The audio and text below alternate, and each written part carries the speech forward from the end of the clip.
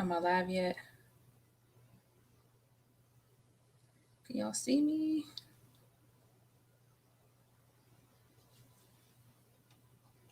What's up, guys?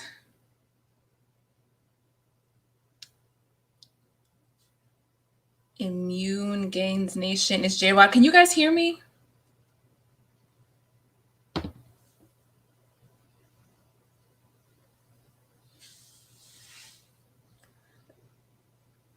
Let me know if y'all can hear me.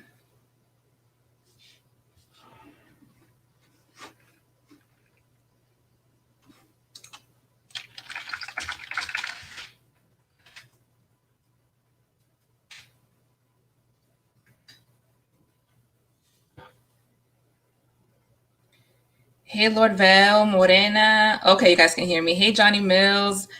Oh my gosh, guys. I feel like it's been forever since I've been live. It's literally been like 2 months. My last live stream was June 10th.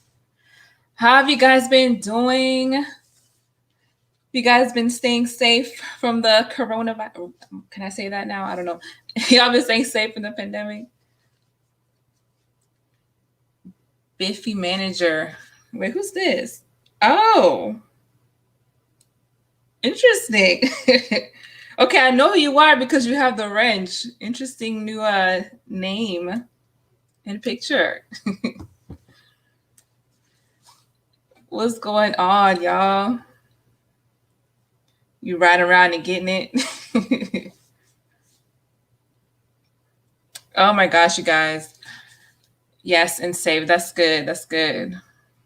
I'm sorry, guys. I've been slacking so bad this summer with uploading videos and making content. Like, I have so much I need to do, and either something comes up or I don't know. Hey, Carl. Hey, Marquise. I just can't. I just don't get around to doing it. And then like people, hey, Amber. They're still requesting topics, and I'm like, all right, I need to get to it, and then I don't.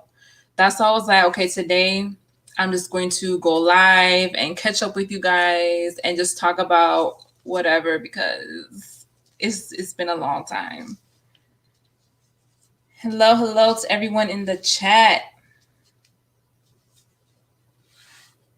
So yeah, so today's live stream, it's not necessarily going to be on a like one specific topic. I wanted to keep it kind of open, but like I mentioned in my community post, someone had requested that I talk about like the whole hey C face good, like the whole Black people trying to be more African, which I thought was kind of interesting now with the recent drama that happened with Beyonce's whole thing. And another thing, before I say anything else, so my subscribers has continued to grow, as you guys can see. So thank you to all of my new subscribers. If there's any of you guys in here, Immune 5 was good.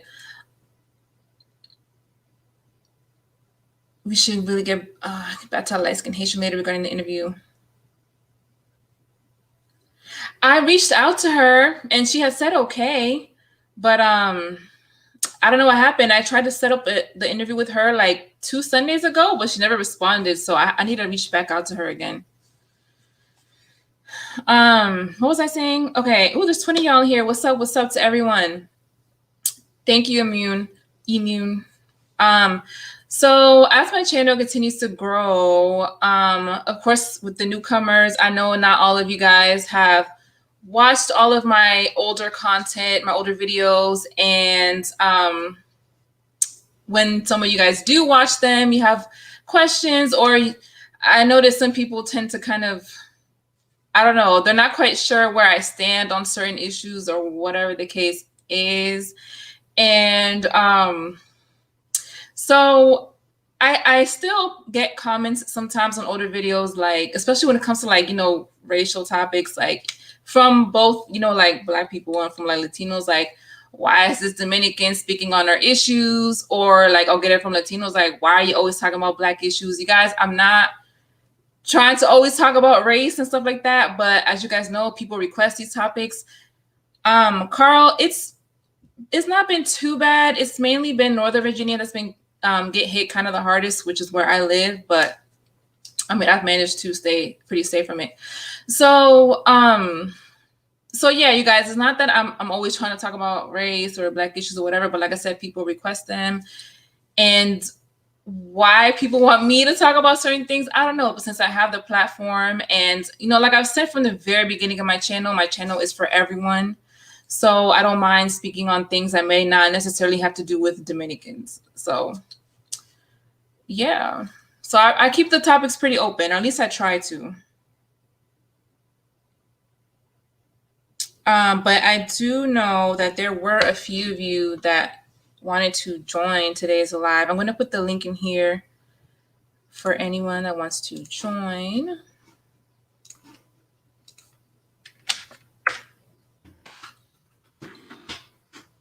And I think I can now have up to 10 people in here. It used to be only 6, but I think I can now get 10.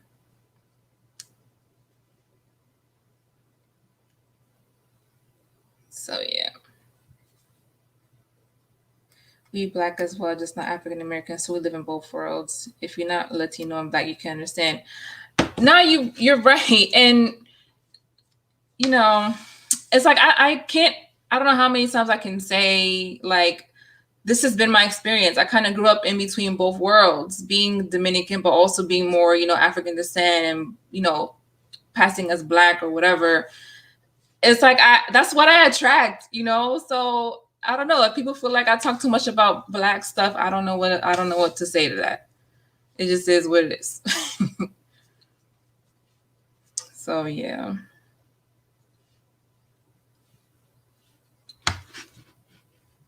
But besides that, though,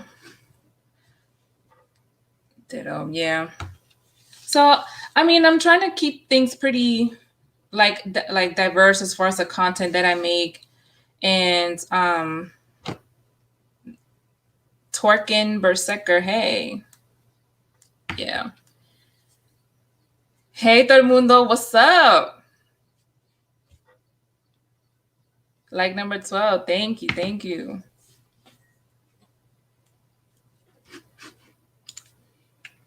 Anybody want to join the chat? You're a Black woman that just happens to have parents from a Latin country.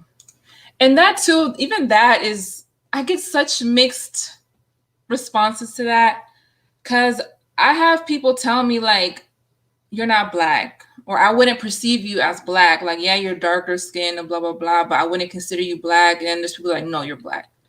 So that's why sometimes I'm like, I don't get too hung up on the racial boxes, because, I don't know. At the end of the day, race more than anything is a social construct. So people want to judge you differently. The only thing I say is, well, when people guess what I am, it's usually some type of Black ethnicity, usually Ethiopian or something. So I don't know. As an African myself, I don't have any problems with Beyonce and her influence with African culture. And for Africans to be mad about it doesn't make sense.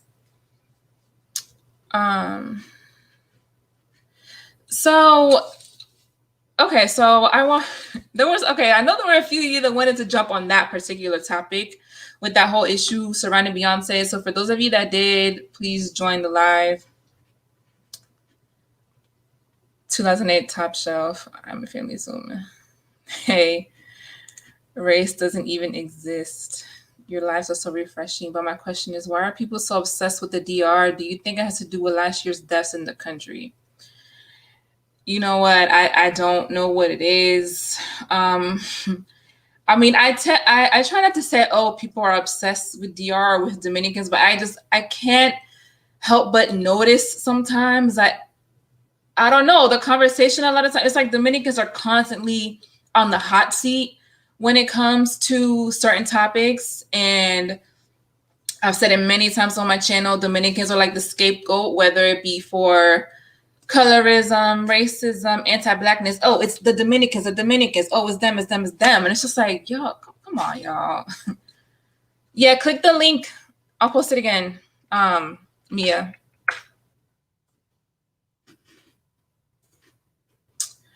Lord Vel, well, my dad could be considered Afro-Latino. I mean, he's definitely more African descent.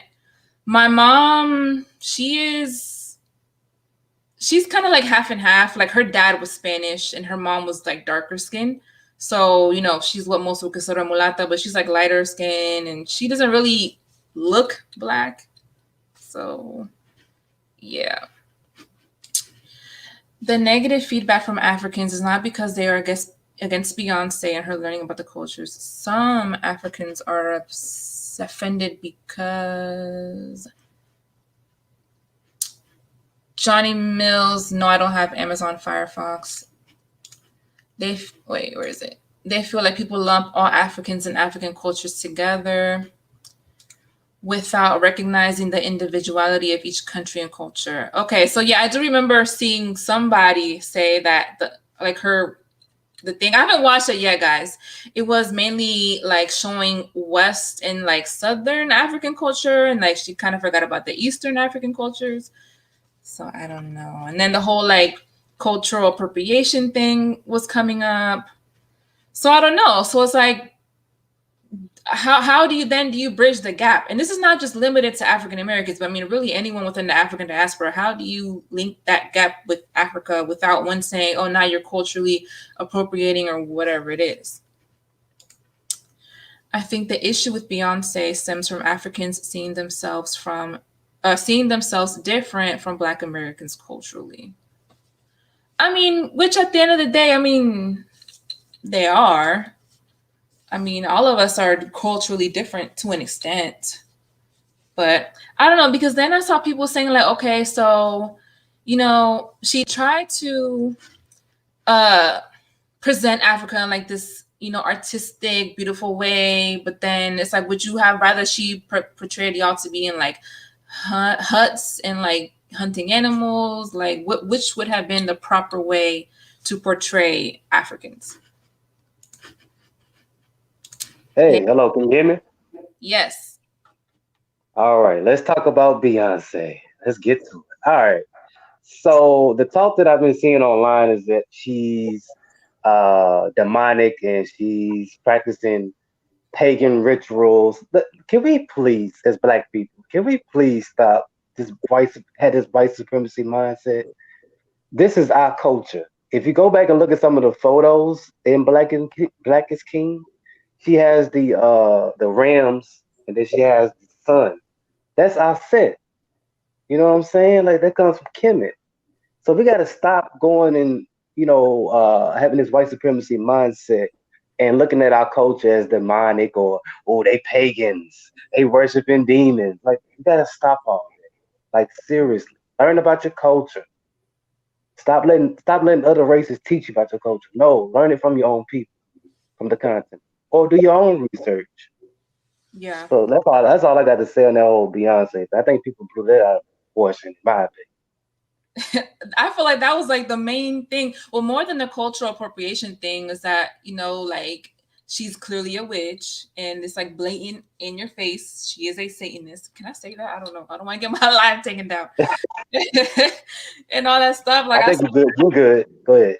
I saw that circulating a lot online. And I did post a picture on my Instagram stories. And I was like, asking for people's thoughts. And it was like a picture of, her with the two ram thing. The Exactly. the god, is it a goddess from Kemet? The one that you Yes, just yes, yes. I said yes. and then Baphomet, and then like comparing her to both of them. So Hmm. I got some mixed responses to that, but Like, yeah, what was that's the responses? If you don't mind me asking, like, what were they saying? well, somebody said basically what you just said, that we need to stop like demonizing, African spirituality. That she is not Baphomet. It's what's the name again? The other I one. said, I Yeah. said, Mm-hmm. okay. Somebody else said that Americans try so hard to be so blackety black that they're like giving into this stuff we shouldn't be getting into. Anyway, Huh? See, that ain't number division. We gotta stop all this division. Like, man, come on, man. Like, we got too many problems. You know what I'm saying? Like, we need to start building relationships, building up in our communities, building relationships across seas. We ain't got time for this. You know what I'm saying? Like I was talking to my friend from Brooklyn last night. I was telling him, like, look, we got a lot more paramount issues that we need to take care of than Beyonce representing our culture. Like that shouldn't even be a damn topic, to be Mm, honest, if I'm being real. mhm. Like we should really be discussing like, all right, how are we going to protect our women? How are we going to build with each other? You know what I'm saying? I don't want to regurgitate myself, but I mean, damn, like this is more paramount than fucking Beyonce. But we worship these superstars so much to the point to where it's like that's all we talk about mostly is these fucking superstars. Yeah. You know what I'm saying? It's like, no, who cares? Yeah. Hey, 2008 Top Shelf. I see that you're backstage, but it's saying your device is not connected, so I don't know what's going on there. Hey, Mia or Hey, Maya. Mia. It's Mia. Okay, Mia. Finally got you on here. What's up? Yes. How y'all doing? Good, good. So I know you definitely wanted to jump in on this topic. So what are your thoughts? So it's really interesting, the whole Beyonce thing, because it's not a new debate between Black Americans and Africans. And I feel like either way, we can't win. At first, it's Black Americans don't know their origin, they don't know their roots, they don't want to be African. And then when some Black Americans do try to engage in African culture, it's you're not really African. This isn't your culture. You don't know.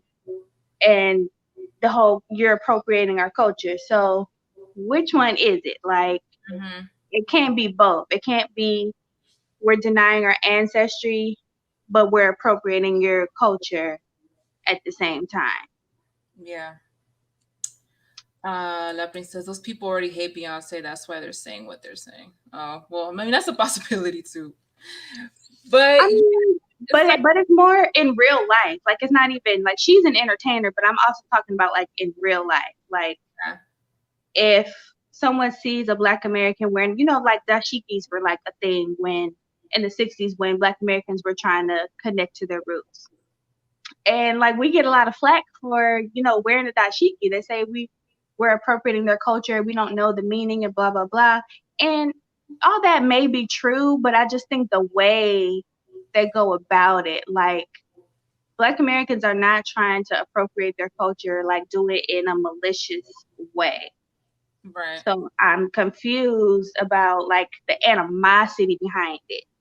It'd be different if they just, gave tips or pointers like, okay, well, that's not right. This is really how you do it. But that's never how it is. It always comes with like animosity. Yeah. You mind if I chime in real fast Mm-hmm. on the whole appropriation? You know what's so funny about this whole conversation surrounding appropriation? When it comes to Black Americans specifically, everybody appropriates our culture here in America. Let's Thank keep it that. 100. Is it look? Like all right. I used to date this girl from South Africa. She loved our shit over here. Like if you really didn't get to know her, you would think she's a Black American. You know what I'm saying? Like she would listen to our music more than she listens to her own music back home.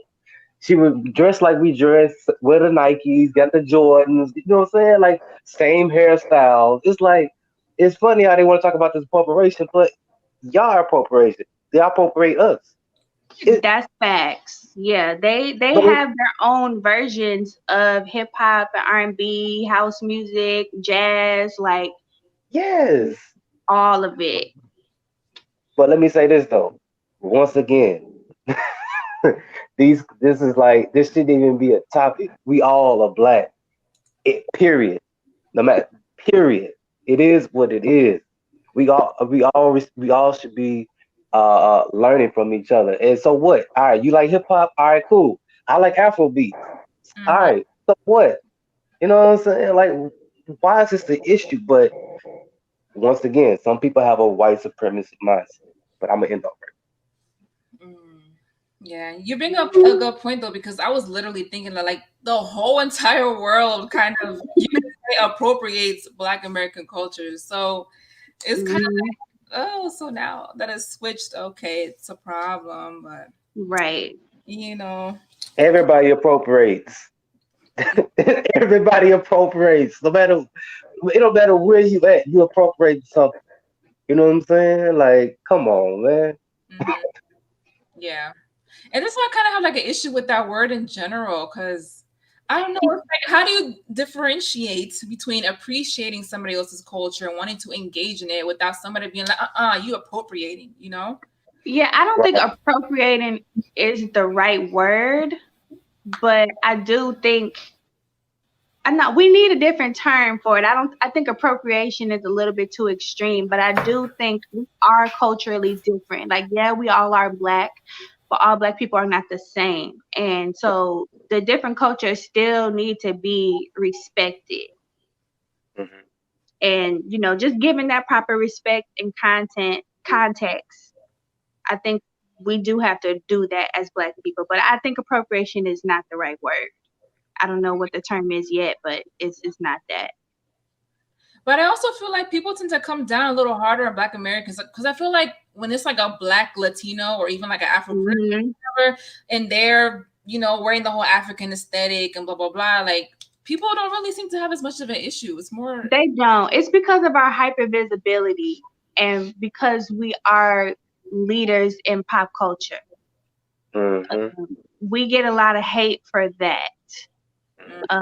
And especially from West Africans, that tension is still just there.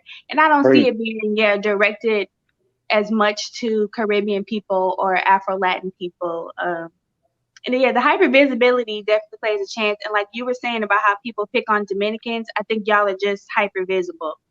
And that's why y'all are singled out versus like people from Colombia or people from Cuba. People just know y'all name more. So they're going to talk about y'all specifically more. I guess. And even that is so interesting to me, because I didn't know we were known like that. Because I think most people think either, when they think of Latinos, they think either Mexicans or Puerto Ricans or not us. So I don't know how the shift happened. I'm really not sure, because Mexicans are still like the face of Latinos, but not necessarily Black Latinos. Yeah. They're more known for being like, you know, the mestizo ones. So I don't know. Yeah, I feel like Dominicans, y'all probably the most visible like Black Latinos. Mm-hmm.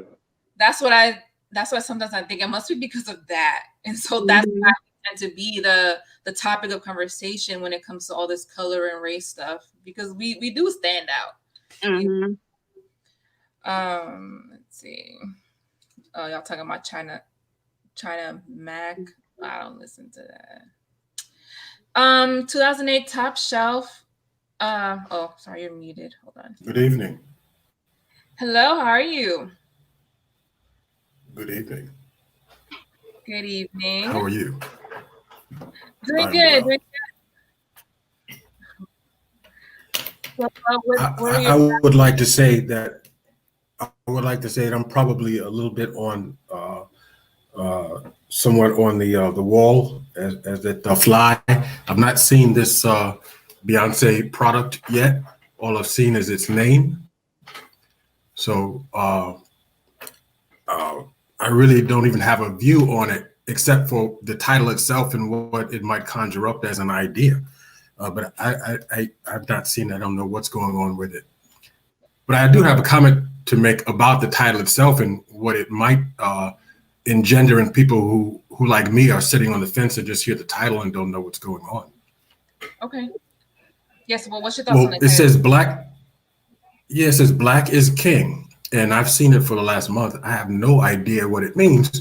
But when I think about it, I'm seeing Black people are saying to themselves, you know, that I'm a Black man. We have a history in that we were kings and queens, and this might be some modern day technological dramatization of that. And again, I've not seen it. And my feeling is that why is this necessary? Why do you have to put it into the public space not your reclamation, but your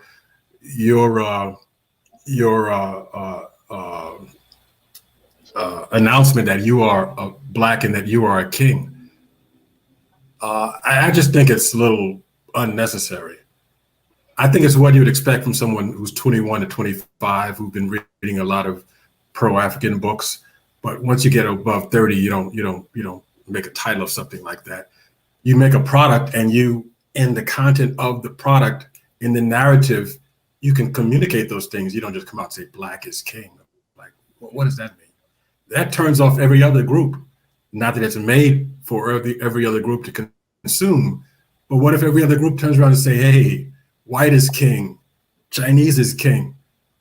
So I just feel that this comes from our group a little bit too much because we, for whatever emotional reason, we got to shrug ourselves, and we do it in the wrong way.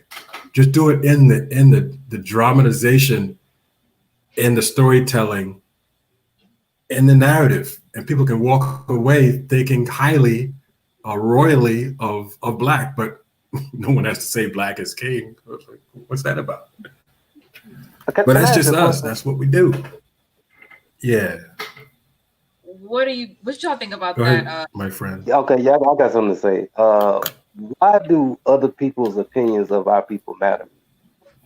Why is that paramount? Oh, I don't think they matter, but I think myself speaking into the group as a member, this is, in my opinion, an objective criticism, and I of course put it out into the ether of our group, and I'm sure in that whole ether there's someone else out there asking the same thing. I just wonder why, because when I've looked at the body of our history and our existence today and yesterday and tomorrow, I don't have to look in the mirror and say Black is king.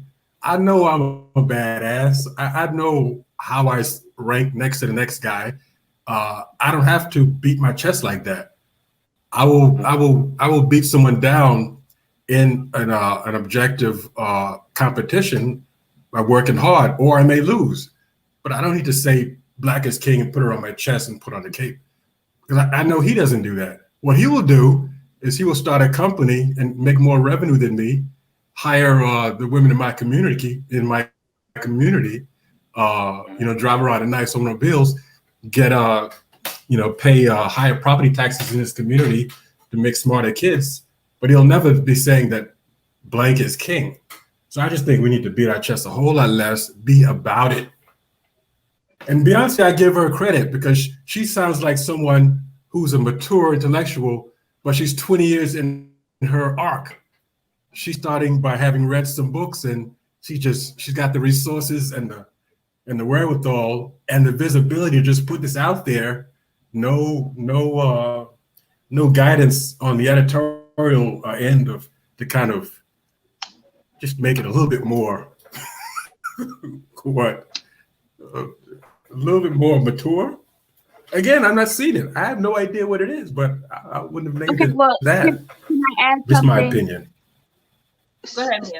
So people are leaving out that this is for the Lion King movie. This wasn't just a random thing that Beyonce is doing. This is for Lion King. Okay. So that's why it was Africa themed. That's why the title says King, because Simba is the king of the jungle. So everything is tied back to the movie because she was in the movie and she did the soundtrack for the movie. So now this is like the second part of it. Yeah. Yeah. Okay. And I'll say this. I do agree with you. Yes, you should have work behind whatever you're saying. But I don't see no problem with bigging up your race. You know what I'm saying? Like this, every other race big up their race. Like just think about it, like what's been going on during this whole these protests. These white people are protecting that Columbus statue. You know what I'm saying? Why? Because they look up to Columbus. So there's nothing wrong with our people picking ourselves up. But I do agree that there has to be work behind it in the bigging up. But that's all I got to say on that. Okay. It's the feeling that Beyonce uses culture as convenient when it's training for her art in a superficial way to sell products, but don't live the African struggle. I mean, that doesn't make sense to me because I've seen a lot of people say, "Oh, she's just using it because it's trendy." Well, it's not trendy in America. Like really? She's making it. We're making it trendy here. Like it's not trendy here, and really her her Afrobeats album was like her lowest selling album because Afrobeats is not really popular here. So I don't think that Beyonce just decided to wake up and do this to make money. She's Beyonce. Like, she don't really need to do that. Mm-hmm. So I don't really see the validity in that argument. Okay. Exactly. The last caller sounds like Jesse Peterson. Okay, my just keeping that. Next. No Jesse Pearson talk. No. Hell no. Yeah. Did anybody else want to like join in to talk about this specific topic? I put the link again. I do have a topic. Unless you want to continue with Beyonce. It's whatever. I mean, like I said, it's an open topic. Okay, all right. Has everybody seen the Fred Hampton trailer? The movie trailer? I did see it. Clips of it online. What are y'all thoughts? I'm not happy about it at all. Okay, why? I don't want Daniel Kaluuya playing him. I don't think he's right for the role. The accent, everything was just very off. The accent kind of threw me off a little bit. Yes, like it sounds very 70s blaxploitation-ish, and he looks nothing like him. Like, he just doesn't embody the character. And I think Lakeith, who plays the snitch, actually would have been a much better fit. Like, he looks more like him. He just has the culture connotation that Daniel Kaluuya doesn't have. Yeah, I agree with you. Yeah, didn't he make some comments back, a couple years ago? He did an interview saying that he didn't want to be like the face of like Black people and talking about racism. He said he didn't want that to be like attached to him. Always speaking about taking these roles. Yeah, so I'm not too in favor with like Black British actors playing prominent Black American roles. Like, I'm not with it. I mean, just think about it. Look at the Harriet Tubman movie. That shit was trash. It was horrible. I didn't watch it, but I heard like not the great reviews about it. Look, I got on the free website and watched it. Hey, it is what it is. But she didn't even like when I saw it. I was like, this is not Harriet Tubman. She don't look like her. I just thought she was playing somebody that was mentally challenged. To be honest, like this was not Harriet Tubman at all. It wasn't good. So. I didn't mean to cut you off. No, go ahead. Yeah, but we have to stop supporting these movies. So when Hollywood put these movies out about great leaders, our great Black leaders, we got to stop supporting them. Be like, all right, we ain't gonna give you our dog. Let them white folks go support it, or let them other races go support it. Y'all give y'all money. We not giving them our money. And then Hollywood would.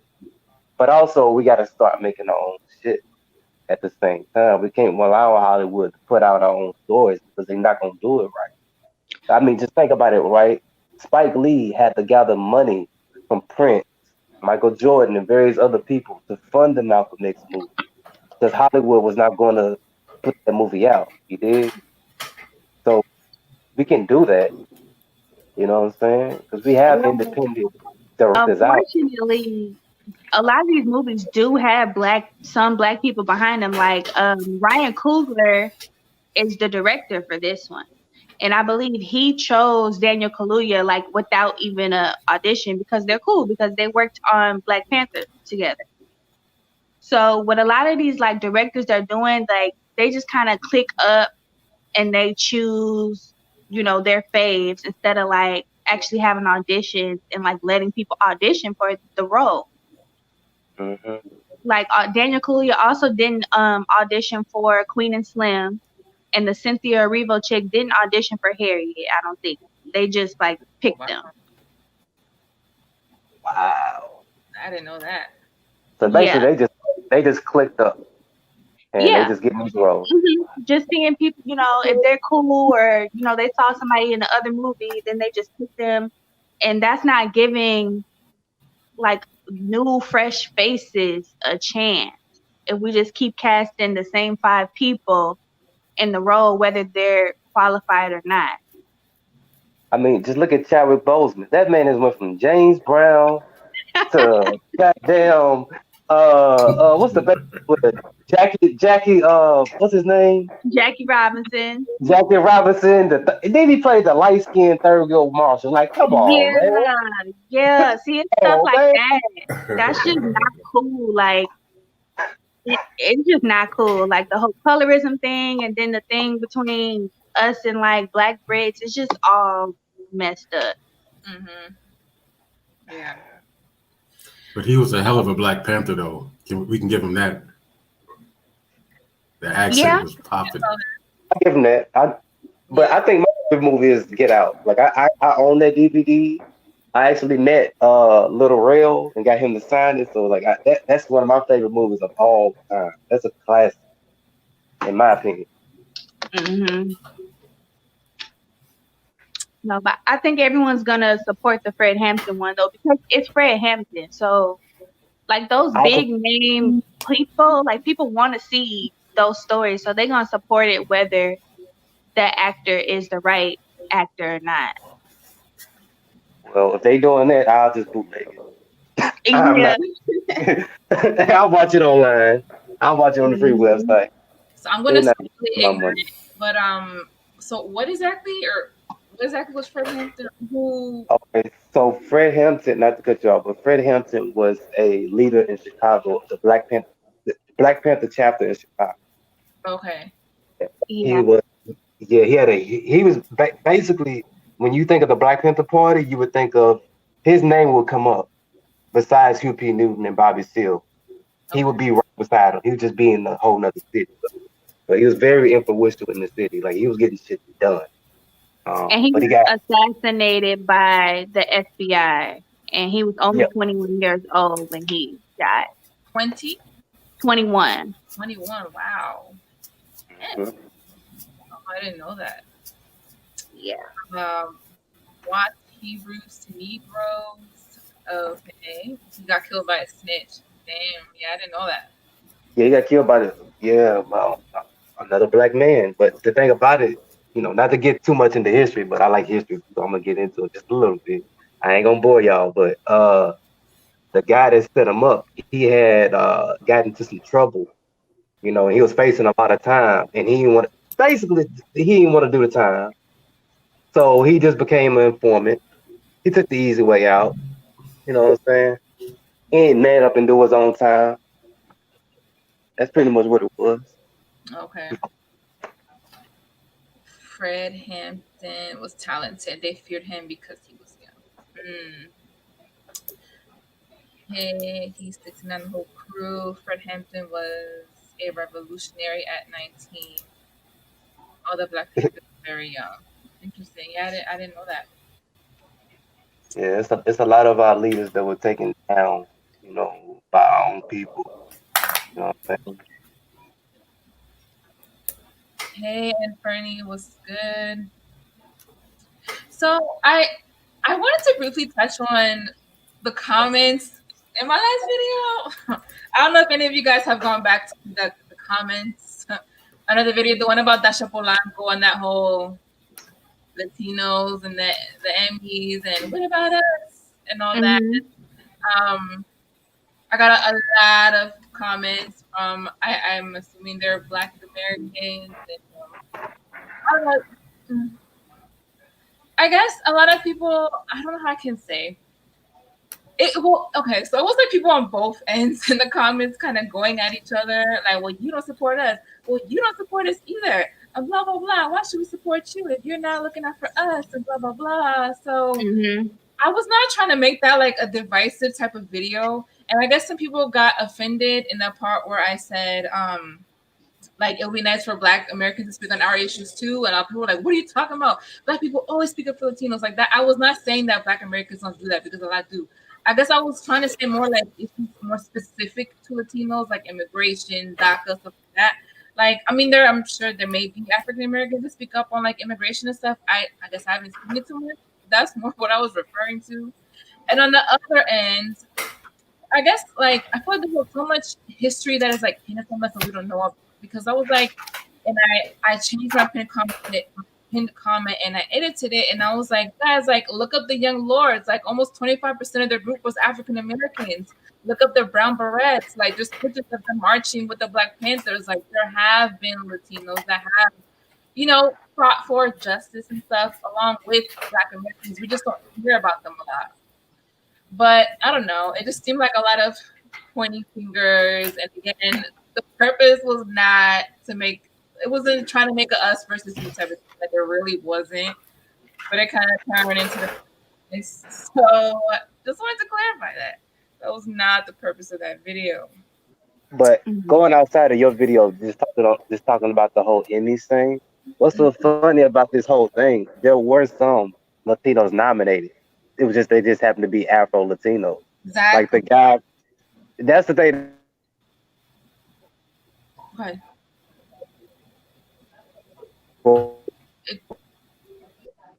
He's an Afro Latino. Oh, like, your sound is kind of yeah, he's Afro out. Latino. It's like, hold on, let me go back in. I was trying to get some sunlight. Hold on. Okay. All right. Can you hear me now? Hello? He kind of. Good? All right. So, yeah. But I wonder, was he not light enough? Because, that's an issue as well. Like, was he not was he not, was it because he wasn't a light skin or a lighter tone Latino? Like, was that the issue? Because that is that battle. You know what I'm saying? But I'll let somebody else take the time.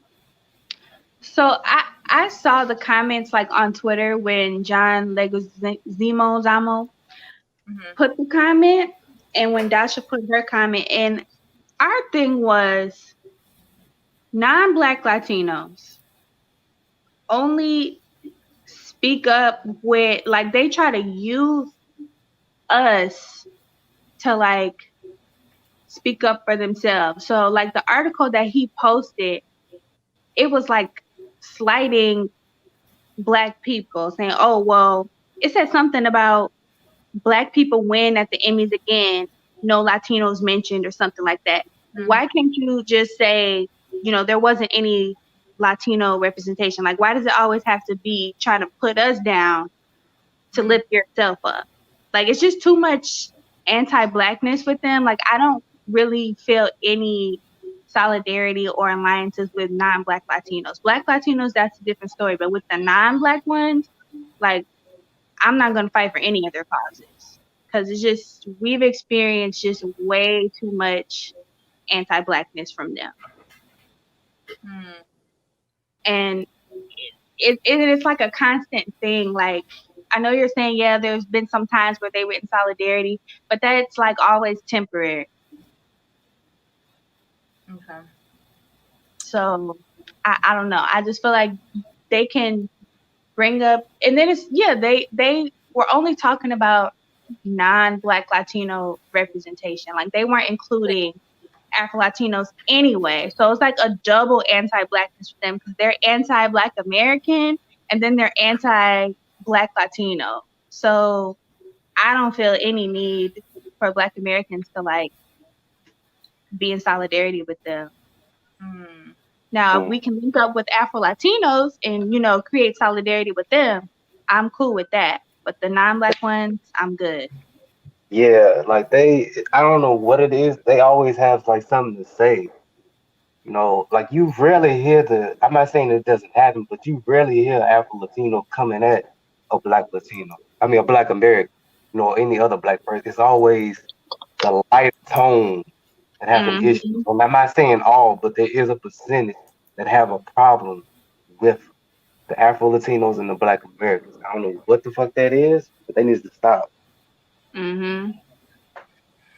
Yeah, there was one Latino in particular. I know that he's white because he said it before on other channels. He was coming at me. He got stuck up, and it's like I can't with some of these people online, because it's like it's difficult sometimes being a Latina online where it's like, I'm trying to show solidarity with everyone. I'm trying to be cool with the Latinos, but I'm trying to be cool with the Black people too, because those are the two groups that I'm the most cool with, But it's like, if I'm too nice to y'all, then I'm a suck up and a kissing your ass.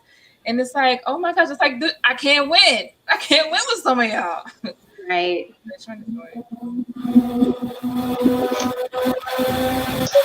Whoa. Hold on. Is somebody at NASCAR? Like, what's going on? Did they open up NASCAR? Damn. Right. What is that? Oh my goodness. Look, I only I'm in a last 22 years. So who is me? Somebody mute themselves? Rico, can you mute yourself? I don't know why I can't.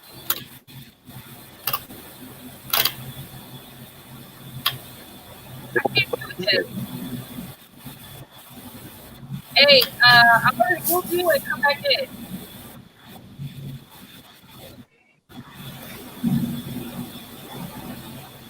I don't know who that is. It ain't me. I put myself on mute. It ain't me. I think it's 2008 Top Shelf. I just okay. All right, back to the top. Hold on, let me look these comments real quick. Sorry, y'all. Yeah, Stan the Man. There was one black, I guess he's Mexican in particular, that he's like the smoking black man and like all the novelas. He's like the only one. If I don't know who you're referring to. If it's me, I'm not trying to create division, and I'm not trying to create division among Latinos either. Like, I mean, this, I don't know how it happens. Melon jealousy. Have you seen the white Dominican? If you're talking about Antonio, yes, we've all seen it. It's crazy. Yeah. Fast and Furious. True teacher. You funny though. Tina got that burnt. Radical, leave me alone. Since you don't really pick a side, it does not sit well with the extremists. Yeah, that's always been people's issue with me. Like, I'm fake neutral, or like I tiptoe around stuff. And it's like, yo, I'm not trying to tiptoe around certain issues, but some things are just not that black and white. That's radical. I'm skipping over your messy comments. So if y'all don't like that, then I don't know what to say. Hello, everybody. Hello.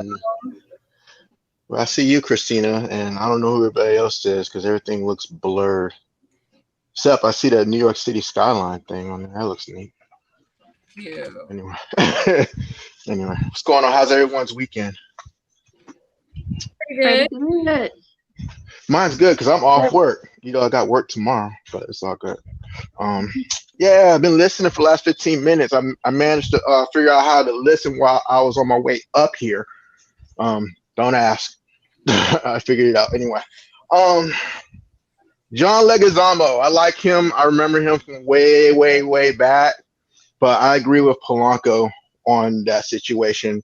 Only because I mentioned this on Christina's little channel thing on the reply, whatever, that if you're already at the top and you know how hard you work there, and the only way I can see out of this is you got to tell everybody else, yeah, you want to get up here, you got to work harder. I mean, I don't know. I don't really know how to. That's how I got out of it from Polanco. Maybe she didn't put it out in the best speech possible, but also what I got out of it, and I also mentioned it, was you're looking at like the Emmys and the Grammys and the Oscars. Those are general platforms, okay? Last time I checked, look, I'm Black American.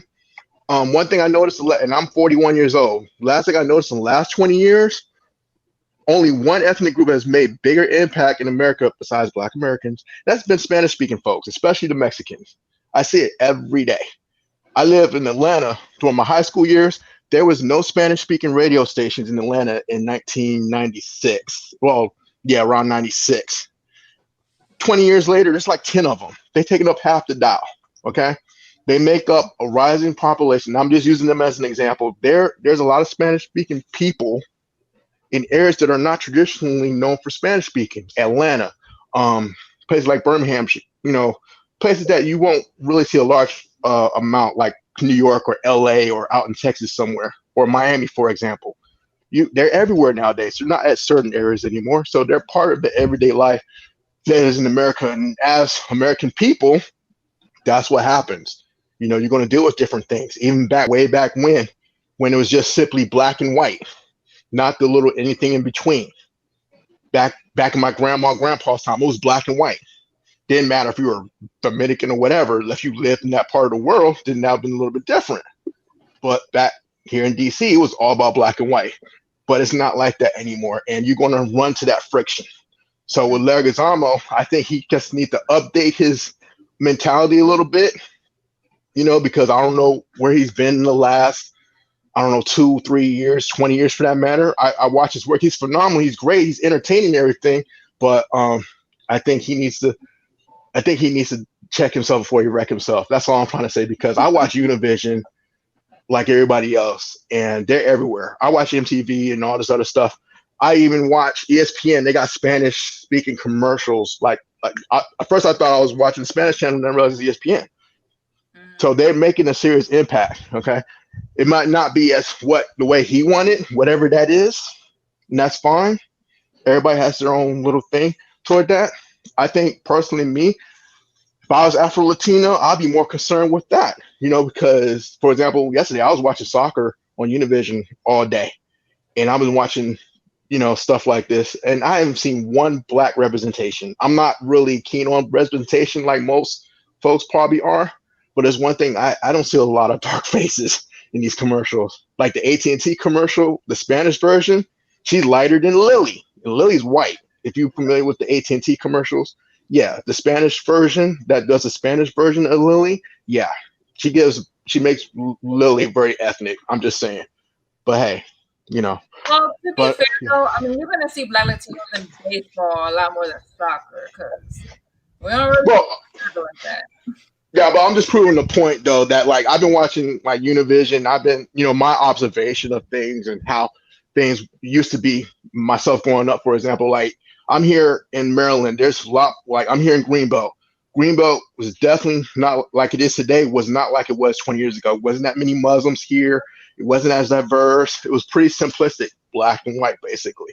But things have changed.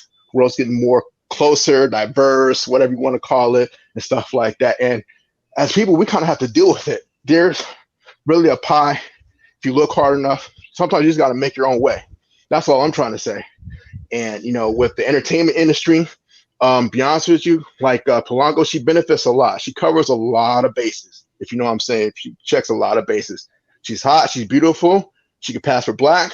She speaks good Spanish. She can do that, And if that works for some folks, then fine. If that works for her, that's fine. She's doing her thing. I don't have a problem with her, But personally, I would just like to see more of those Amara La Negra types. Not in particular, but to kind of that, you gotta be grimy. Sometimes you kind of have to dig deep for yourself and get what's yours. And like I said, I mentioned Tyler Perry. Tyler Perry ain't worried about war shows because he got a big ass studio in a former army base I used to be stationed in. And I know that's a big place. That's a lot of government money. Okay. And he's doing his own thing. He ain't worried about the damn Emmys, Oscars. He might get one day. If he already have one on, he ain't worried about that. He's trying to build an empire. He's trying to build a legacy for next 100 years. So that's the mindset that I like to see more other people doing when it comes to these things like that. That's all I'm trying to say. Okay. Let me just read some of these comments. They know that most of the people that call Afro-Latino are 10% black. Well, we're not going to get into all that policing things. I mean, I kind of touched on this in my last video, how there are a lot of people that are now claiming this label that really never identified as black, but it's trendy now. So, black Latinos will create their own. That's what, okay, so when it comes to black Latinos, that's what's kind of difficult, because it's I think we tend to want solidarity with Latinos as a whole. Mm. And I mean, I can't speak for every Black Latino, but I think, we grow up with this idea that, Latinos are not, we're not a race. So we should all be part of this one group. And I'm going to immediately with this. We're all part of this one group, so we shouldn't have to separate ourselves. We shouldn't have to do like a separate Black Latino thing, but it sometimes comes down to that.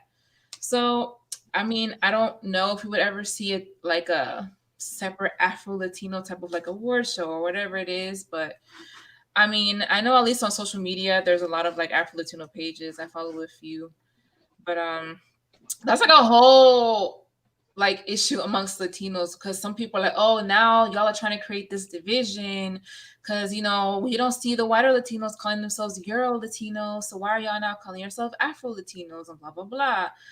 But then there's others that are like, well, that division has always been there. What are y'all talking about? So Yeah, that's the difference between our history, because the U.S. has always been segregated. White people is white and we Black, we don't mess with each other. It's always been a very distinct drawn line.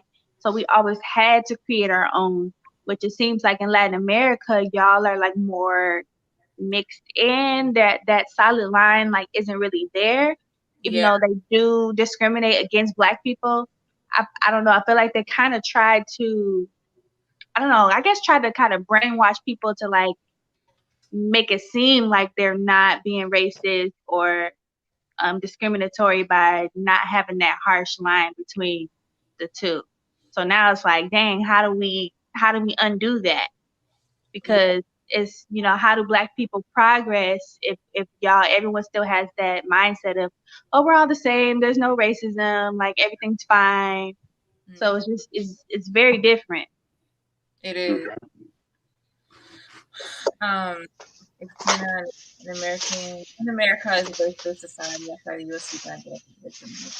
Let me ask this question to the panel.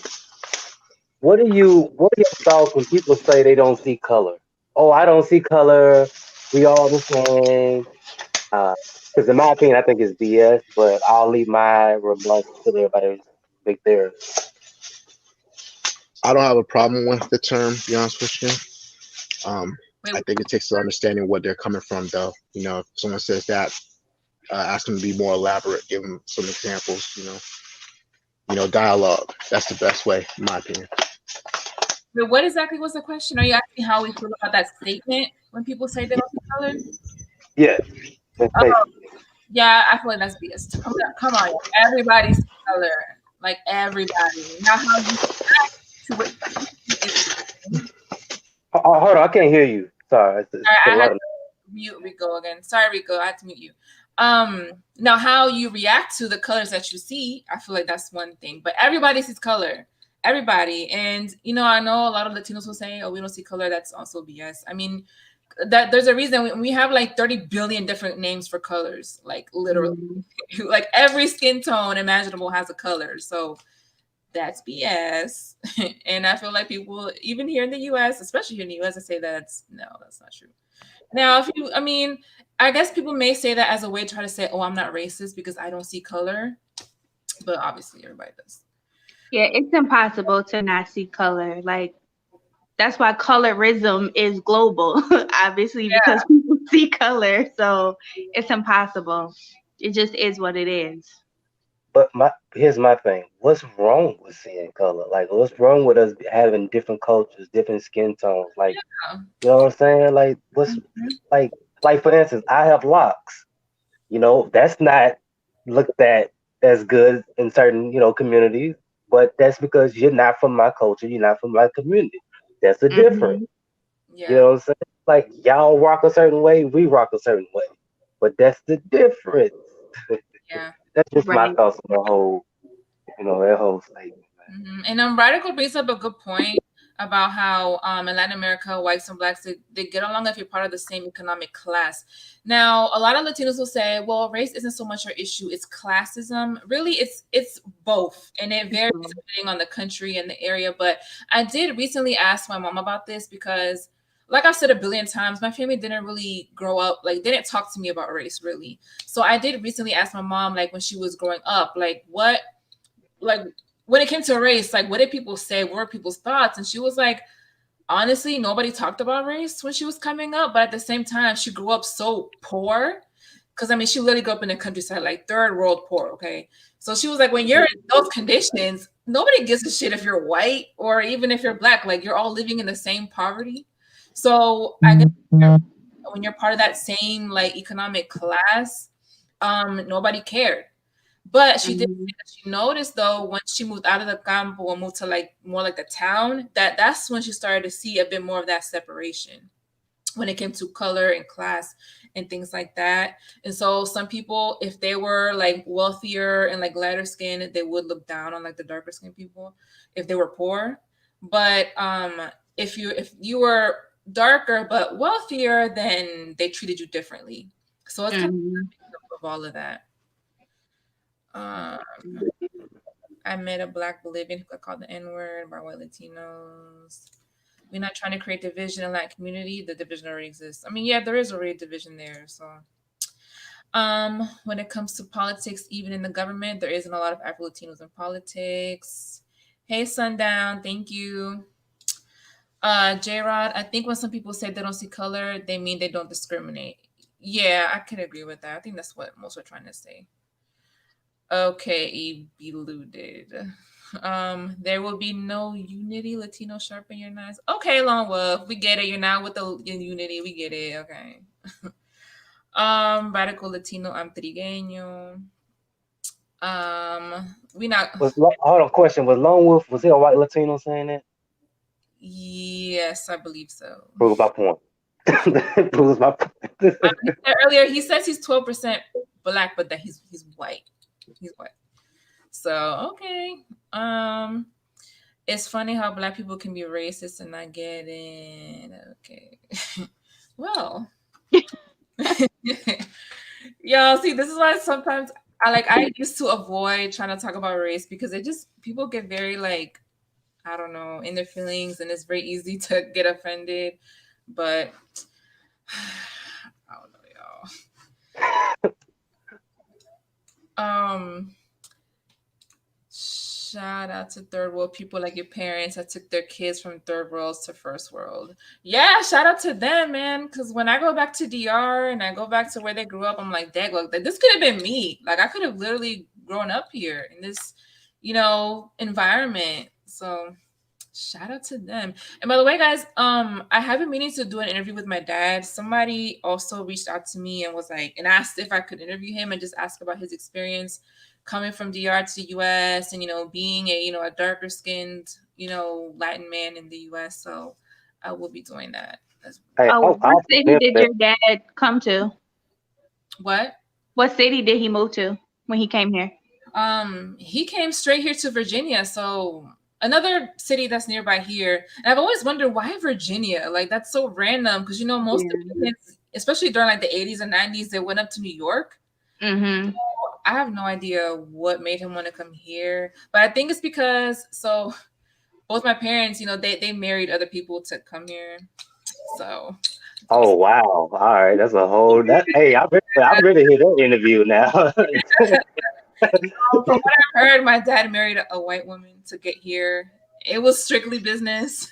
My mom and he paid his friend to marry my mom, and then brought her here. Then they divorced them, and then they married each other.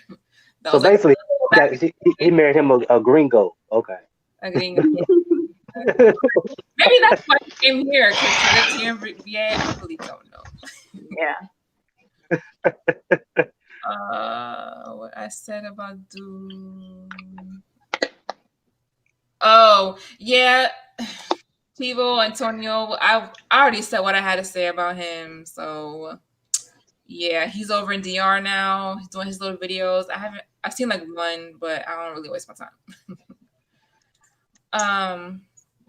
What's the difference between extreme nationalism and extreme patriotism? That's a good question. I never heard of extreme patriotism. Extreme nationalism, yeah, I've heard of that. Extreme patriotism, no. I was going to say the same, but no, I never heard of extreme patriotism. But, no. I mean, I definitely think there's a difference between the two. At least from what I've seen, I think the nationalists, they tend to be more focused on like political stuff and like trying to maintain their country's sovereignty, and sometimes it can be a little xenophobic. But I think patriotism is just more like having pride in your country and in your culture. So yeah, I was trying to put my parents' business out there, but that's their story. So, much better than my parents. You don't want to know my parents, man. But yeah, that sounds like a boogie should write, Christina. You better get that pen going. You better get that script going. I'm waiting for that movie in about 5 years. Oh my gosh. On Netflix. I know I might have immigration come looking for them. Now you better get the money while you can. In the Arab world, it's the same problem. North Africans and Arabian Peninsular Arabs are darker than the Arabs in the Levant. They portray the most civilized Arab as the white Arabs. Yeah, colorism everywhere, to be honest with you. I mean, I lived out in Asia, India, same thing. Italy. I just watched a video about the history of Northern Italy and Southern Italy. One of the primary reasons was skin color, was the tone of the color. They're all Italian, but the darker ones got to have the burden, right? The lighter ones got to be the more uppity, But hey, and Asia, same thing in Asia, Philippines, Vietnam, that area, South Pacific areas, yeah, a lot of colorism involved. Yeah. Felipe Luciano, I don't know if I know who that is. I have to look that person up. DR is beautiful. Why do Americans think Dominicans are just black and not knowing some of us like myself are white? I don't know. I can only assume that it's because a lot of us are melanated and darker, so they just assume everybody is. I really don't know. I've said so many times, not all Dominicans are black, y'all, but I don't think all Americans think that. I don't think a large percentage of Americans think that all Dominicans are black. You know what I'm saying? I think there are people that we can, okay, all good. That's a white Latino. That's a black Latino. I think we can, you know what I'm saying, distinguish y'all out and not tell the difference. I think so, because Americans, we struggle with race versus nationality. Exactly. And yep. so many of us still adhere to the one drop rule. And Dominicans, a lot of them, not all of them, but a lot of them are a lot more mixed than us. Mm-hmm. So Black Americans may see somebody that look a little blackish. They're not really black, but they may have some black ancestry, and Black Americans will claim them as black because they have curly hair, just little stuff like that, because we still adhere to the one drop rule. Yeah, so then that turns into, all Dominicans are black because they saw that one person that looked like she may be a little bit black. Mm-hmm. You know what? That's true. Yeah. Go ahead, man. Okay. I didn't mean to cut you off, brother. But no, you're good, man. Speaking on the one drop rule, can we please get rid of that? Seriously. I mean, because basically what you're saying is white people determine who's black and who's not. Yes. That's basically what you're saying. Can we please stop this nonsense, man? Seriously. Yeah, anyone who you dealing with and stuff like that. I mean, even in like I said, I have Creole in my family. They from that Texas, Louisiana area, the same damn thing.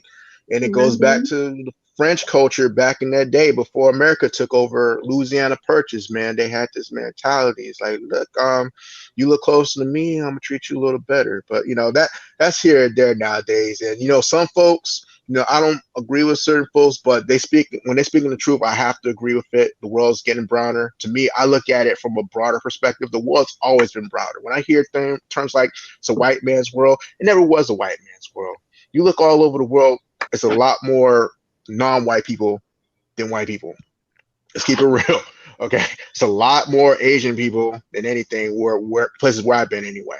So, we also have to educate ourselves for perspective. I mean, speaking from a Black American perspective, a lot of Black Americans don't take that, like here in America, like I can't remember what the lady's name because it doesn't show on here, but in America, race is so highly valued because it's always been structured for so long through slavery, through Jim Crow, where even in a Black established institution, racism in some form through colorism has been formally embraced, where it's a standard thing. It's almost as natural as water coming out the faucet.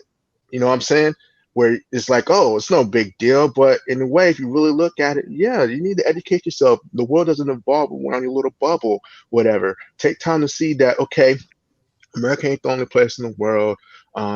They're like myself, I blew myself away. And how I learned about Black Latinos, like I didn't know there was Black Latinos, so I was like damn near 20 years old.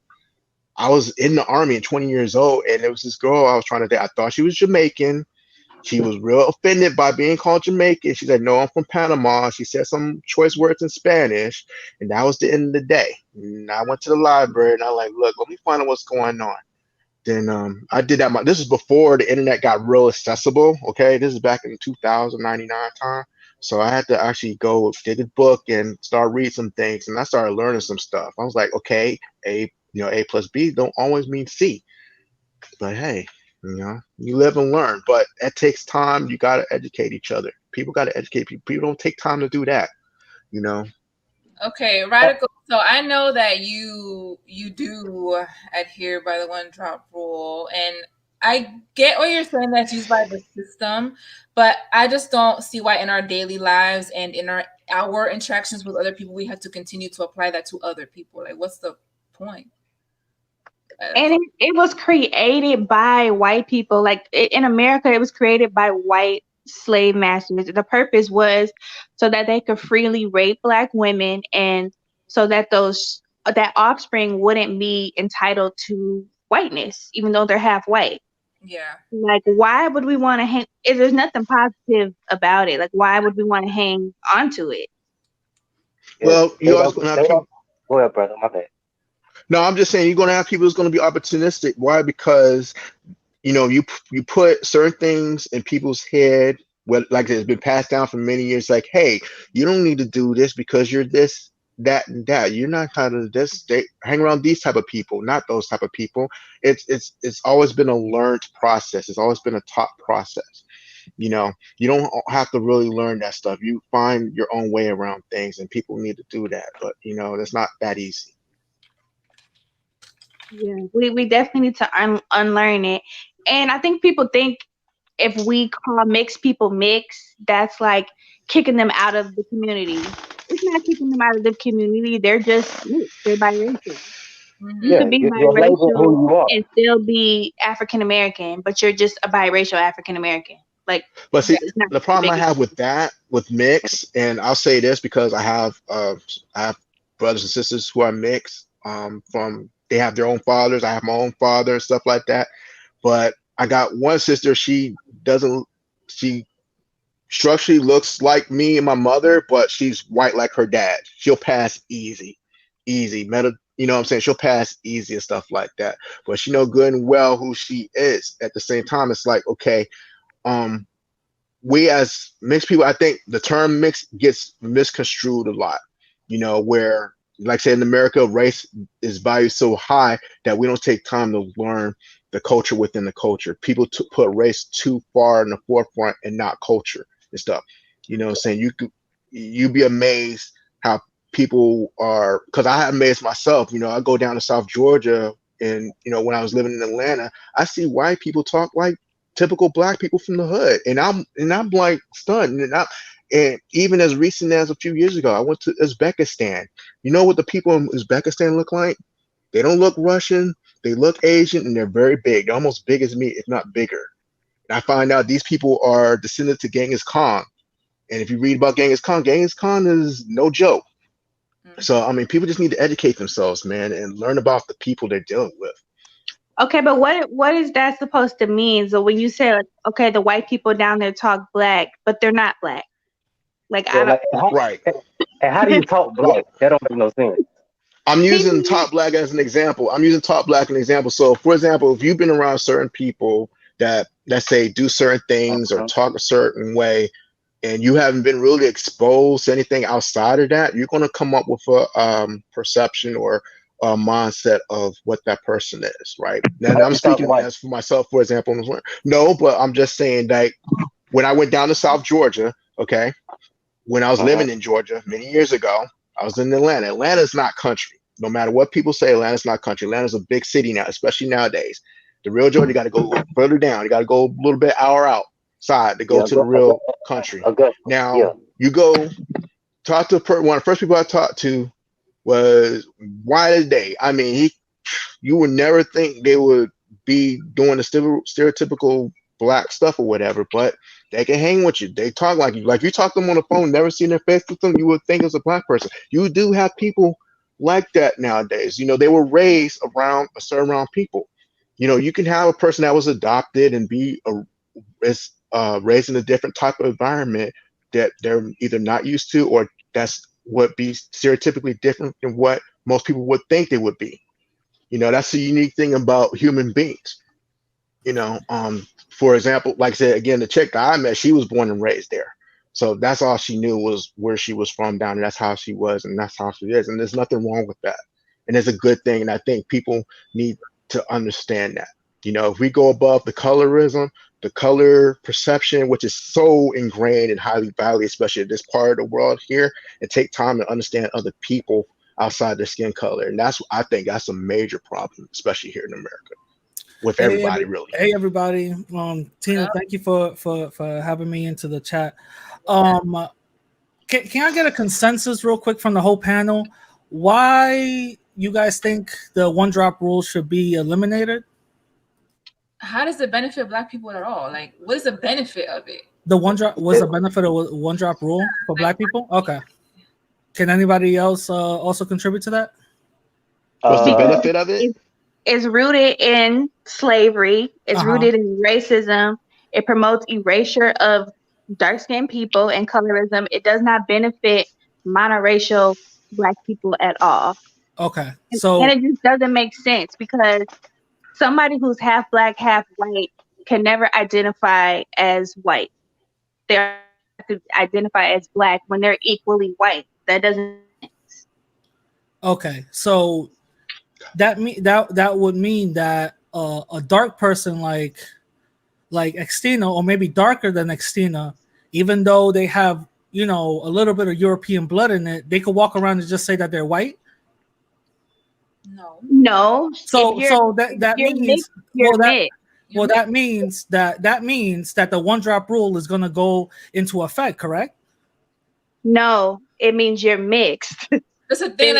It's like taboo to say you're mixed. Like people have. No, but my thing is that there's no such, the way I see it, there's no such thing as mixed. You know, because the reason why I'm gonna tell you why. The reason why I say that there's no such thing as mixed is because usually people, when they say, "Oh, I'm mixed in this, I'm mixed in that," it's another way to just get out of Blackness. It's just another way just to say, "Well, I'm this and this and this, and I'm Dominican, Cuban, and you know, Spanish," and then you're like, "Well, you look Black as hell, so what are you trying to tell me?" No, you know what I mean? So that's how I see it, because based on the one drop rule, you could simply just say, well, you got X amount of Black blood in you. That would mean that your race is Black. No. So how come that won't be the case? Some people would take that and run with it. People will take it and run with that. Well, yeah. So if that's the case, then that means Xtina shouldn't be calling herself Black or Afro-Latina. If that's the case, right? Radical has a point. If that's the case, if we're talking about the one drop rule is BS and all that other stuff, then you should have never even said, well, I like Afro-Latinos to come around us and all that other stuff. If that's the case.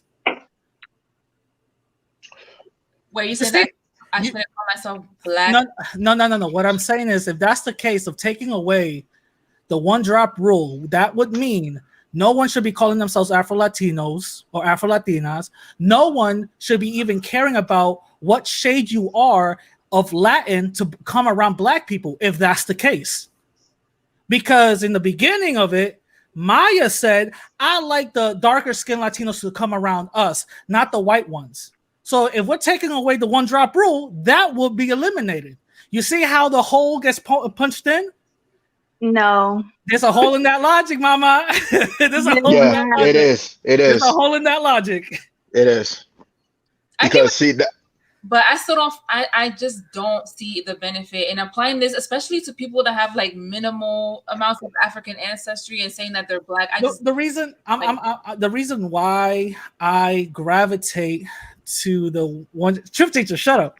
The reason why I gravitate to the one drop rule is because one, you're right. White people did make it up, and they made it up for a reason. They made it up for those mulattoes, those light-skinned black folks to not get confused. Hey, guess what? You're still black to us, because they're going to be still treated in the system of white supremacy as black. So when it comes to that, the one drop rule is very simple. Oh, you're mixed in Cameroon. I'm caramel. No, you're black to us. You know what I'm saying? So to me, that I gravitate to the one drop rule because it's very easy. But okay, here's my thing. It's not. Why give white people's why give them so much power? Like I don't exactly. Why do they because matter? we live in a system. We live in the system that they control. That's the reason why. If we lived outside the system that they don't control, then that's not good enough. I'm sorry. Wait, hold on. It's not. Wait, it's not good. Good enough. So it's good, but not enough. So what more proof do you need? No. What I'm saying is that's not a good enough reason for us to accept their rules. What I'm saying, player. Like, no, fuck them. Okay. We always putting them like, look, I understand where you coming from, brother. Like, I understand, but look, they don't rule over here. Mm-hmm. Maybe they do over there with you, but they don't rule over here at Lavelle House. You know what I'm saying? Like, so if I say you ain't black, that's just what it is. They ain't the authority of this much. That's just what it is.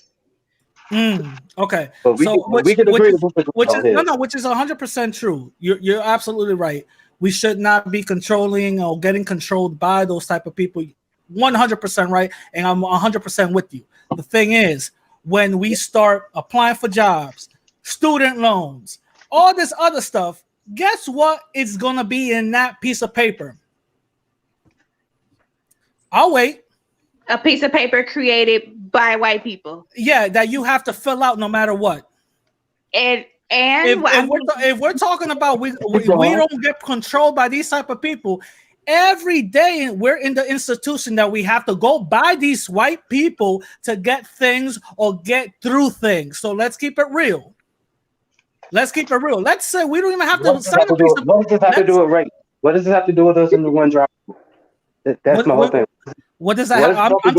I'm trying to make it simple right now. That's what I'm trying to do, because by the fact that, let's say you don't go based on the one drop rule. Let's just say that, right? Let's say you don't go based on the one drop rule and you say, I'm caramel. You go get a job. That race option comes in. It says black, white, native, Asian. What do you put in? There's no caramel. Well, first of all, they have an option that says 2 or more races. What? Exactly. I was just about to say that. It says 2 or more races on there. Stop playing, brother. In some places, in some places, not all places. In some places, it's not some places, man. Some places. Listen, you could go to McDonald's right now. It'll have Hispanic as race. Come on now. So, like I said, in some places, don't make it seem like, every other place is inclusive. Okay, just pick one or more. Nah, get out of here. The majority of the time is pick one.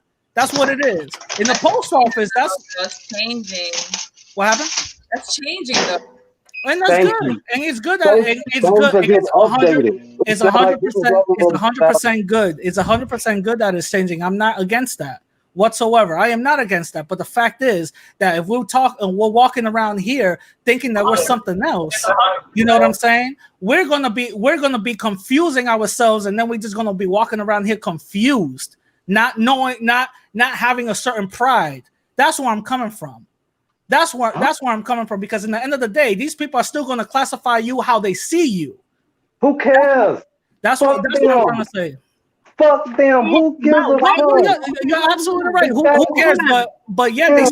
White You people go too much, see mixed man. people. I want y'all to stop pretending that white people do not know the difference between somebody who looks like Bernie Mac and somebody who looks like Mariah Carey. They know the difference. They can see that you have white in you or that you have Asian in you. They can see that you look different and they will treat you accordingly. Doesn't mean that mixed people aren't going to still face discrimination, but there's a hierarchy in America and mixed people are at the top because they have proximity to whiteness. No, you're right. You're absolutely right. But Lavrel, are you telling me that your condition or your life is not it's not being judged or targeted? I just don't give a fuck about white people. White people's opinions. I don't give a fuck. Fuck them. You care too much to think about you. Okay. I don't. Okay, so when a white cop pulls you over, it doesn't really matter about what his opinion is, right? Come on, brother. Come on. Oh, no, wait. Which one is it? Which one is it? When you can't get a job because a white person is right behind that desk, it doesn't matter, right? Okay, but what does this have to do with which one is it? We gotta make it make sense. Whoa. Hold on. I don't work for white people, so they don't even apply to me. That doesn't even matter. First of all, I don't even know you personally, so that doesn't even matter. That's just no. Cool. My whole point. Don't say that. Oh, who cares about white people? But yet they control your everyday life. What are you talking about? They control your life. You speak about it a little bit. They control your life. I can tell by this conversation, brother. They control your life. But hey, it is what it is. Maybe you like it. I don't know. You might worship them on the side. I don't know. No. You talking about white people way too much. Yeah. Well, because I'm aware of the system that I live in. Apparently you don't. But it's all right. I'm aware. I just don't. I don't care about. No, it's totally fine. We're both in different. We're both in different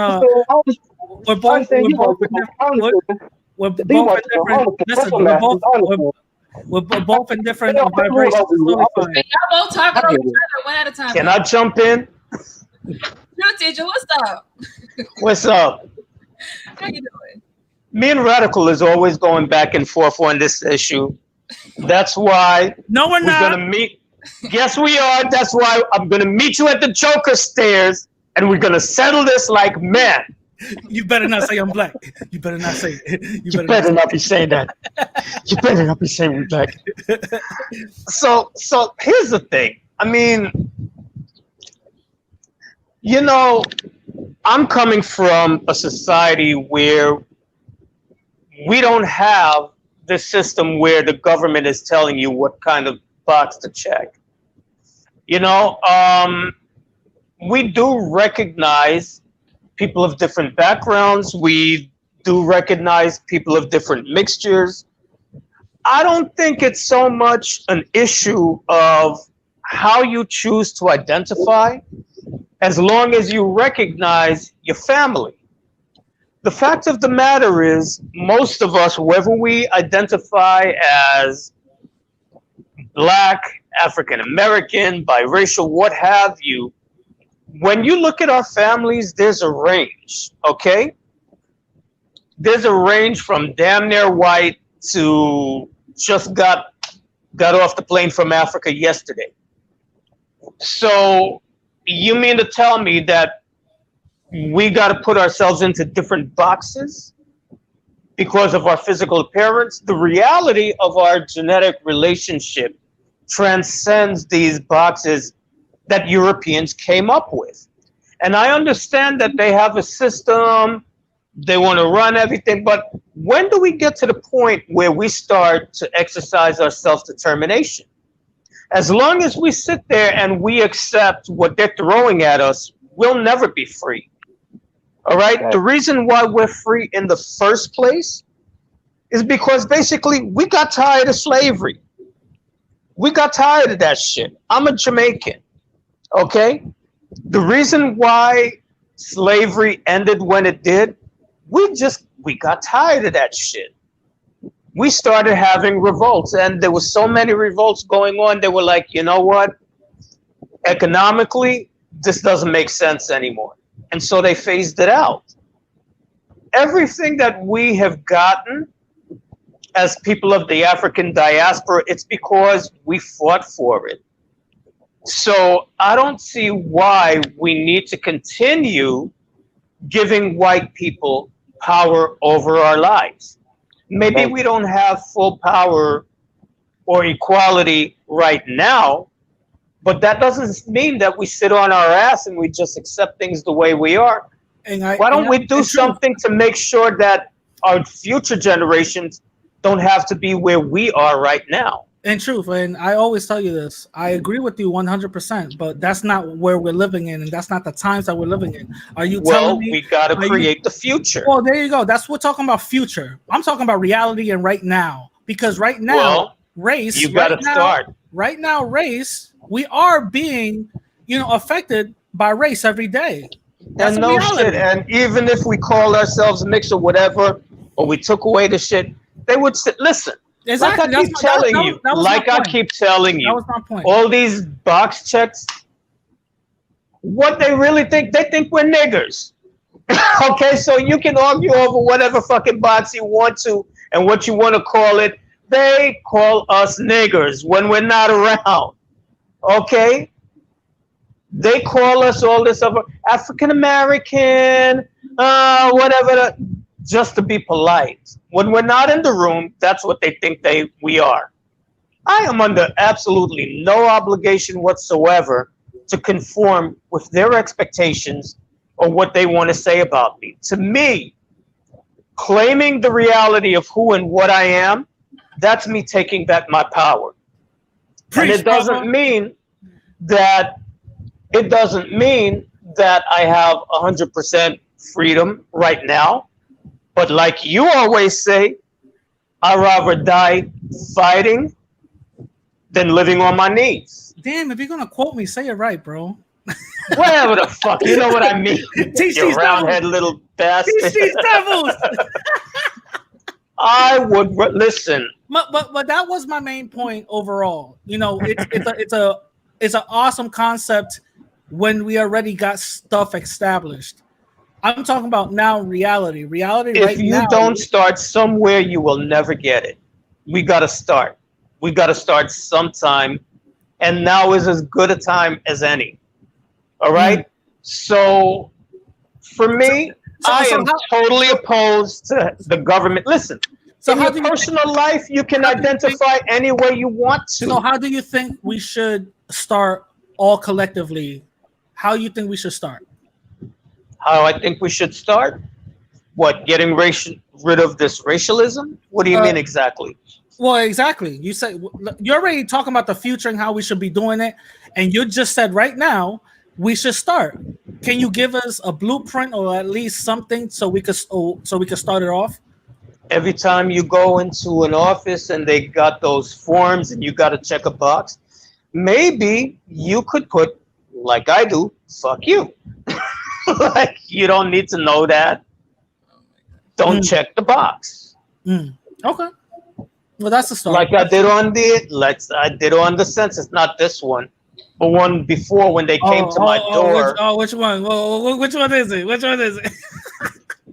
They came not this year's census, but the one 10 years ago. He put down black, guys. I heard him over the phone. I heard him over the phone.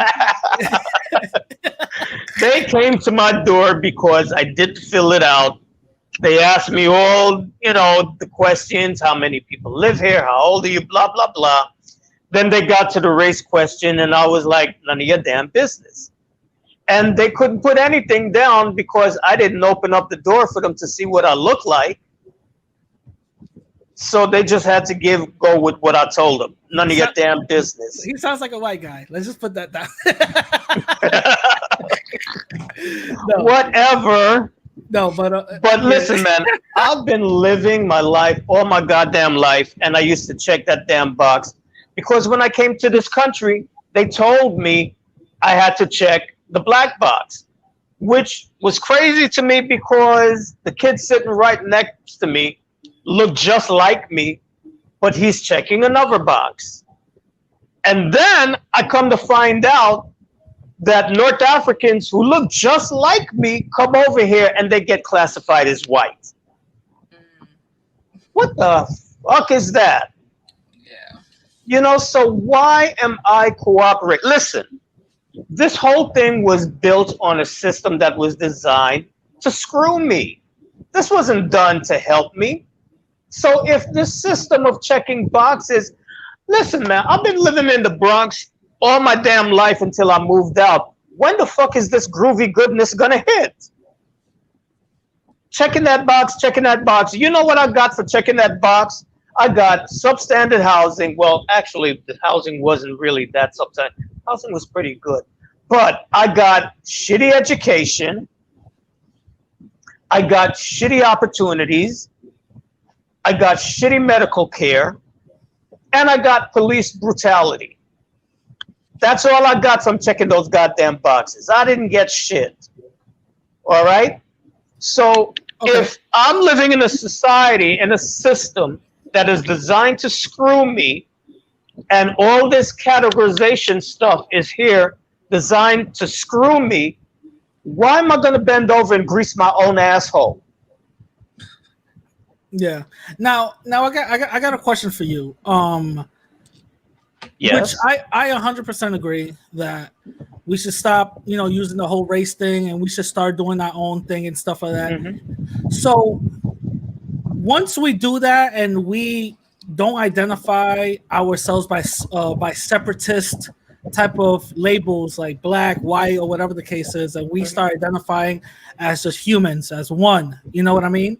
Yeah. What is gonna stop someone else with, I don't know, a white supremacist mentality? I'm just using the white supremacist because everybody knows what that concept means. Mm-hmm. A white supremacist mentality for coming up and harming us based on, that same old premise. Well, that's why we have to fight. Possibility. I mean, that's always going to be a possibility. That's always going to be a possibility, and that's why we have to fight. The big mistake that we've made is after the civil rights era, we all sat down on our asses and acted like we have arrived. We have not arrived. We still have a lot of work to do. So, for people, listen, at the end of the day, we have to acknowledge the achievements that we have made, because as much as we're sitting here talking about racism and this and that and the third, we don't got shit to say compared to our ancestors. Okay, 100 years ago, 150 years ago, we're living the fucking dream. Okay, they busted their asses, they shed their blood, they gave their lives so that we can have what we have today. What are we doing for the generations that are coming after us? Because we're the ancestors of the future. So what are we doing to make sure that the world that they inherit is better than the one that we're living in now? That's what we got to be working towards. I hate talking to a truth teacher because this motherfucker always, because I'm hot-headed, and this dude comes with such calmness. Yeah, I hate talking to truth teacher, but no, you're right. I agree with you. I agree with you, even though you're wrong. But I agree with you. No, let me stop. That's a joke. That's a joke. That's a joke. What we need to be talking about is the white genocide that Tina don't want to talk about. Huh, Tina?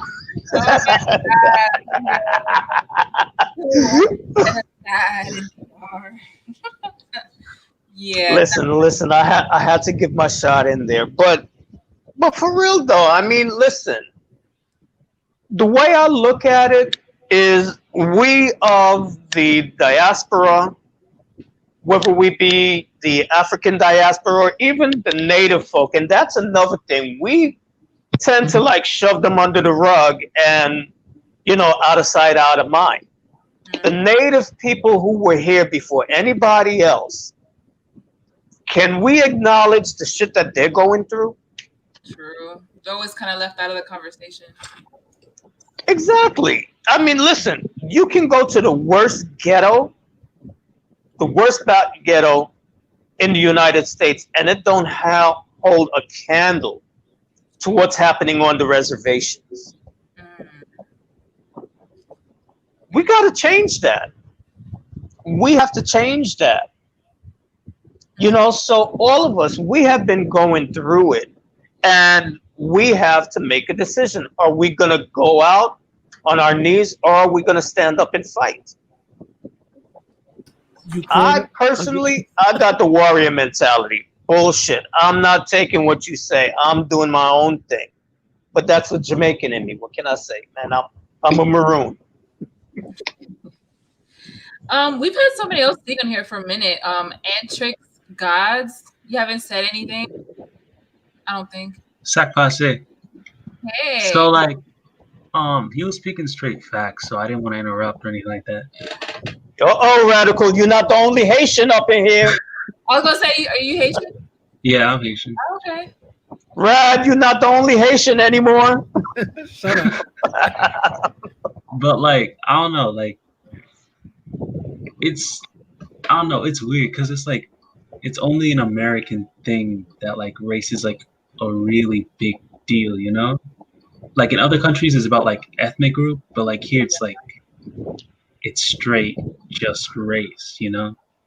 And then you have like Native Americans who like, most people don't even like know even it still exists, you know? Yeah. Like they're on reservations and like they're going through a lot of shit right now. And like we're not even addressing that right now. Mm-hmm. Yeah, that's true. And like there's like a lot, like there's like natives in like even in other countries like in Latin America, in South America, or like in the Caribbean that are, some of them are like almost wiped out, you know? And like some of them are doing like, are having like places for them to like still build up their culture, but like, you know, it's still going away. Mm-hmm. Yeah. So let me ask you, so I've been learning a little bit more about like Haitian history and stuff within like the past year or two. But would you say that Haiti's maybe like an exception as far as like race?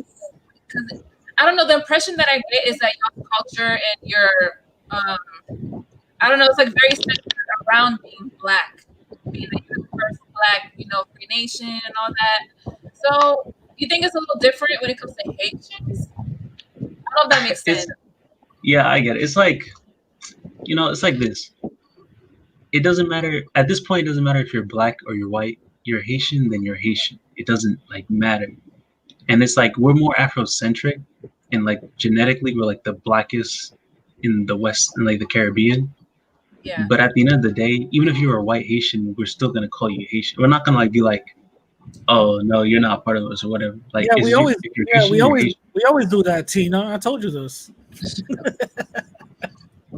But it's like, you know, like when you look at countries like Colombia or something where you only see like white Colombians, it's just like in Haiti where you can only see Black Haitians. There are white Haitians out there. There are mixed people out there. And it's like we don't like discriminate against them. It's just that like they're part of us, you know. There's like no difference, because at the end of the day, Haiti has nice places, but it's still a poor country, and we're all poor together. The government is still corrupt together, and we're all Haitian at the end of the day. Okay, that makes sense. There are. Sorry, guys, I haven't been keeping up with the comments. People were saying that I was right and Truth Teacher was wrong. That's what I read. No, they wasn't. But wait, hold on. I have one thing to say though, because I just saw this comment. Haiti does have a caste, like has like a system that's like, if you're dark, it's like colorism, you know. And it's like, if you're the darkest, then they won't see you the same way as if you were light, you know? Okay. So colorism, like everywhere. Yeah, like you be having like people like my mom will be like, oh, why are you so dark? You should be light, you know, stuff like that, you know? But it's not really like, I wouldn't really say it's a race thing. It's more like an elite thing, I guess. So it's like classism mixed with colorism and all of that. Yeah, but like it's not really a race thing. Yeah, gotcha. Well, I guess the big misconception that people have is that when the revolution happened, like the Haitians killed all the white people and all the mixed people. No. Okay, we only killed the French people. Yeah, we did that. And like who didn't like want to like stay in Haiti or didn't want to like marry Haitian women or whatever, and that would be a liability. And yeah, definitely killed them. But like some Haitians didn't even want to kill them because he told them to like kill the women and children too, which is wrong. Like you shouldn't be killing anybody, but like you have to realize it's not all white people, you know. Like we're not out here just killing all white people. Like it wasn't like a genocide, you know. Yeah, there was a there because after the revolution, there was a couple of white people that stayed in Haiti, right? Well, Yeah. there were the Polish, the Polish troops. They were there, and they were white people there. I mean, to this day, that's why they're still there. So yeah, you know, like people have this idea that if you're white. Let me ask him. Is it true that the Haitians enslaved the Dominicans? Okay. All right, because I had to like research this because like I heard this a lot, and like yes, we occupied them, you know, and like to be honest, we did y'all dirty. I'm sorry, we did y'all dirty, but like I wouldn't say enslaved because like it's like it Because wasn't too long ago that what I read was the whiter Dominicans were the ones that were being, you know what I mean? Those are the ones that were being enslaved, and those are the ones that was being murdered and stuff. Because I believe that like we probably treated them like trash, but like I wouldn't really say that we were enslaved because of the fact that we ended slavery. And I honestly don't think that like Haitians would be like, because Haitians it wasn't too long ago before they got their independence, so I wouldn't think that they would enslave other people, you know. Yeah, because what I read was every time when I read stuff up on this, there's always like weird use of words. You know, they don't say enslavement, they say they occupied or they controlled or whatever the case is. But always it wasn't the Dominicans, it was always the whiter people who lived in that part of the Dominican Republic who didn't identify with Dominicans. You know what I mean? They were Spaniards. They were Spaniards. So that's what I found. I don't know how true that is. Yeah, I mean, like I said, I don't know if it was like really like the level of like enslavement, maybe like forced labor, but like I don't think like actual enslavement. I think it's more like they just like treated them worse because they were white. I think Tina needs to make a video on this. But I'm not really sure about that. But yeah, we had like a military occupation over there for like 22 years, and like I can like when I look into it, like I can see perfectly like why they would leave, you know. And like not even just because of the Dominican side, like the Haitian side too is just like because Haiti since the beginning has like a lot of corruption. Do you see a huge migration invasion in Haiti from Dominicans? Like here's the thing, I don't feel like it's a new thing, you know. Yeah. Like since we're literally on the same island, I'm pretty sure a bunch of Haitians are gonna go to the DR when shit gets bad, and then of course I'm pretty sure people from the DR are gonna go to Haiti when shit gets bad too, you know. Yeah. And like there's always been tension, but like I think just because like now media is gonna like highlight this because it just so happens to be similar to Mexicans coming to America, and it's a mostly black people with a mostly mixed people that may or may not look white. Is probably why it's like that, but like I don't think it's like a huge thing. Got it. But to be honest with you, like Haitians really shouldn't be like leaving their country because I get why, but like they shouldn't be leaving their country. My bad. I'm sorry. Oh, sorry.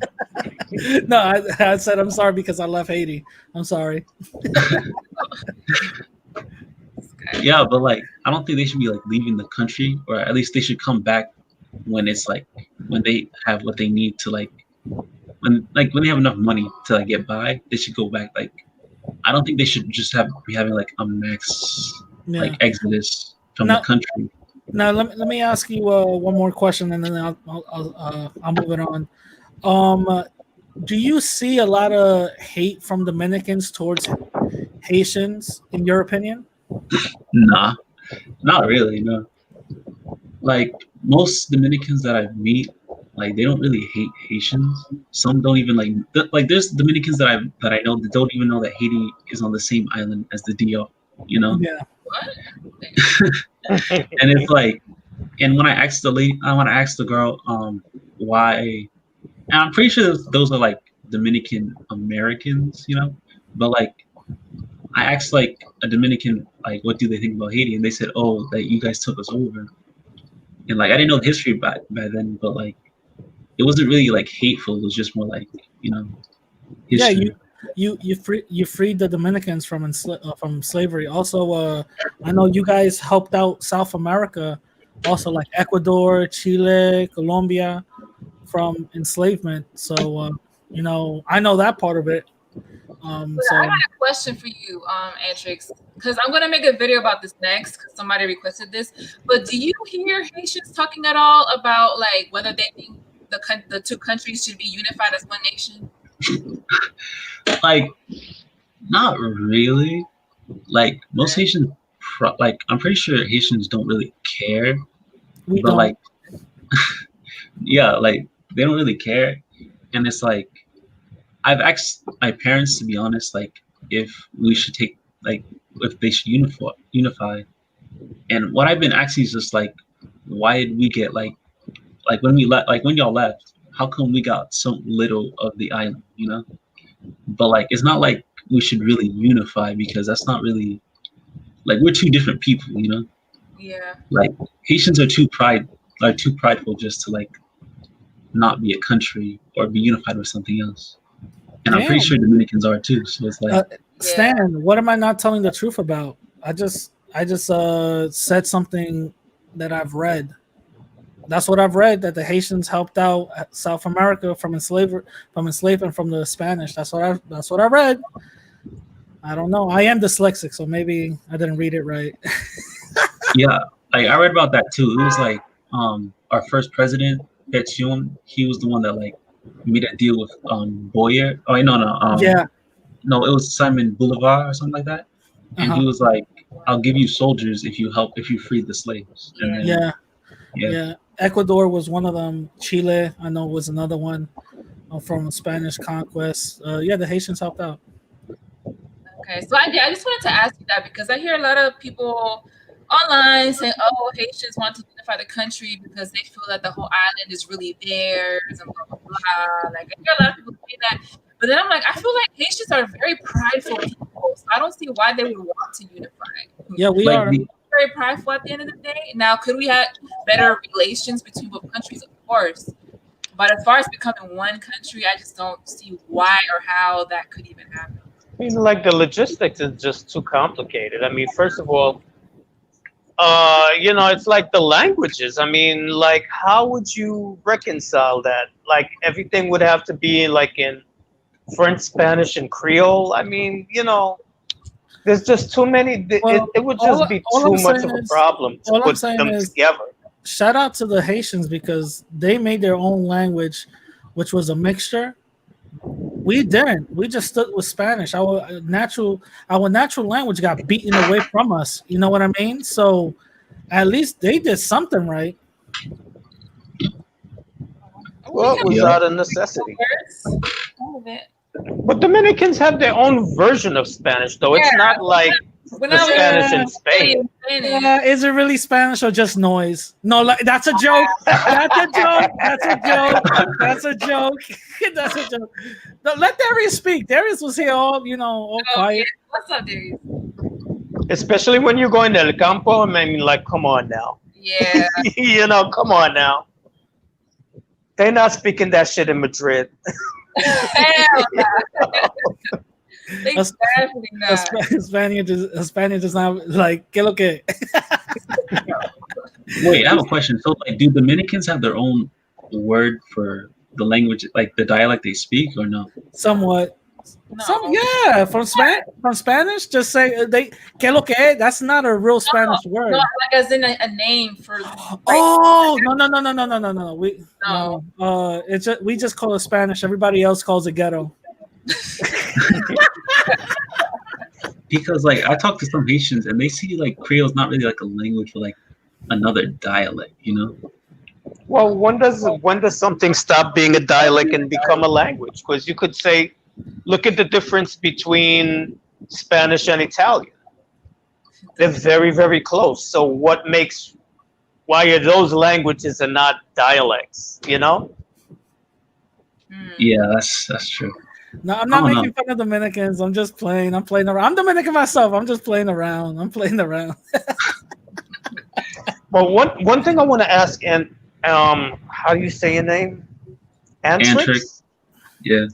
Okay, so it's like there's some personalities that we all know who we will not mention, but they're always talking about the difference between the Dominican Republic and Haiti, and that the religion in Dominican Republic is Christianity and the religion in Haiti is voodoo. I mean, like, I know that voodoo is a part of the Haitian culture, but the average Haitian, how many people are really voodoo practitioners?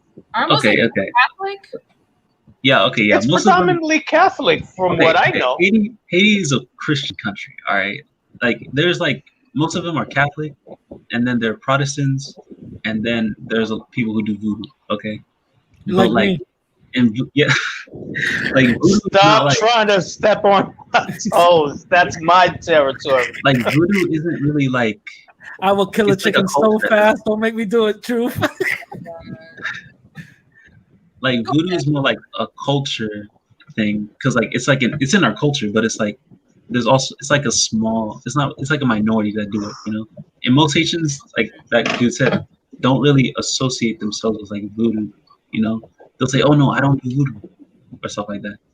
Interesting. And some just mix it with like Christianity, so it's like, who really cares? Well, I mean, like I follow the Cuban tradition Lukumi, which people call Santeria, but we don't call it Santeria, but whatever.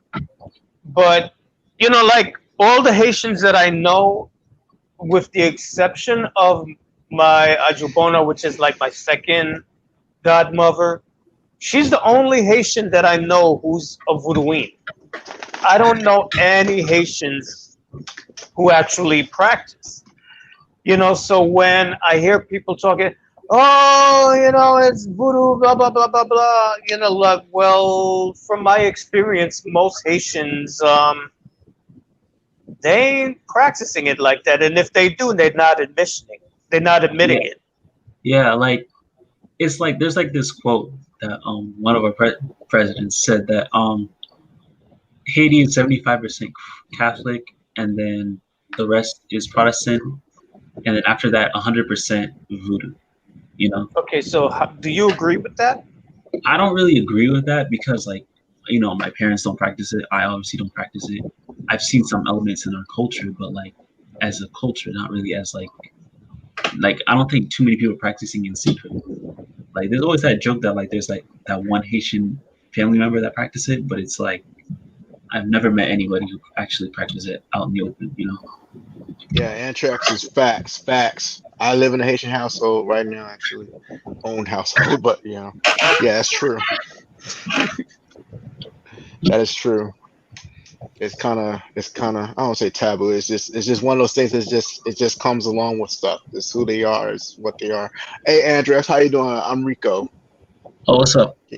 Okay, sorry, I didn't know anyone here. Hey, my question is, okay, what do you think about? I know you probably were aware of history and stuff like that. The people from like not necessarily Haiti, but let's say before Haitian Revolution time, and connection with like places like New Orleans and Houston, Texas, areas like that, and the people down there, because New Orleans is also has a lot of similarities with the historical people, being French and all this other stuff, and it also has its own kind of thing with voodoo culture and a lot of other mixtures because, like I said, New Orleans is one of those type of places that just changed hands so many times and stuff like that. What do you think about the culture down there? Do you historically relate to, let's say, people from New Orleans or from South Texas, which are in a way historically connected to people from Haiti and the Dominican Republic long down the road? Yeah, I mean, it's like they're colonized by the French, so it's like, and like I'm pretty sure they came from the same place the French took their slaves from, so like around Benin or like West African. So like it's no surprise that like you have people in like New Orleans practicing like voodoo or stuff like that, or they're speaking a type of Creole language, you know? Mm-hmm. Yeah, because I And agree it's it's more like, like a lifestyle type of thing, more of a kind of a window dressing. Not trying to insult it, but more like it's just like something that you will mainly see it in that area, not anywhere yeah, else. You know what I'm saying? yeah, like Yeah, it's like people have to realize like, you know, it's just a religion, you know, like everything yeah, else. Like there's Yep. a bunch of like animist religions in Africa in different countries, and it's like it's just a religion. It's not like Satanism or whatever. Like yeah. Native Because we American don't have a even similar believe in thing the too. devil. yeah, like because you have people in Africa who still practice it and are still Christian. Like there are like you can it's like it can be used in different ways, you know? Well, the Like thing is that with us, we don't have the concept that Christians, Muslims, and Jews do, that, you know, they have the right religion and everybody else is wrong. We believe in God and that, you know, everybody has their way of getting in touch with God or the divine, you know?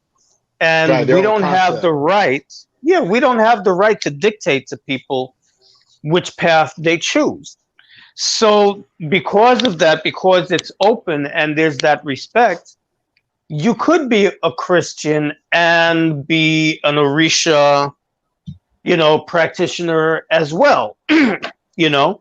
And even when you go back to Africa in areas where Islam became the dominant religion, you have people who are Muslims. They, you know, pray 5 times a day and everything, but they still have that traditional African spirituality going on, you know?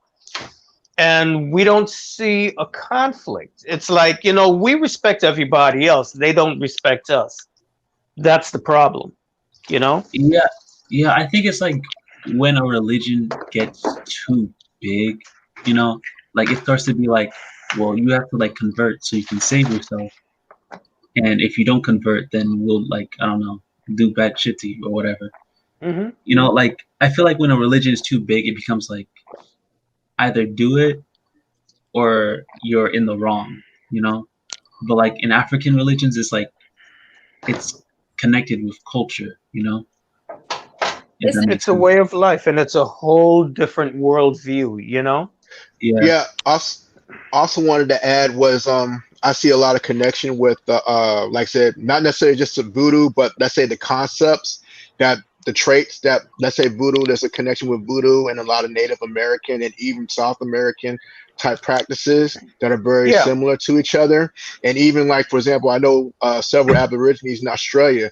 One thing they stress a lot is the term "one with nature," which is very similar to a Mm-hmm. lot of Native Americans out west. They have similizations, similar, or they'll use certain symbols, and they have a high value. And like eagle feathers is being a very big deal. Only certain people can wear eagle feathers. You just can't just wear them to wear them, or you can't wear the bead a certain way or something like that. There's a lot of stories and tied to it, and there's a lot of similar situations and those type of things too. That's one thing I've noticed throughout my Yeah. life when looking at Because stuff like that. you'll find similarities all over the world where you have practices that are based in nature because Yep. these traditions are nature based. And you know, at the end of the day, there's only one planet Earth. You know, you have the wind, you have the sky, we all have the same things. So cultures who are still connected to nature, we all have the same, you know, or similar wisdom, you know, similar outlooks on life. And we know that there's a balance and that we're a part of nature. We're not here to rule over nature, which is different than the European point of view. So all the things that we were saying for the longest time, quote unquote, us primitive people, science is finding out that it's true. Like when we said that the plants are alive, that they have life force energy. Now Western technology has caught up to that and found out, like, yeah, plants actually are conscious. They do have life. They are sentient.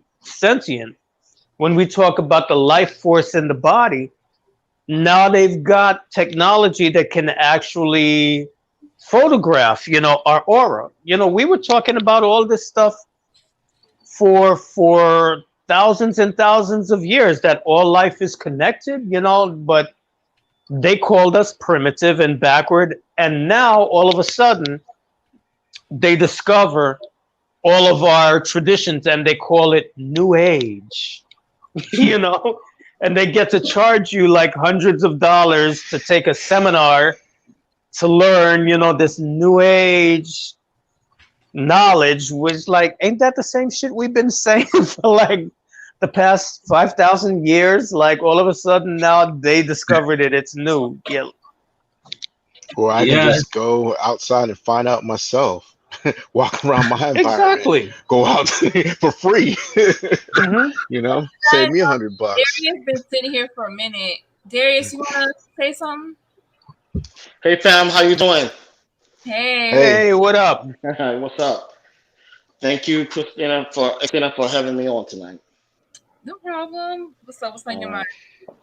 All right. So when I first wanted to come on, I guess we was talking about the one drop rule. Yeah. Oh, we can revisit that. Okay. I want to say something about that, and I also want to say something about. I think Rico was asking about the connection between the Haitians and the Creole in Louisiana. So I got something to say about that too. Shout out to my Haitian brothers and sisters and everything. So about the one drop rule. Okay, so as a Black American, one thing I do know, and I have learned about the one drop rule. Like we discussed, I mean, I guess you all discussed earlier that a lot of it came back, of course, came from slavery.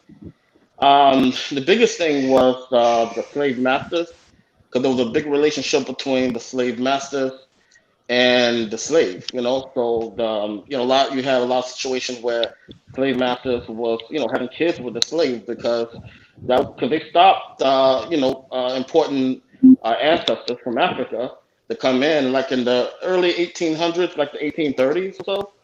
So the white man had to find another way of trying to get slaves, and they had relationships and they had breeding farms and things. So the white man felt like it was cheaper to, have kids with his slaves. Sometimes he would have 5 or 6, sometimes 10, kids with the slaves and everything. So those slaves were not exempt because they were mulattoes or biracial. They still have to become a slave. Matter of fact, one story, for example, I had a friend. They was always told that they had Native American blood because they had these Indian features or something. And so we got on Ancestry.com and everything, and did some research and went all the way back to grandmother. Grandma, looked like a white person, straight hair, blonde hair, blue eyes. But turns out grandma really wasn't white. She was just from the mulatto class. Come to find out, from Kentucky, and went on the census, and this particular census had nothing but like M all up and down the particular census, right? Which is from this particular Mulatto. street. Yeah, exactly. And this last name matches a white person's last name.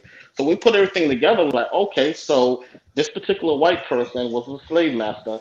He fathered a lot of kids and introduced a lot of children, and they were mulattoes. And back then, some went on to be white.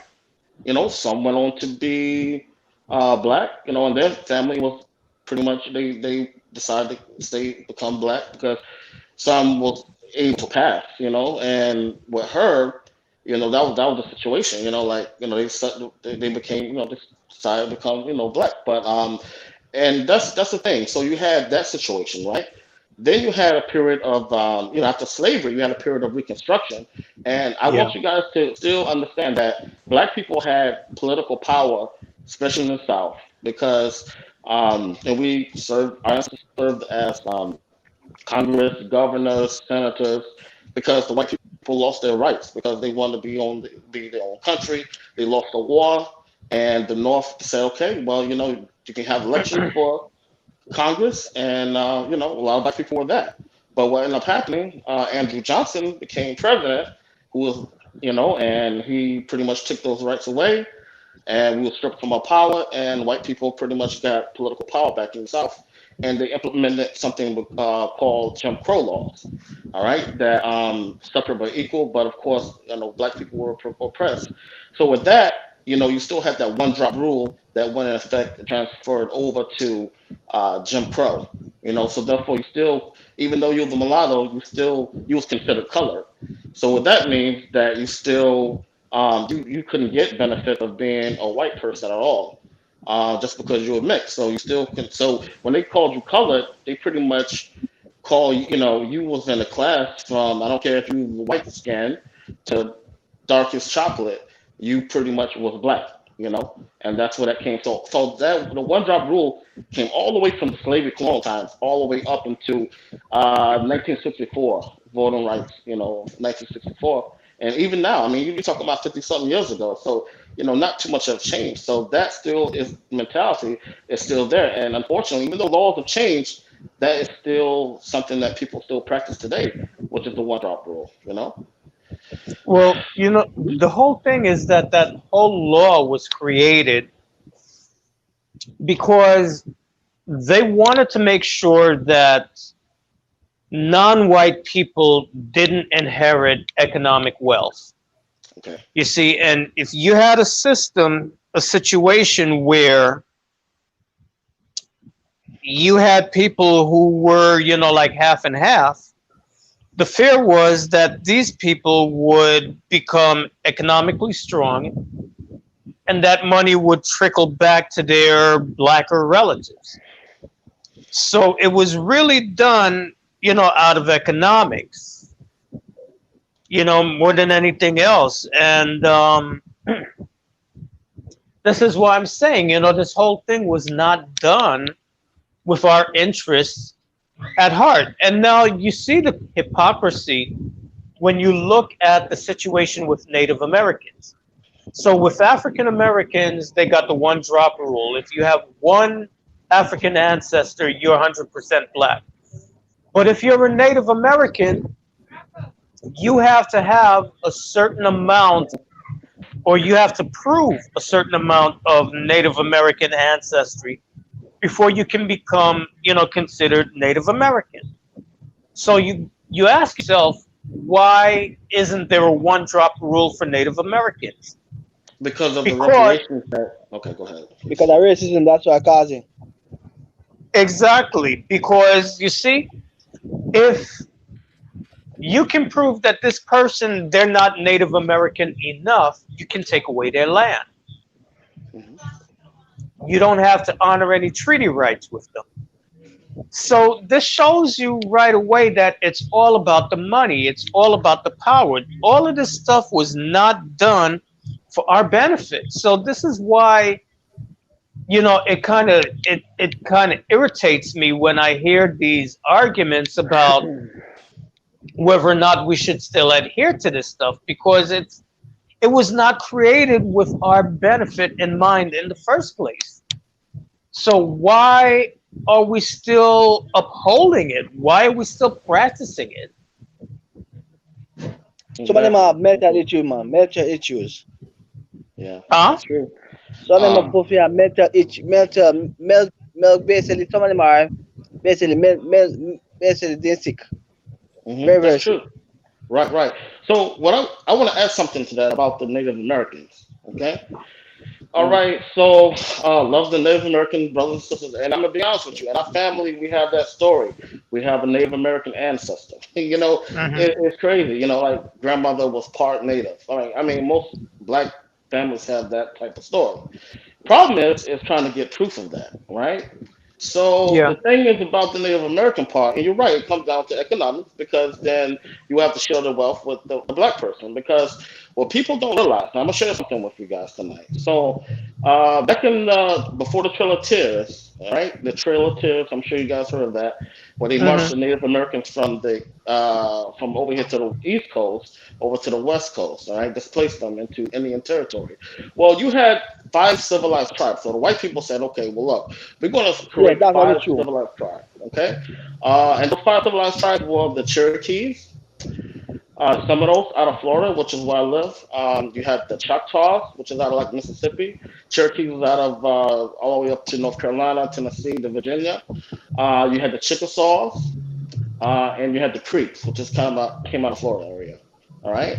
So what the white people did, the Europeans, they said, okay, well, we're going to teach you skills of farming, okay, and owning plantations. So these five tribes pretty much was able to become civilized like a white person, right? So they decided they okay to those benefits and everything, and not only that, but a Slave lot of that times they people. had slaves that was also Yeah. escaping, with the Native Americans. So they was also in to turn those slaves in and bring back the scalps of those slaves back to the white people. So they gave them But that. They said, they could have okay, many years. They could have many y- years. I could have many yes. because of the intel too. So yes, correct. So you have that situation, right? And then on the Trail of Tears, what they don't tell you is that when they marched those Native Americans, all right, back over here to Indian Territory, which is present day Oklahoma, they brought their hmm slaves with them, right? Yeah, they brought their And slaves with them. yeah, and not only that, but they did the same thing white people did. There were situations where they had relations with their slaves. So you have Yeah. the Indians over there that they tried to even deny them reparations because they would have to share the reparations with them and everything, and a lot of them They didn't have never Native get no American invention, ancestors. no land. Okay, and hmm still to this day, no other tribe, I don't care if it's Navajo or Seneca, no other tribe comes before the five civilized tribes, which is those five civilized tribes that I gave you right there. So it all comes down to economics because I mean some of these tribes too. I mean you come to Florida, I mean Hard Rock Cafe, Seminole Indians pretty much they own that. They have a lot of these casinos and everything like that, that they own and land.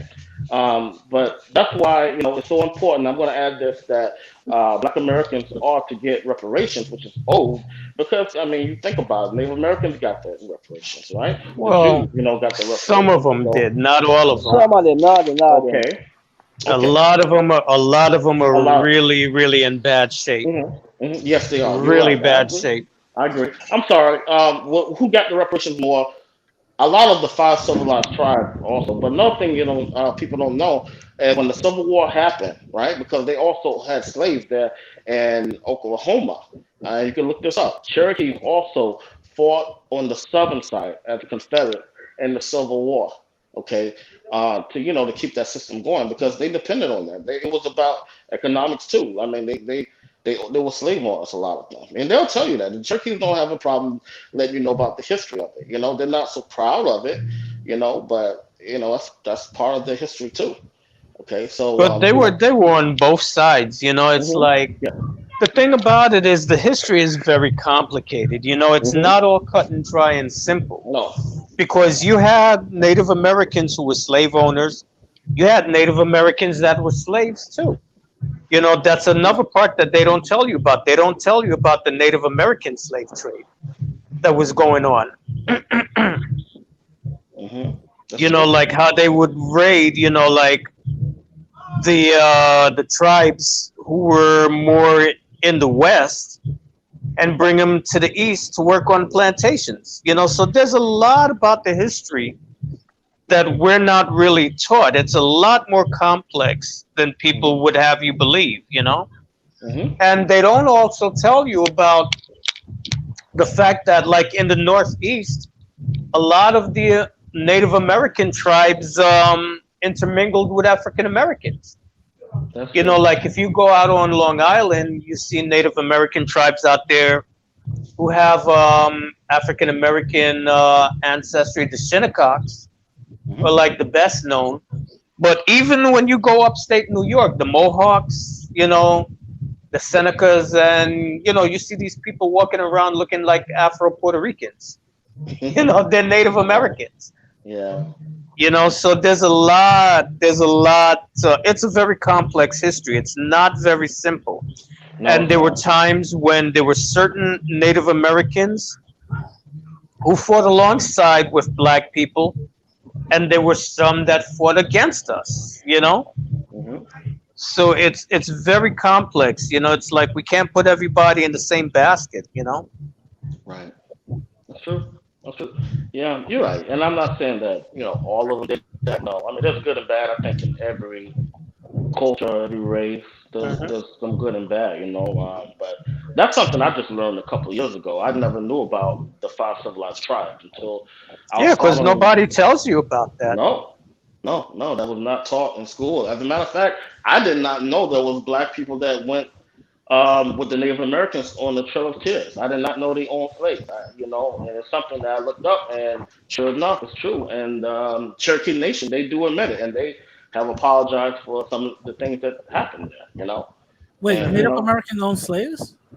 the You five didn't know civilized that? tribes owned the five No. civilized tribes. I didn't know Cherokee, that. I'm a student of the game, bro. I'm still Yeah. learning. I didn't know that. Yeah.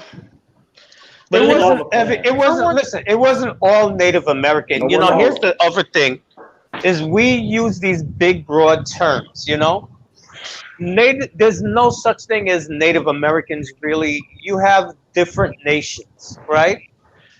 And there were some nations who were slave owners that did participate with the white people. There were some that were against them.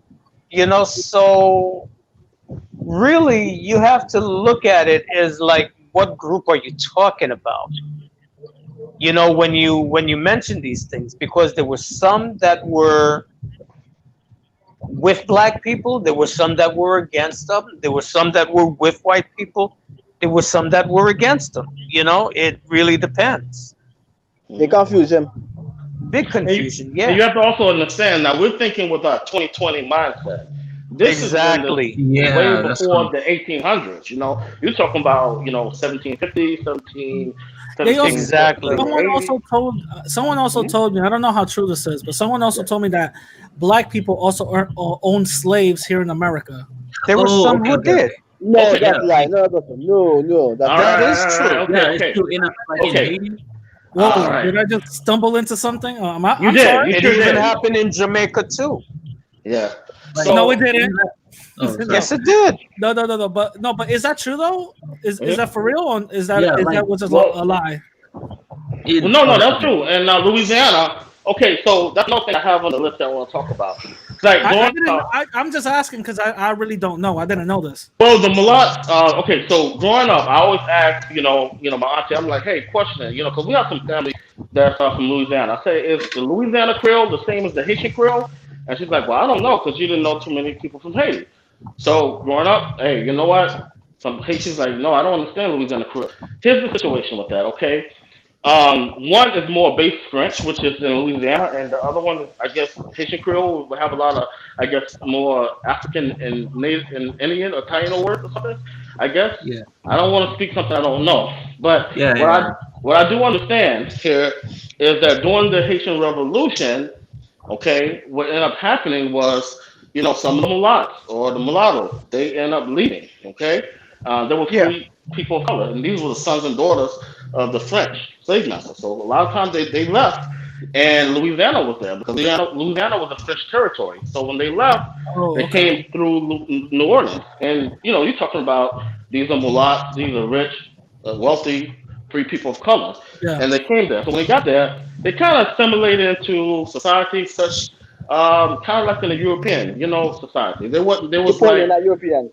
Yeah, so Yeah. they was Yes. able to, they was rich. They was able to own slaves. So Yeah, they because this still was. person told me something about in Virginia. It was Mhm. kind of like it wasn't big, but you did see some black slaves. Like the most. This is what they told me. Anthony Johnson, apparently he was a black slave owner. And Yeah. I googled it, and it turned out to be true. Apparently, he was the first black slave owner in Virginia. And I'm like, I didn't know this. You know, I mean, Okay, and okay, almost okay, well, okay, almost okay. some white people make up that. They But know you, where it was black people also in America. opportunity. You was also able to buy your family too at times too, because oh, sometimes okay, they would become slave owners and they can go and they can buy their family back that was sold. So yeah, yeah. they were. It wasn't on a big scale. Now, I mean, it wasn't like Exactly. a lot Now, of black now people owned slaves. No, it was very. let me get this straight. Mhm. When they were black slave, again, I don't know this. I'm just finding this out. But Yeah. when there were black slave owners, were they treating the slaves in the same way the Europeans were treating the slaves, or was it way different? It Once was Okay, again, let probably me. really I different think because a lot of the situations. I mean, I'm not. A lot of situations was them buying the family back. But if you listen to some of the white people, white supremacy will tell you, "Oh, there was black slave owners too." That's a cop out for them. They will definitely tell you that. Not all Okay. black white people own slaves, but I would say the ones that probably bought their family was an opportunity to buy the family. And you know what? Mhm. There probably was situations that you know, they probably had black slaves, and they could have been nice to the slaves. They could have been cruel to the slaves. Yeah, It's kind of because hard to say how they treated. I know there's a book out there where this ex-slave wrote because he was a slave in Africa from African tribes, and Hmm. then he was sold to Europeans, and then Napoleon, that European. he said that there was a difference in slavery. There's a huge difference in slavery from the African slavery to the European slavery, Well, and yeah.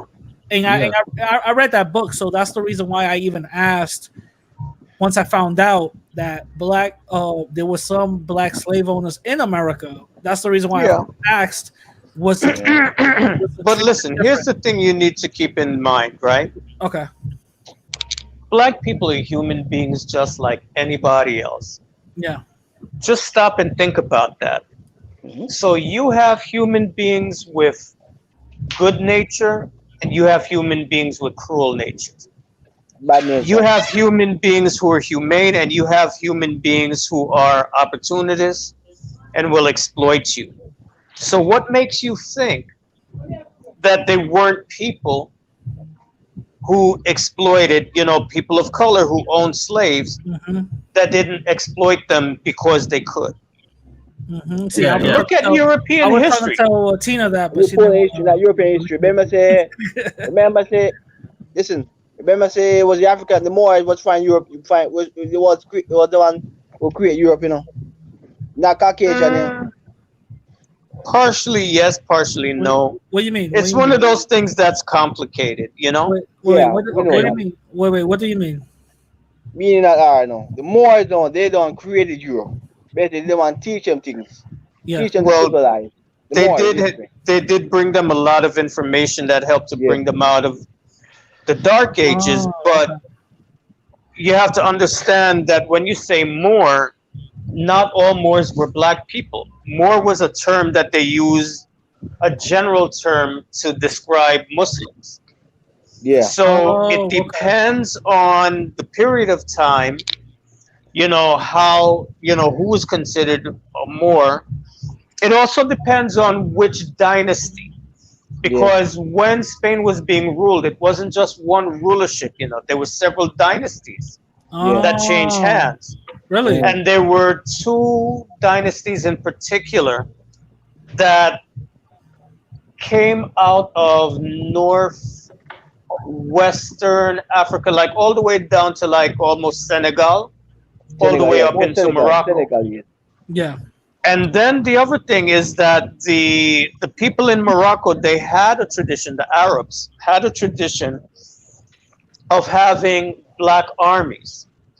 And the reason why they did that is because the native people in North Africa, the Berbers, there was always tension between the Berbers and the Arabs. And so what they figured is if they got the Africans, the ones from down in West Africa, they don't, they're not on either side. So they're going to take the side of whoever is hiring them to be soldiers. Yeah. So when they went into Spain, they brought a lot of those black military people with them. So the term Moor, it was a mixed group of people that went there, they were coming from all over. I was always told that the word Moor meant black. Is that true?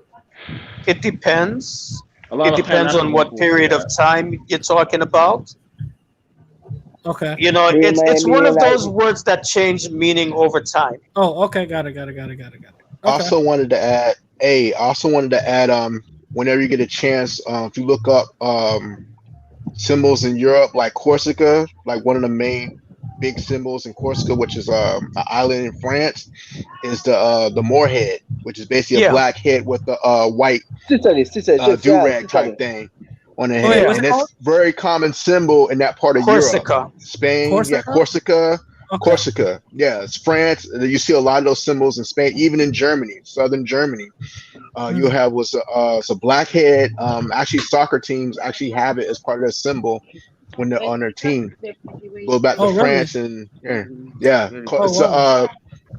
it's called the Moor. I think it's called the Moor's head, but I know it's Corsica. It's prominent. They have it everywhere in Corsica. That's a big deal over there. But there was also an African presence in different parts of Europe. Because a lot of those, when you look at the royal houses, a lot of their attendants and personal servants were Africans. If you look at paintings from the Renaissance, you'll see them represented. Yeah. So there was a lot of different people. Like, for example, in Portugal, there was a big presence there. Before, there was people, from Africa going to Europe before they were bringing them to the Americas. So even in Shakespeare's time, Elizabethan England, there was a black community in England from that time. They were in Spain, they were in Portugal. Yeah. You found them in different places in Italy. It's just that over time they assimilated into the general population and they mixed out. But if you look at the artwork from the Renaissance, it's very common to see, black faces, in the attendants and, the personal servants. They was there. Yeah. Yeah, I mean, it's real simple. I mean, to me, it's real simple to me. I look at the map, and Africa's really not that far from Europe. It's just across the Mediterranean. And if you look at the countries in Africa, Algeria, Morocco, they're all tied together in some form or fashion. I mean, even the admixture of the people, descendants and stuff like that. Like when I was in the military on my way to Afghanistan, I flew to Uzbekistan and Kyrgyzstan. I said something like this earlier. I thought I was in Russia because when we landed in Manas Airport, the writing, it was nighttime, so the writing on all the lights and stuff like that were all in Russian. I thought I was in Russia. Then after a while, after like it sunk in after like a few hours after I got settled in. Now, we're not in Russia because I'm thinking, how we're allies with Russia? But anyway, that's a whole nother thing. I found out then I did a little history when I got access to the internet. I was like, oh, okay. So these people used to be part of Russia, used to be part of Soviet Union. Yeah, but they have a whole nother history that's tied to the West. I mean, to the Far East. Yeah, Genghis Khan and all that shit, and even the Moors too. A lot of these guys were Muslim. Wait, so some of these places that has been conquered or whatever the case is still have those same remnants of conqueredness still lingering around? Yes, especially that part. Yeah. Wow. Yeah, because they were part of the Soviet Union. Okay. Like Russia had invaded them and took them over, and so they were a part of the Soviet Union. When the Soviet Union fell apart, then they became independent. But you still have a lot of people from those places who migrate to Russia for work, and they're catching hell. Yeah. Because there's like a lot of white supremacists in Russia, like Russian nationalists.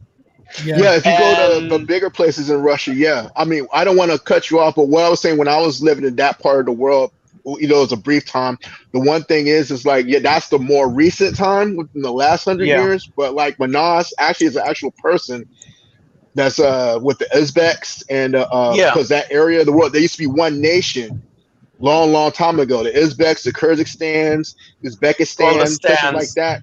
Yeah, basically the stands, they were all like tied together in some form or some form. And this goes back to Mongolia and even probably older than that. But you know what I'm saying? But my experience was when I was dealing with the local people down there, I was amazed. I had lived in Asia when I was younger. So when I saw these people, I'm like, these people look Asian, but they're like regular size, but they don't speak no English languages. They all speak Russian. Yeah, and I'm like, I'm blowing my mind.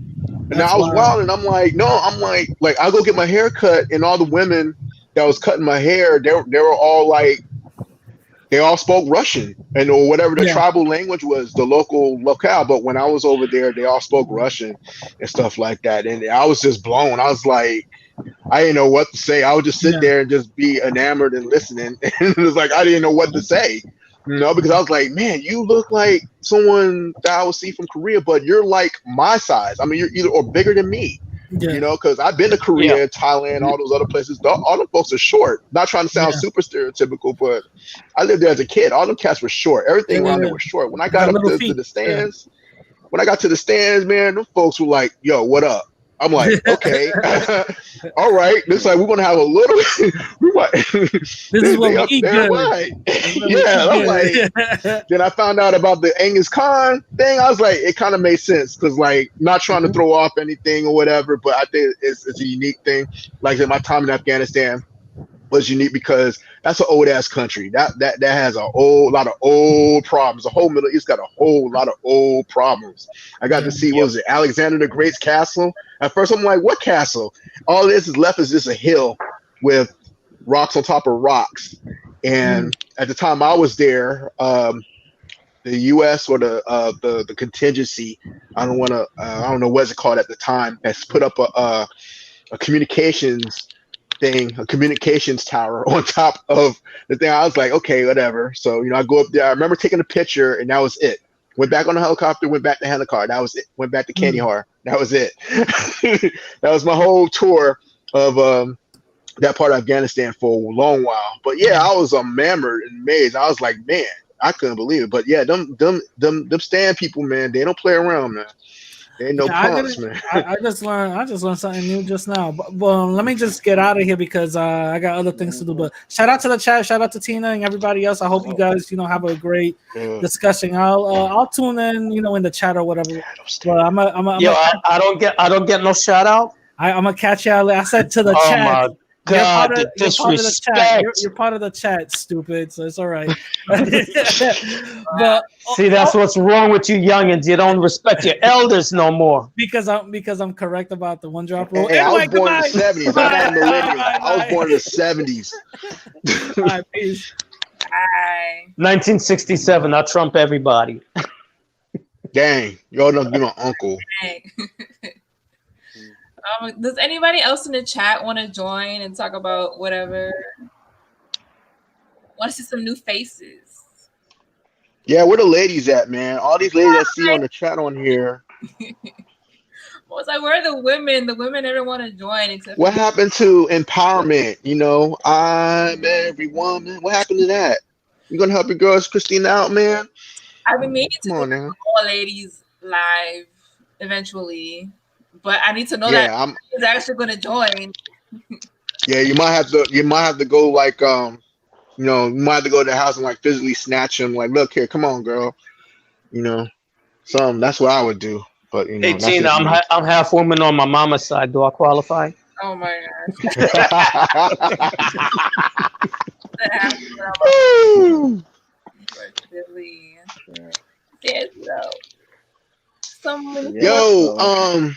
I ain't trying to go back to John Leguizamo or stuff like that, but man, it's just a weird thing, man, because it's like I like him, but at the same time, it's like what he said is just like, man, dude, really you had to say that? Up. You really had to say that? And I understand where he's coming from, Leguizamo. I really do, but I really think he just really needs to look at the situation again. The thing with Polanco, man, that's small fry, because at the end of the day, You could probably find 500 people that'll say the same thing, to be honest with you, man. But Leguizamo, he's talking about we're being underrepresented. And I mentioned, like, Yeah, well, you but have why you gotta Grammy. put somebody else down in order to make the point? You know, like, but at the same time, though, you know, here's the thing: African Americans work their ass off to get the representation that they do have, and you know, I'm saying that I'm not even African American, and I can tell the truth about that. You know, whether people want to admit it or not, African Americans open the door for everybody else. So even though maybe Latinos aren't getting the same kind of recognition or as much as they would like, the fact that they're getting any representation at all is due in large part to the fact that African Americans opened up that door for diversity in general. Yeah, So, that you know, I already know that. I mean, you're preaching to the choir over this end. I'm just saying it's like I explained before earlier. The last 20 years, man, it's been so much Latin representation. It's been ridiculous. Like when I grew up in Atlanta 20 years ago, there was hardly a lot of Latin representation because that representation at the time was very young. Probably was a lot of immigrants. 20 years later, you got it seemed like half the metro areas now speaking Spanish. You know what I'm saying? It's everywhere, radio, television. I don't know if you've been to Atlanta lately, but yeah, it's a lot more representation now. It's not like it's not like LA, it's not like Miami, it's not like New York. It's its own little thing. And even here in DC, you know, the original chocolate city, I guess you could say. It's not like it used to be when my parents grew up, you know. You have Dominicans, you have Hondurans, El Salvadorans that pretty much make up the I guess you could say that's the new chocolate city, really, you know, because they weren't really around back in the 80s. I never heard of them back in the 80s. I didn't know what El Salvador was until well, hell, Panama. you had I Love Lucy with Ricky Ricardo. Yeah, but you also understand my mindset in the 80s. You got to think back then. You know, the access to information was very limited then. Like I watched Lucy every morning on Channel 5, like everybody else did. I wasn't thinking about Ricky Ricardo I thought it was just another white guy that was, you know, with some soul or whatever. Okay, you know what I'm saying? That's why, you know, I mean, that's just Latino. That's 5-year-old C1C. Yeah, but you know what I'm saying? It was like the representation there, if you were exposed to that certain thing as a black kid growing up in DC, where at the time, in Southeast DC, especially Northeast DC, and I'm speaking about DC now, the representation, like I said earlier, it was very predictable back then, even back when you was coming up, or I'll use you because you're much older. Back in the 60s and 70s, it was very black-white. You see what I'm saying? I'm speaking on a grand scale. In America, it was very black-white. Not so much unless you go to New York or Florida where you have, or especially Los Angeles. Los Angeles is a good example because you had the Mexican. Los Angeles used to be part of Mexico. So you had that third element there that was influential. But most of the country, when in the last 100 years, always been that black-white factor when it came to pop culture, especially. Yeah. So I'm gonna. All right, so I want to say something about that, guys. So like, you know, being from Florida, all right, raised up, you kind of got a point because my ex-wife, you know, Puerto Rican, and she pretty much told me, like her mom told me all the time, like when they first came over here, there wasn't really a category for Hispanics because it wasn't like, especially like on the East Coast, because there wasn't a lot at that time. You know, probably more, you know, out in California or Texas. But you know, it was based on how you look. So if you was a white Hispanic, you pretty much was classified as a white person. If you was black, you classified as black. Because in Florida, let me tell you, the Cubans. So yeah, so in Florida during the 1800s, when the Cubans was working tobacco in Tampa, because you have two eras when the Cubans came over. They came over in the late 1800s to work the tobacco in Tampa, and then of course after Castro regime. But back in the 1800s, if you was a black Cuban, you was listed as black. If you was a white Cuban, guess what? They put you as white. And of course, at that time, they had what you call Jim Crow. So even if you was a Cuban in Tampa, okay, in Florida, it was Jim Crow. So if you was more melanated, like you was black, okay, you was with the black people. If you were more like looking like white, you were that's how it was up until, you know, that system went away.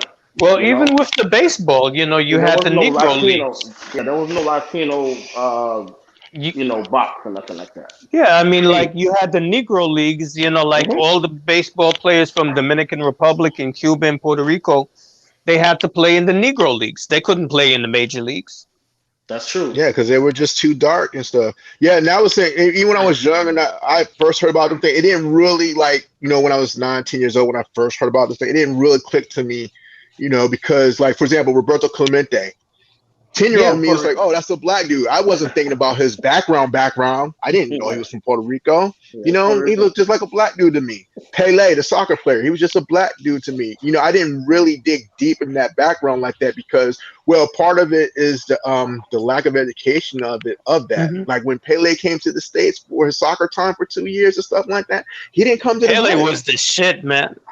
I know, he didn't come to the hood though. He been everywhere. He goes to the stadium, then he goes to the club 54 or whatever, wherever his team, wherever the money was at the time. I'm not trying to put Pele down, but I'm just giving him as an example, and stuff like that. So when you find out, it's like, oh, okay, this Pele is not your average black guy that I would, encounter in DC or in Atlanta growing up. This guy, he's from Brazil. They find out there's a lot of these type of black guys where he's from. They find out later on, oh, there's more black guys. The black guys can speak Spanish. Oh, black women can speak Spanish. They're different shades like me. They look like me too, but they speak Spanish. So and I'm just with America, it took a lot for them to get used to because, like, even for Jamaicans, when we first started coming up here, people didn't know what the hell to do with us. Yeah.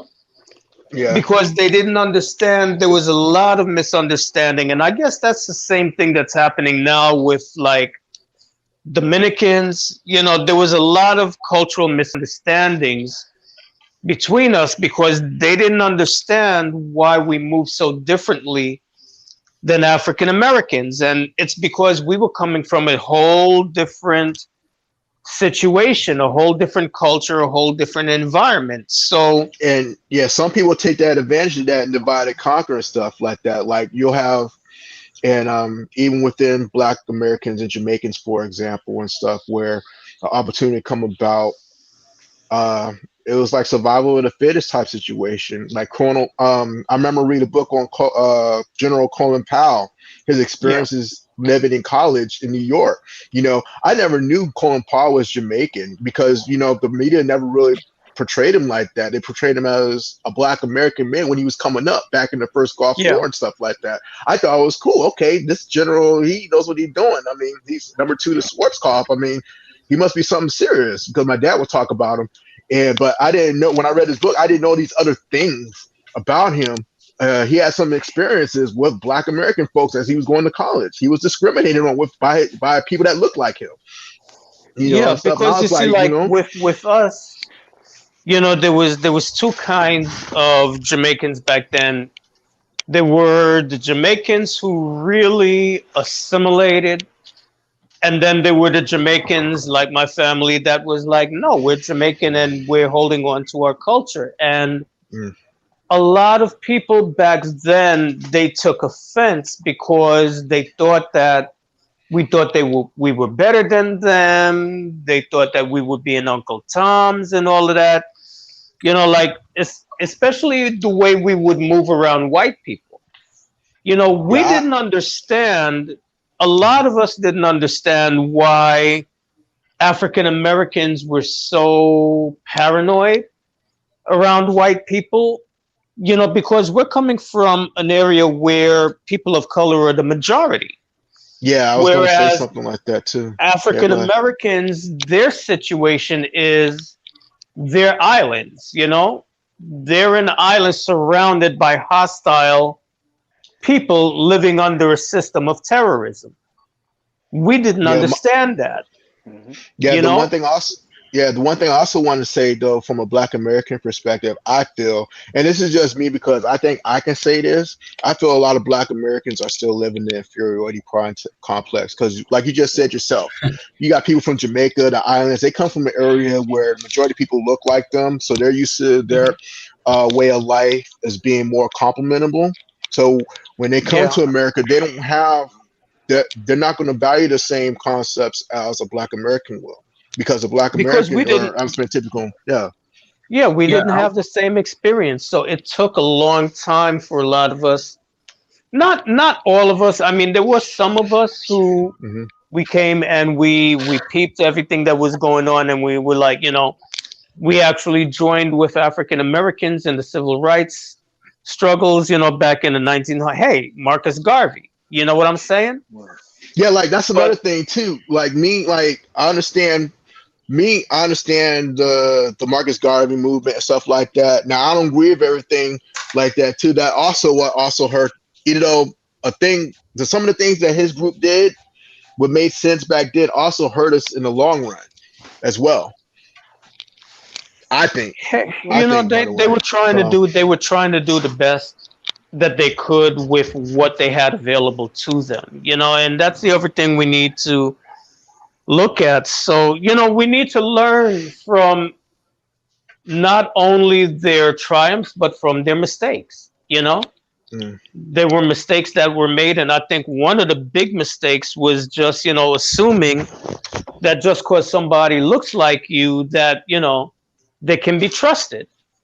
So what really did Marcus Garvey in is that he had a lot of Trojan horses around him, and he trusted people that really did not deserve his trust, and they betrayed him and they brought him down, and we need to look at that. Just yeah. because somebody looks like like they say, not all skin folks is kinfolk. Yeah, see, that's why I feel the same way about his concepts in the UNIA at the time. Even what's his name, Webb Du Bois. Webb Du Bois. I don't really put a high praise for him, I guess you could say, because of the fact that he left America. He didn't help Yeah. America make better. He didn't help black people make America for us Bless you. better compared to Booker T. Washington. Yeah, Booker T. Washington down at the end of the day was probably a dick. Let's be honest with you. Some people thought he was like a real Uncle Tom or whatever. But in my opinion, I think Booker T did a lot more for Black Americans in America than what Webb Du Bois did. Webb Du Bois was ahead of his time conceptually, Hmm. was more a globalist. I'll say that Yeah. Garvey and Webb Du Bois was more globalist. But I think they were globalists at the time when we couldn't really be globalists yet, to be honest with you. I'll say it like Well, I'll keep it that way.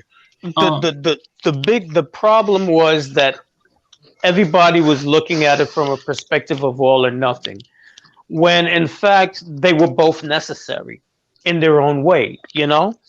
So I think more could have been gained if they had recognized that fact, that look, okay, you know what, we need to do this over here and we need to do that as well.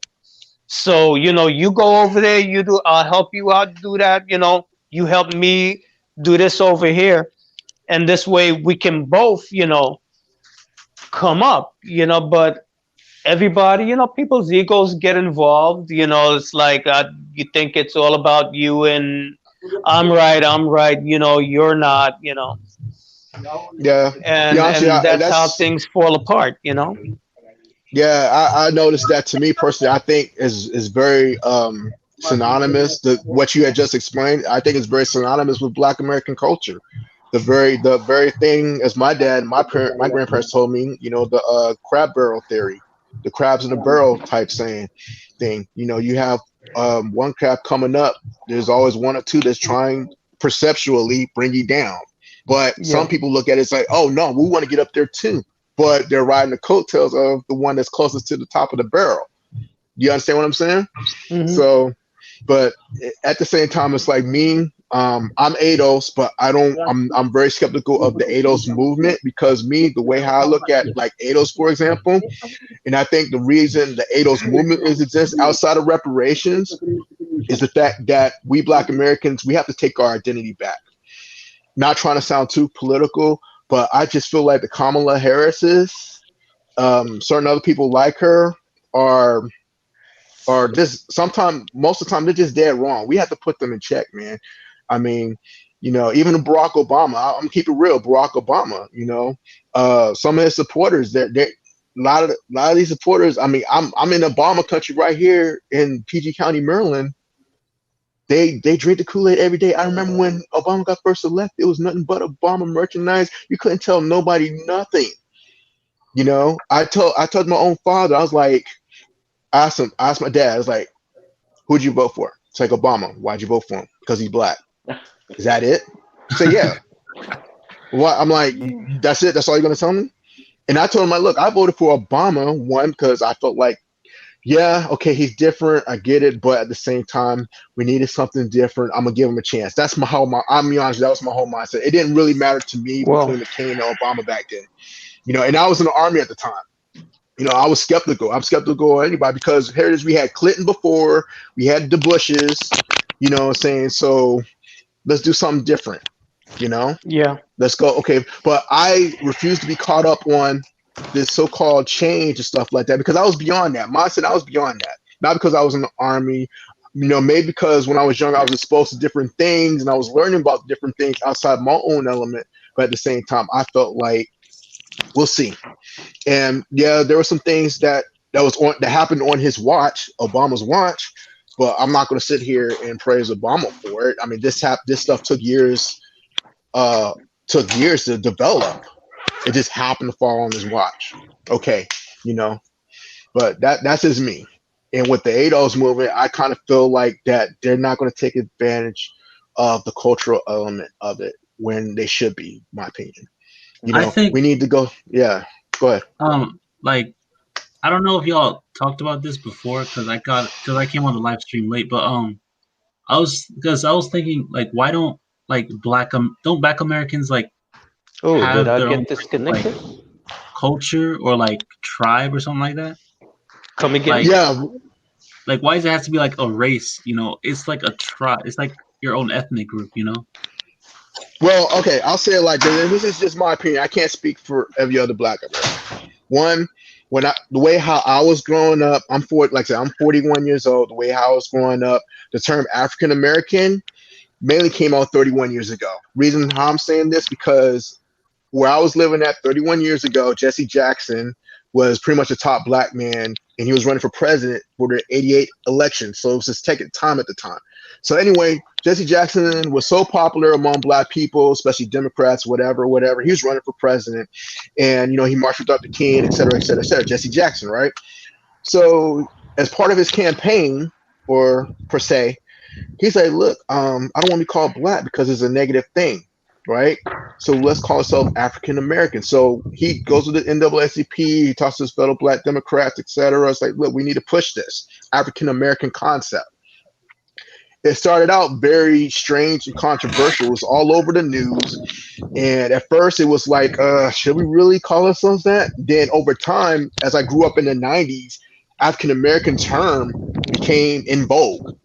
You know, also at the same time, remember, hip hop music was really starting to catch up steam. So you had a lot of that Afrocentric movement, the cross colors type stuff, the Public Enemy, you know, stuff like that back in the late 80s, early 90s that kind of coincide with what Jesse Jackson wanted to see out of black people, I guess you could say. And that kind of I'm going to say stir to the wrong direction. It put us in a situation where at the time, us being a dominant minority kind of thought we can dictate who we are. You see what I'm saying? Yeah, where, for example, terms like, you know, Jamaican and stuff like that, you still had that Pan-African, Afrocentric influence from key people, you know, like Jesse Jackson and whoever he was associated with, even at that time. Now, as time goes along, you know, you have this so-called ADOS movement, which is basically a reaffirming going back to Black America. And as far as I'm concerned, the issue I have with that, one, we know it's reparations. That's the main thing. And to me, that should be up to debate. I agree. That should be up to debate, formally and informally. But what's even more important to me personally is a cultural identification. Now, to answer your question, yes, Black American is an ethnic group. Why? Because one, African is only part of our ancestry, just like Jamaica. Jamaican's Jamaican. What's Africa is just African ancestry is just a part of West Jamaica. There's so much of Jamaica that's such much more in that. You know, Bob Marley is Jamaican. He will always be known to Jamaican as Jamaican because what he contributed in his life in representation for his homeland, which is Jamaica, and what he learned and all that other stuff and that's why he's honored as he is for these past years since he's been gone. Same thing with MLK. Same thing with other people from wherever they're from, especially in the Black American community. Like with I know y'all was talking about Cynthia Erivo and the Black what's his name, Kula, the British actors that was playing Black American characters and stuff like that. Yeah, it's a very sensitive issue with us because one, we built that shit. You see what I'm saying? Whether we agree with the actions of certain characters or not, it came from us. You see what I'm saying? The Black Panthers came from us. You know, I don't agree with them. They came from us. The Malcolm X's, they came from us. You know, he's part West Indian. He's still Black American. Reclaiming them. MLK, same thing. You see what I'm saying? So when their stories, when they had an impact in our community, it is up to us from the Black American community that we gatekeep it. You see what I'm saying? We make sure it's told right, it's done right, and respected. I'm sure the Dominicans would say the same thing about their culture. I'm sure the Jamaicans and whoever, Haitians, whoever would say the same thing about their culture. You see what I'm saying? Yeah. Because like what I'm saying is that like I don't know, like it's because like from a Haitian perspective, like the way I grew up, it was more like we were just Haitian. Like we wouldn't just say that we're Black, because when people say that they're Black, they usually mean like Black Americans. And you know, like I think that's like the problem with like how Dominicans have some problem with that, because like they're not Black Americans. Like right, and I say this they're Black because like they're not all Black, and even if they were, they're not American. You know. And this like, is what I say. You know. Yeah, like I said before, from American history and from especially the Black American influence, the Black American influence has always been race driven, whereas the Dominican, Caribbean influence has always been culture first driven. You see what I'm saying? Where, yeah, they have their history, they have their customs and everything. So when you have a Haitian immigrant that grew up in Miami, Florida or somewhere like that, and they clash with a Black American person, it's more of out of ignorance from one and the other. You see what I'm saying? I like I said, I have a Haitian landlord. She's a great woman to me. She's very nice and everything. And she used to tell me stories of how she was growing up and how she was spit on and disrespected from Black folks. That's wrong, man. No one should do that. Other Black people, especially, I mean, me, I'm not going to look as a person that look at me, but from other people that just been harassed too, why would you hassle other people for the same thing that happened to you? That makes no sense to me. You know what I'm saying? Yes, they look like you, but they're different too. And we have to understand that and embrace that too. Like, I really respect Haitian people, not because they're Haitian, because because like I said, I'm aware of the history, even when I was a kid. And even last time I've been to Haiti was when they had the earthquake. I was in tears, man, because here I'm fresh out of an Afghanistan deployment. My brain's still in Afghanistan. Here's I'm going to Haiti, and I don't even know how to react. My first day, they had a aftershock. We had to move our station because it was so bad at the area we're at. Luckily, we have, U.S. Army has helicopters. We can just fly anywhere. That ain't the case in Haiti. We had to work with the UN. They weren't. To be honest with you, they weren't much of a help either. We had to pretty much run everything. UN are good. Well, they are what they are. U.S. Army, we're going to do our thing. I'm going to tell you that right now. We're going to do our thing. I go up there. I saw the good. I saw the pain. I saw the bad. And I kind of felt helpless down there. Yeah, it was a humanitarian mission per se, but it was You're very, very emotional. That's what I call one. You're very emotional. I got to sit there. I got to literally break up a fight over food. I got to cuss out. I had to cuss out a grown-ass man because he was fighting over a helpless woman and kid over some damn food, over some damn supplies. We were understaffed with Creole and French-speaking people because the UN failed to bring translators for us. And we're in the front line. We're not designed for humanitarian missions. I mean, I'm in 82nd Airborne. I work for headquarters. We go where the enemy at. We don't go where the helpless at. We go help helpless people, but our mission is to go kick ass, not to be peaceful and everything. So the resources for us is like conflicting. You know what I'm saying? My mind's still in Afghanistan the whole 2 weeks I'm in Haiti, and I'm like, man, it's so messed up because you get in situations where you want to help out your people, you want to understand, but all you can do is just sit in tears and sit and be like, what now? Because I remember I remember 2004 when that shit went down. I remember 93 when Aristide, that shit went down. I have relatives that was in that shit. Okay, Yeah. so I mean, yeah, it sucks, you know. And I remember, you know, reading stuff about Toussaint Louverture because, like, Toussaint Louverture, that name will always come to my head because when I was coming up, like in ROTC, that's when I first heard about him. U.S. Army, the tactics that a lot of these army used to mean, especially U.S. Army, like Army Rangers, stuff like that, they learned from the Native Americans, and Toussaint Louverture was who learned from Native Americans and stuff like that. How to attack in the dark. Back in Toussaint's day in the 1800s or whatever, they didn't attack no damn dark. They always attack in the day, and they want to look pretty. They want to have these big ass lines or whatever, look massive or whatever. Nah, Toussaint Louverture, and these people like, nah, man, we black. We're gonna blend in. We're gonna kick your ass. We're gonna take the kids at night. We're gonna do what we got to do. You know, guerrilla warfare. That changed modern warfare. Military colleges teach classes and tactics based on this man's efforts. You see what I'm saying? And people don't give him enough credit for that shit. Toussaint Louverture. Toussaint Louverture, yeah, they don't give this man, him and his people. I think Christophe, yeah, he's a genius. He's practically a genius. He's a guerrilla war. I mean, he's literally the definition of his actions were literally the definition of guerrilla warfare. Guess what? It wasn't just men, but his effort that took down the French. Empire. He defeated the French. Yeah, he took down the empire. Spanish, Yeah, defeated the British.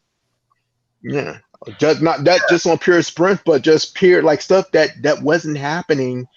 Like you look like back then when you had Napoleon army, French and stuff like that, they would do their little stereotypical thing, big ships or whatever. That didn't deter them. It's like, okay, you got these big ships. We'll see you tonight.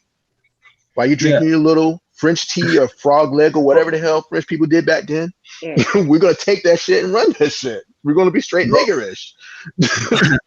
What I'm gonna say is that, like, for the earthquake, you know, that's like that shit was like really sad. Like, there's some people that in my family that they went missing right after. So, like, it was really bad. That's and, what got me in tears because this. Yeah, go ahead. I'm sorry. Go ahead, man. My bad. Go ahead. I was gonna say that, like, and like Haiti is still rebuilding because, you know, it's a corrupt government, and like there are a bunch of countries that donated money, and like, let's be real, only half of that money actually went to the people. Because the Clinton Foundation caused it. Yeah, like you have like the DR that like sent so much, who like the first people to send stuff, and look where all that money went. Like, it went to the government, and they didn't do shit about it. Because the government. And it's like, well, go ahead. What I wanted to tell people was, like, when people say that they want to help Haiti, you have to go to Haiti and like support it with tourism, you know? Like, you have to like go there, spend your money, go to the beaches or whatever. Like, they just need tourists to come there so they can get revenue. That's what I was saying. The same thing about Cuba and stuff like that. Yeah. That's what I was saying about Cuba. Like, my granddad was stationed in Cuba. Why people want black people have economic power? Why black people have economic power? They just chew the spitting on Jordans. Yeah. Hello. Well, no, I'm not talking about black America. I'm talking the Caribbean. Haiti, the West keep on Haiti because of what they did to France. Mostly what they keep to France. That's what happened to Haiti, because the reason Haiti was they sanctioned Haiti because of this, because of that war, the Western nation. Right. You ain't know about every nation know about it. That's why. And Haiti government should carry the France to court, pay reparation to Haiti. Yep, that's right. Well, I'll say this. I'll also say this about Haiti from a historical standpoint. If you look at the geography of Hispaniola, Haiti, Dominican Republic, Cuba, Antilles, and stuff like that, it strategically benefits the United States. It's the reason why the U.S. military like it is, and for so long, because one, if we can keep everybody in-house and let them do their thing, long as they don't really mess with us like that. That's why you had the Cuban Missile Crisis and stuff like that, because Soviet Union back then was a serious outsider. Yeah, like the same. Haiti was used to deter Cuba from communism. Like, Haiti was like supported by the U.S. government. But if you really was communist, you know. But also, if you really look at, especially like the Cuban Missile Crisis, for example, you put a missile anywhere in those islands, that's a serious threat. You put a missiles in San Dominican Republic, you just gave Hispaniola some serious power, some serious backdrop. You know, Cuba just happened to be in that situation because, like I said, Cuba was probably the closest thing to a U.S. state that's not a U.S. state outside of Puerto Rico, of course. But still, you know, because Cuba was putting in so much money into, or U.S. economy was putting so much money in, you know, U.S. benefited so much from Cuba being a big island, being a big economic resource and stuff like that. And also was a strategic standpoint for a long time. Like, if you want to go to Cuba, you had to go through us, point blank. You know, Castro's like, nah, you know, he wanted to do his thing. He didn't want to cooperate with us. He looked us in it. He wanted to talk to the Soviet Unions. He pissed a bunch of people off. US you know, that's basically what Castro did. USSR and agree. Say again? United government, United American government and USSR, the Soviet Union didn't agree because they were communists. Well, that was back then, though. I mean, that was back then. I mean, I'm gonna say it's now, but it was back then. You know, Castro tried to be slick. Let's keep it real. He had a situation. It's like, look, I'm gonna get with the Russian because, you know, I don't like USA. They don't like USA, and the Russians pimped them at the last minute. I don't know what the details it was, but I just know back then when we had a chance to take over Cuba, we couldn't do it because of this situation. Yeah, we have this little Guantanamo Bay or whatever, but that's about it. But, you know, Cuba. But what I wanted to say. You think USA can control Cuba today, no? Do we control? No, we don't control Cuba. That's on them. That's on them. I mean, you can go travel there. I'm not going to visit Cuba. I'm politically. I chose a political side on that, you know. But that's me.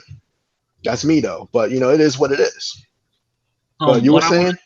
What I wanted to say was, like back to what I was talking about like identity, in the sense that like people, like there are some Haitians that won't say that they're Black because they don't want to be associated with like Black Americans, you know? Right. Like there are like a lot of people that like who will just say I'm Black because, you know, that's my race, you know, like I'm Black because I'm Black. Right. Visually seen because they don't know. Yeah. Go ahead. And like some of them, like, so I'm saying is like, do you think that there should be like a division, like be like, oh, I'm Afro-Latino or I'm Afro-Caribbean or I'm Afro this or I'm Afro that? Or should it just be like I'm Black and I'm mixed and I'm Black or whatever? Well, yeah, what is the between Black American and Black immigrants? They are classified as African American, what Christina said? Well, one, Black Americans are not immigrants. That's a fact. No, that one. Yeah, that's one. That's an absolute fact. We're descendants of slavery. That does not make us immigrants. We are embedded to this country. The only other people that are more embedded are Native Americans. Those are just the facts. Well, Native American participated in the slave trade, of Black Americans, the Cherokee and the five tribe, the white people civilized with them, with the Confederate army and the UN army. What about the UN? You wouldn't be lucky if they do anything here without us. I mean, I'm just keeping it real. I'm not trying to really dog the UN. It's just my experiences working with them hasn't been the most pleasant. And I'm not trying to brag. I'm just stating facts. Like, you see all this stuff in the news with protests, the stuff with Portland and stuff like that. That's microcosm. Those are small.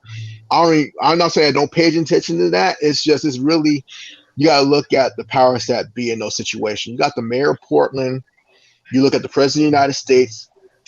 It's obvious. It's not even rocket scientists. President of the United States, he's not well liked right now. Okay, everybody that has power, anyone that has power right now is going to use their power to the most ability. I'm in Washington D.C. You're in the D.C. area too, Christina, right? Remember what Mayor Bowser did? Remember what Barry Bowser did with the Black Lives Ladder painting on the street? Oh, yeah. Mm-hmm. Okay. That's politics. I sat and laughed about it. I had to think about it for a second. I was like, and I ended up reading stuff. I'm like, okay, what can the mayor of DC do and what she cannot do? Then I found out, because like I said, I'm from DC. So I know this much. DC is not a state. It's really, at the end of the day, 100% federal, regardless what the DC government say. It's 100% federal at the end of the day. So really, in a way, she just basically told Trump, "F you." Yeah. But look, we're gonna do this since you're gonna bring a little army. You can't. And plus, the way the president tried to do, he tried to bring active duty. I know this. I'm not supposed to say this, but I know people who was stationed in Fort Bragg, that was in D.C. during the time of protests. All they had to do was call a phone call. They would call 82nd, and it would have been a wrap. But president can't legally do that without Congress.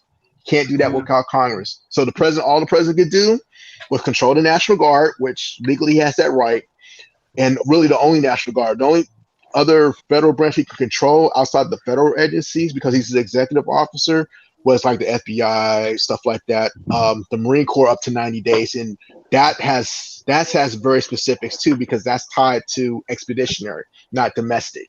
It's like legally you can't, for example, you can't unless you get permission from Congress, you can't have Marines patrol, do local law enforcement in U.S. land. You can't. There's actual legal document that says that.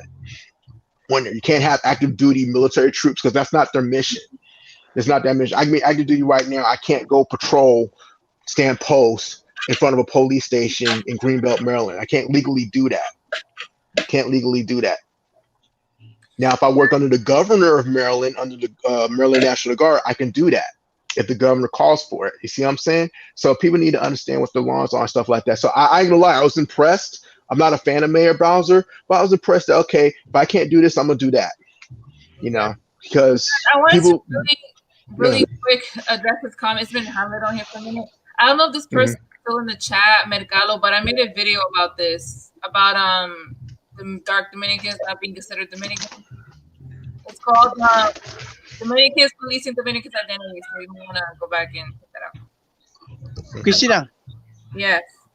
The Dominican Republic classified as black. The what? Is Dominican Republic classified as black? Is the Dominican Republic classified as black? Yeah.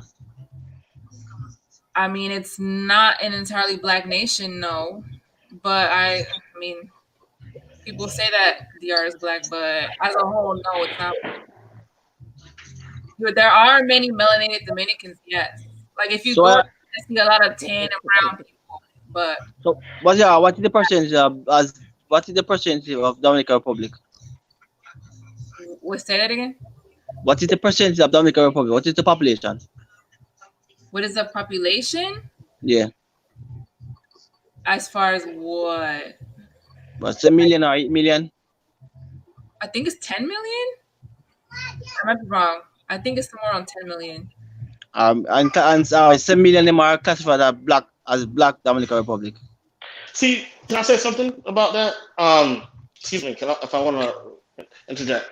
The funny thing about it is, like, it depends on what you consider black. Do you consider, something that's chocolate is black? Or because, like, in America, like we talked about the one-drop rule, what's confusing to black Americans is when you see a black American, a lot of times will see a Dominican. I don't care if that Dominican have white skin and have curly hair, and he or she may have broad lips and a broad nose, and they have African features. That African American may just say, hey, that's a black person in front of me, okay? Because of the one-drop rule. Because over here, it's considered black. But now in Dominican Republic, that person may not be considered black. They may be considered, Indio, or maybe considered mulatto, or may consider what's the other one? There's something, or mix or something like that, or mestizo or something. If the term black in America is different than the term black in Latin America, that makes sense. Over here, one drop of black blood, curly hair, as long as you have African features, you may be considered a black person. But over there, it's like, it's all about skin. It's kind of like skin tone. If you don't have that I would say brown to chocolate skin tone, you may not be considered black. And then not only that, but I think in the Dominican Republic, you have something that's called Indio, which is like an Indian tone. And even though that person may have African features, they may still call them Indio, or something, because they have an Indian color. I noticed because, like I said, my, fiance was Dominican. So, and their family was more, I would say you would call them more of a white. But that's funny because her uncles and aunts were black. So it's a case-by-case basis. For us, basis how they classify you. Yeah, I mean, to us, we will say, it will be, majority will say that, But to them, they may say, no, we envio, mestizo, or legueño, or whatever you want. It's case by case. It's just very different. It's different, and it's kind of hard for us to understand. I get it because I'm very well studied and traveled, so I understand that. But most people, when they look at it, they're like, and if you come from a predominantly black culture or country, it may be kind of hard to kind of look at it and grasp the understanding too. You know, so What I gotta say is that like yeah. it doesn't really matter because at the end of the day, you know what I'm saying, it's their own country, Hmm. and it's like they're like how they like classify themselves doesn't really matter if it's like a black country. Like Haiti's a black country because of the fact that 90% of the country considers themselves black, and No, they listen. actually are black. When Dominicans is like they're mostly mixed, so it's like Yeah. they could really just be their own thing, and it really doesn't matter. Hmm. And what's funny about Haitians? I've seen some white Haitians. As a matter of fact, there's a couple of Haitians I know that you would think you know, the typical Latino. They're not chocolate. They um, tan or this one that's really white skin. Yeah, And they're Haitian. So not all Haitians are even dark. You know what I mean? So yeah. that's Like interesting. Yeah. even in my own family history, like there are Hmm. people in my family that are like who are like straight up white. That's not even that far Hmm. down. Like they're actually Right. just white. Yeah. Yeah. So it's like it's not that clear cut. It's just what You are everybody biracial? considers Hmm. themselves as. Right. Was that? Yeah, even within Black American culture, I mean, you got people that if you go far down the line, you have white looking Yeah. people, you have actual white people. It's a spectrum. It's a spectrum, man. I mean, from a Black American inspection, I think one of the biggest problems with Black American people is understanding the difference between what's race, what's nationality, and what's National. Yeah. ethnicity. Hmm. Yeah, that's a big problem to me. That's how I see it. I can because I take time to learn what the definition are. I take time to learn what definition, what's what, and at the same time take it from there. But some folks are still caught up on whatever and on the ignorance. But whatever, right? So Yeah, that's true. that'll take time. Yep. Yeah, so yeah, So it's difficult trying to explain that. I mean, especially when you're dealing with people that Jamaican language and culture, that's what I call it. were raised over there. Hold on, it's always connected.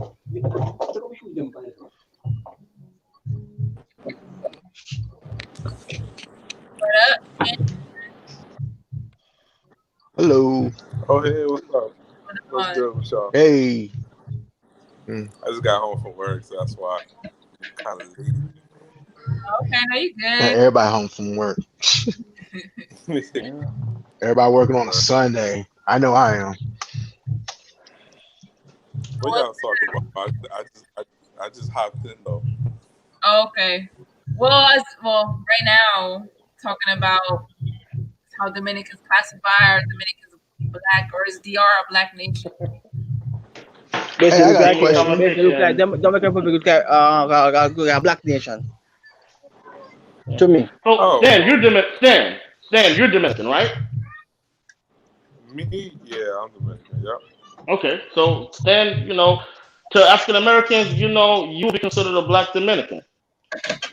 Xena will be considered a black Dominican. You know what I'm saying? But not everybody looks like you or Xena. There's some white looking Dominicans too. I've seen them.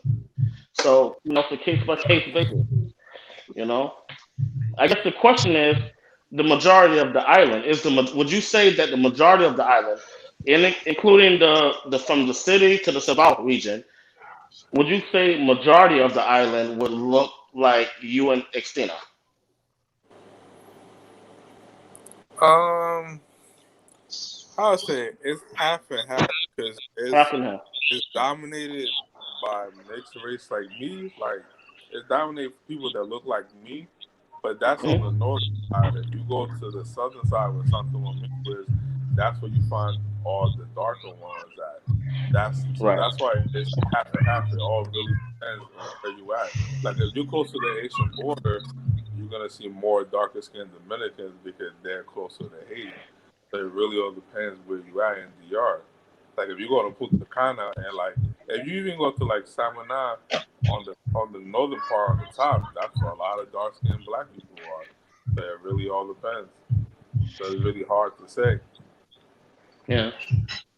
I was So just then trying to. you got some loud music bumping in the background. Somebody, somebody partying, basing. Yeah, I was trying to help this young brother here, to answer his question about that because, it's kind of complicated. Like you had mentioned one time on the show that, what Trujillo did when he took a lot of, black, yeah, and he classified them as Indio on the ID,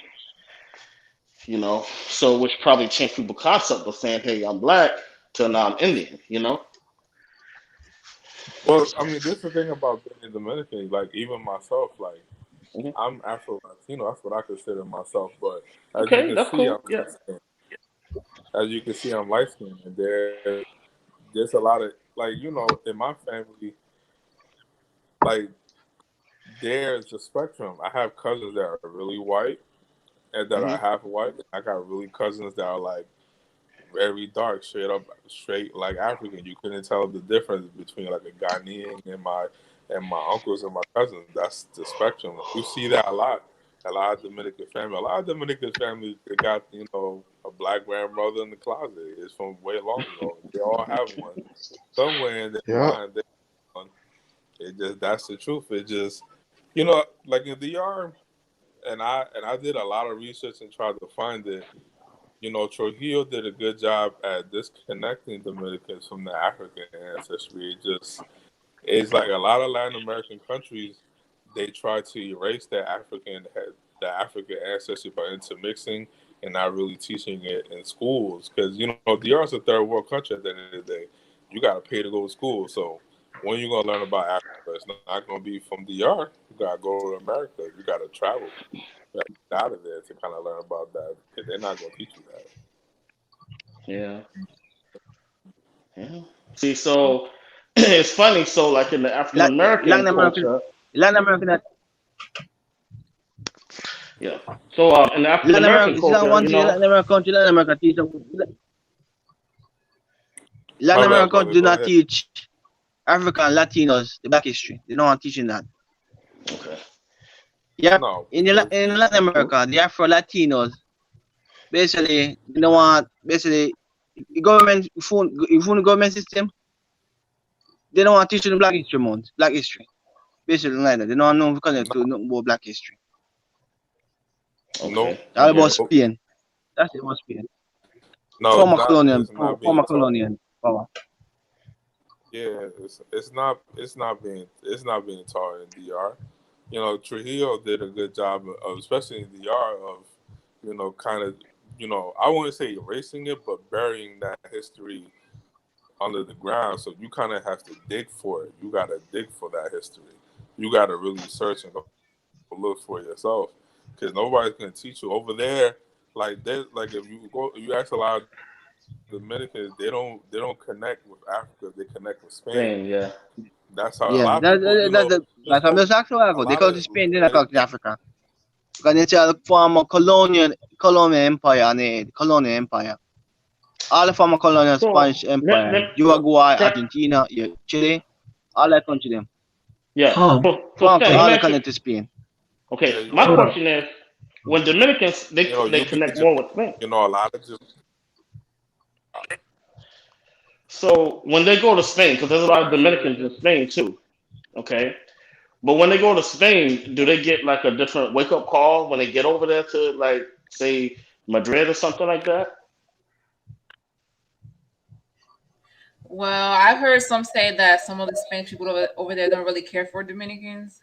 Right. And not to mention, like the first like recorded hate crime was towards the Dominicans. So clearly, there's Yeah. a distinction there. Yeah. So There might not be some Spanish people that get along with us, but Spain. that's not where they're I mean, it's a little different because you might count a little bit of racism. Okay, I got a question.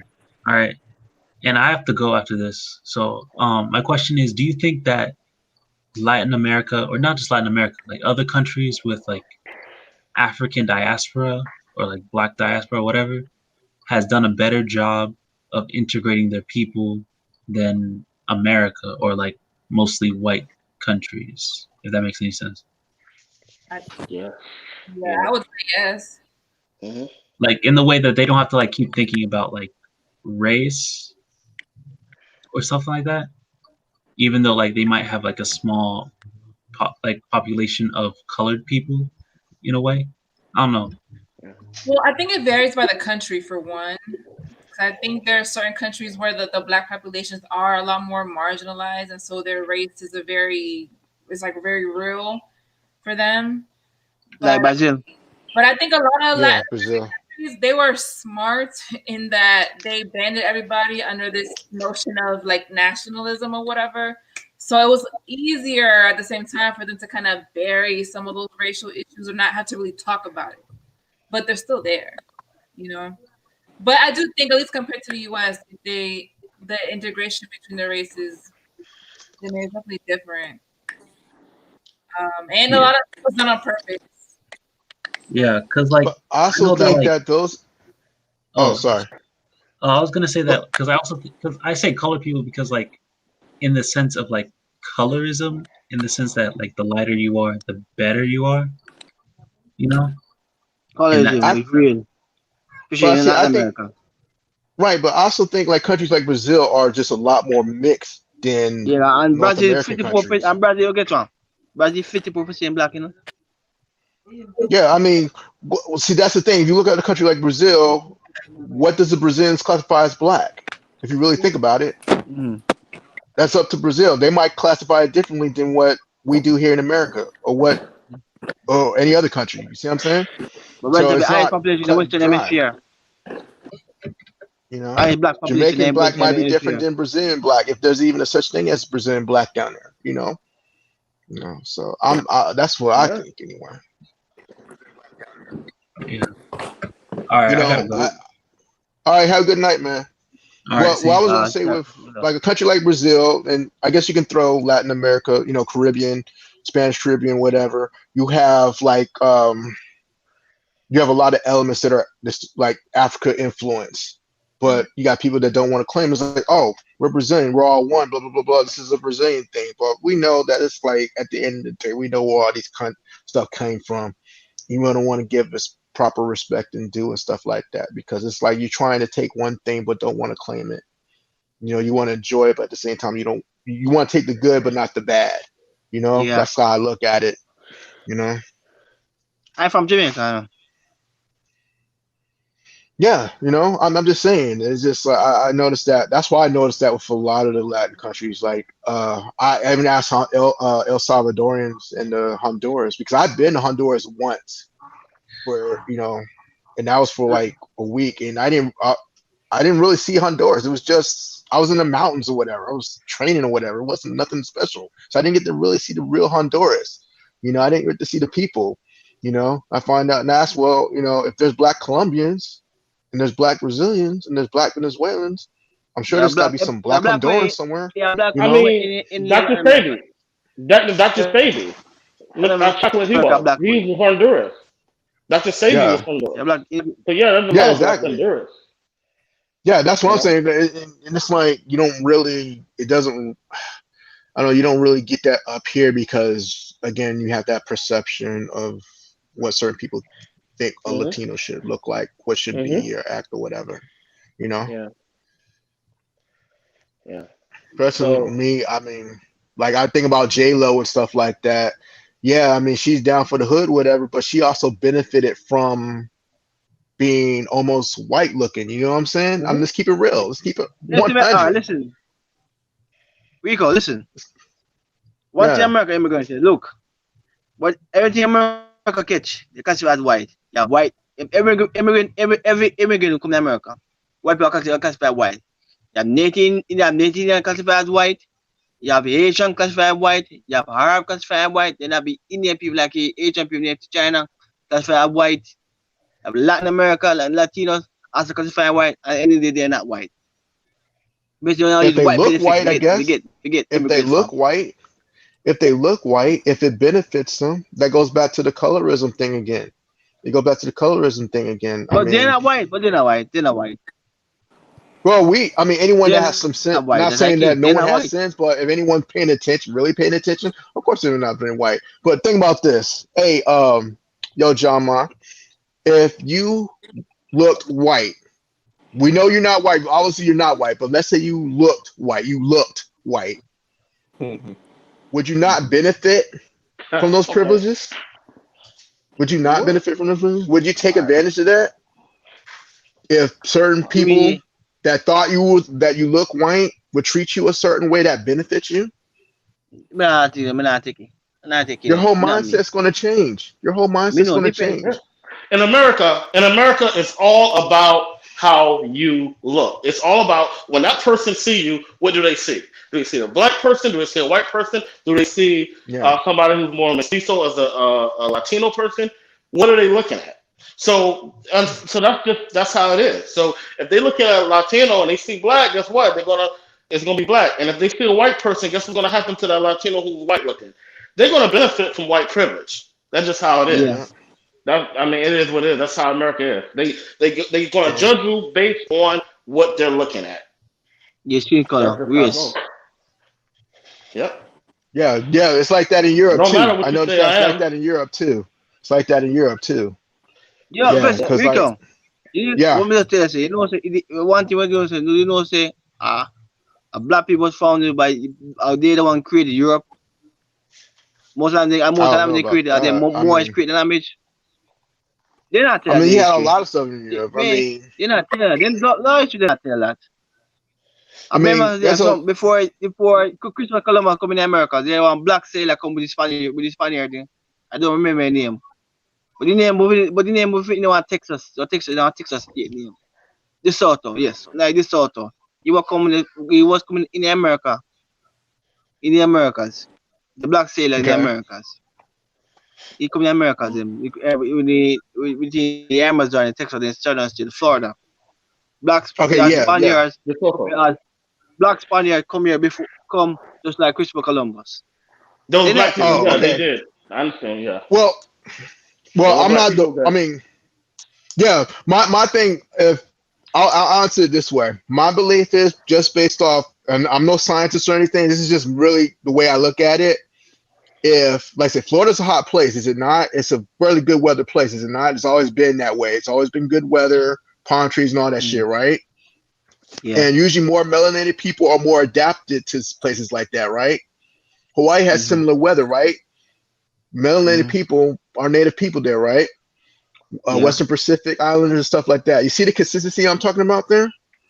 You see what I'm talking about? They didn't just come up off the ground. They had to come from somewhere, right? I'm a believer of the Great Migration. I'm no scientist, but when I first heard about it, it made all sense to me. I do believe that the original human beings were African, from Africa. I believe there was some type of migration or something like that. To me, you can look at like the Ethiopians and the East Africans, and if you go from Ethiopia to India, the further east is the spectrum changes. You see what I'm saying? So yeah, I do believe in that. I've been in those parts in the world. Well, not India or that part. Well, I've been in that part of Africa, but not long enough to really truly experience that. But I do believe it does exist. The Native Americans out in the Northwest and in Canada that derive from Northern Asia, which is Japan and Russia. I definitely believe that exists, because if you go look at the Eskimos and the Inuit, they don't like to be called Eskimos, they're called Inuit. They look like Their Asian. descendants of the Inuits are Asian. They're Asian. They just happen to be on Canada.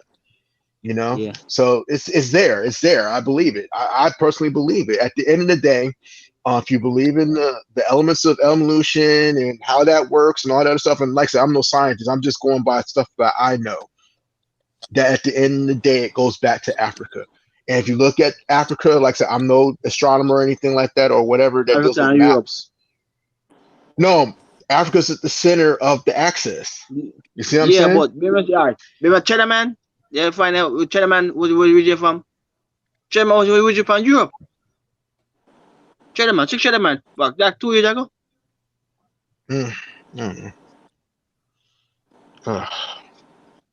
I mean, that's just me. You know, at the end of the day, it's to me the way I look at it is so much deeper that needs to be looked at. Personally, me. Yeah. You know, So basically, to my mind, we need to basically, black listen. people from I two think we need to continents. listen to the Native American. We need to listen to the original people, or what's left of them anyway. You know, I'm trying my best to find out my grandmother's side of the Blackfoot because I used to live in that area, and I'm like, I used to like whatever. But when I found out, okay, I'm somewhat connected to that area, it's a whole nother ball game. It's a whole nother issue. But you know, and that's just me personally, you know. And I think more when it comes from a Black American perspective, I think as Black Americans we need to, for me, from a cultural perspective, I think we need to concentrate on ourselves first. We can't neglect our accomplishments that happen here in America. When it comes to Africa and stuff like that, at the end of the day, Africa is going to be Africa.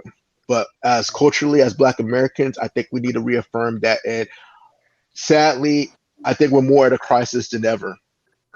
Yeah. Personally, I think we're more at a crisis than ever because one, um, I'm not Pan African. I've been known to be anti Pan Africanist, and that's fine. Why? But why?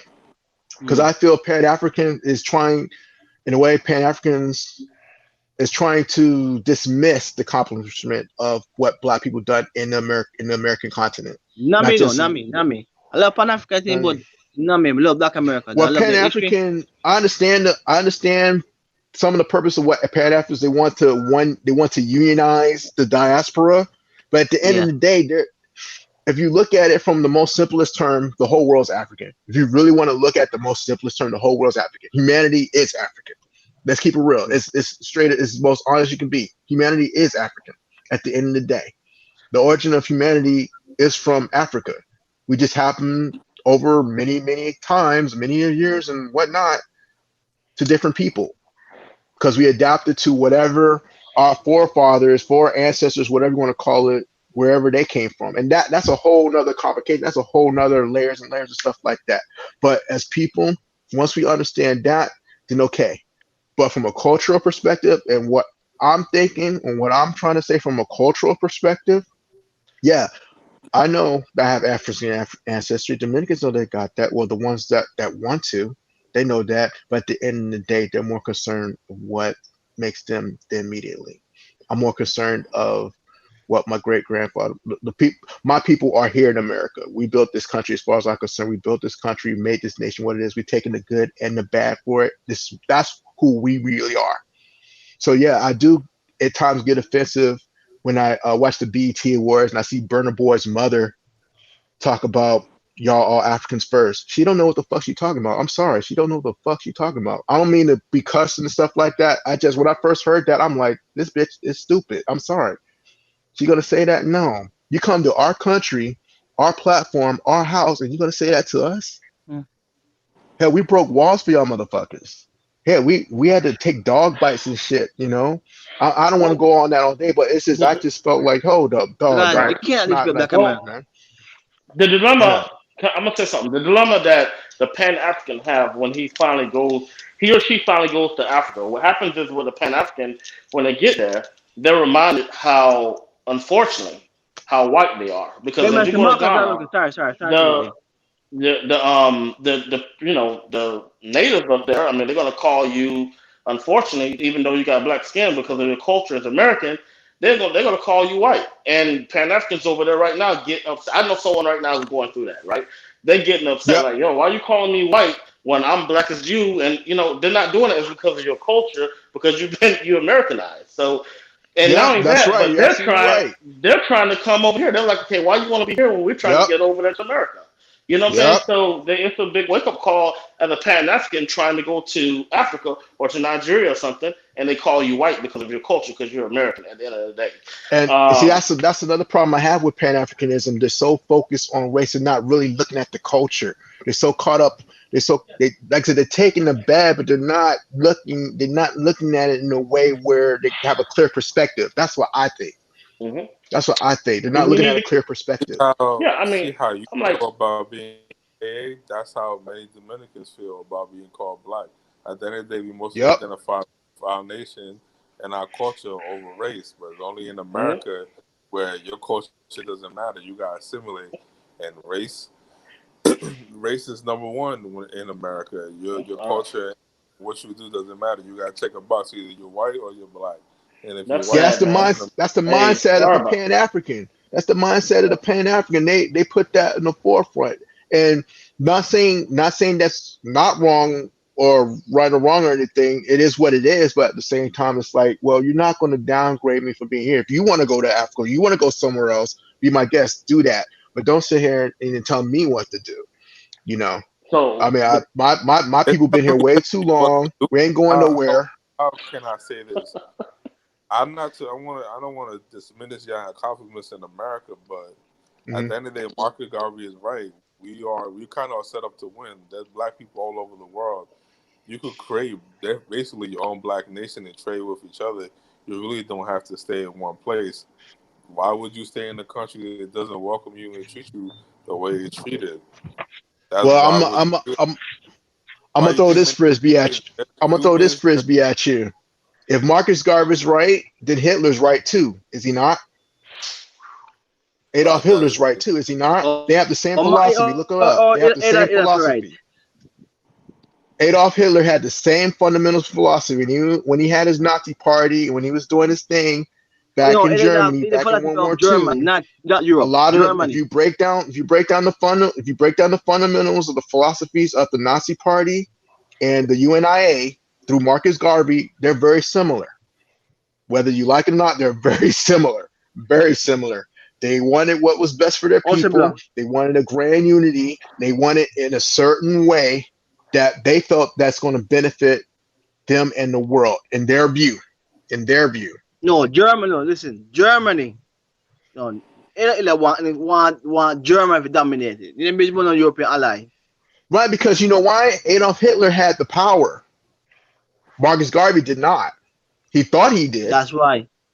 He thought he did. Of course, people will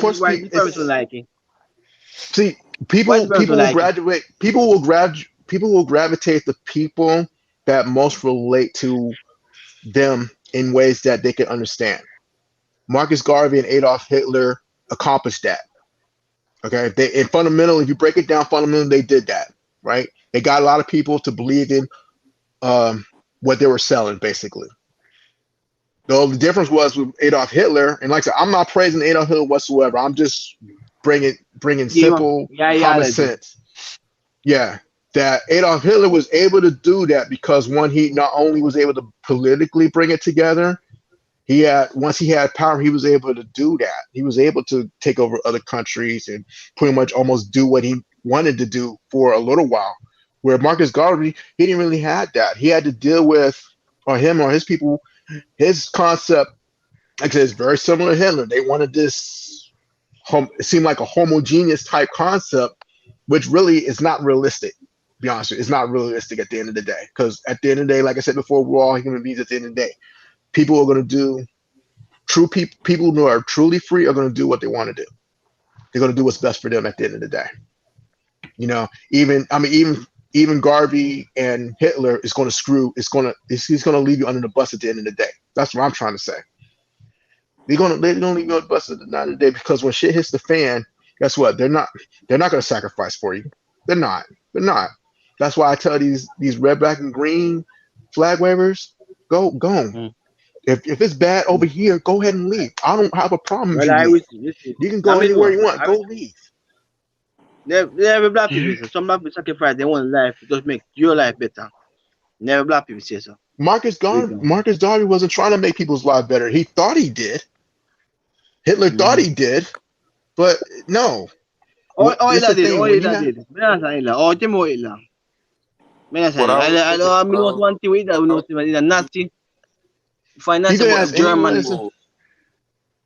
say to you that wherever you go in any country you see black people are, there's one common theme.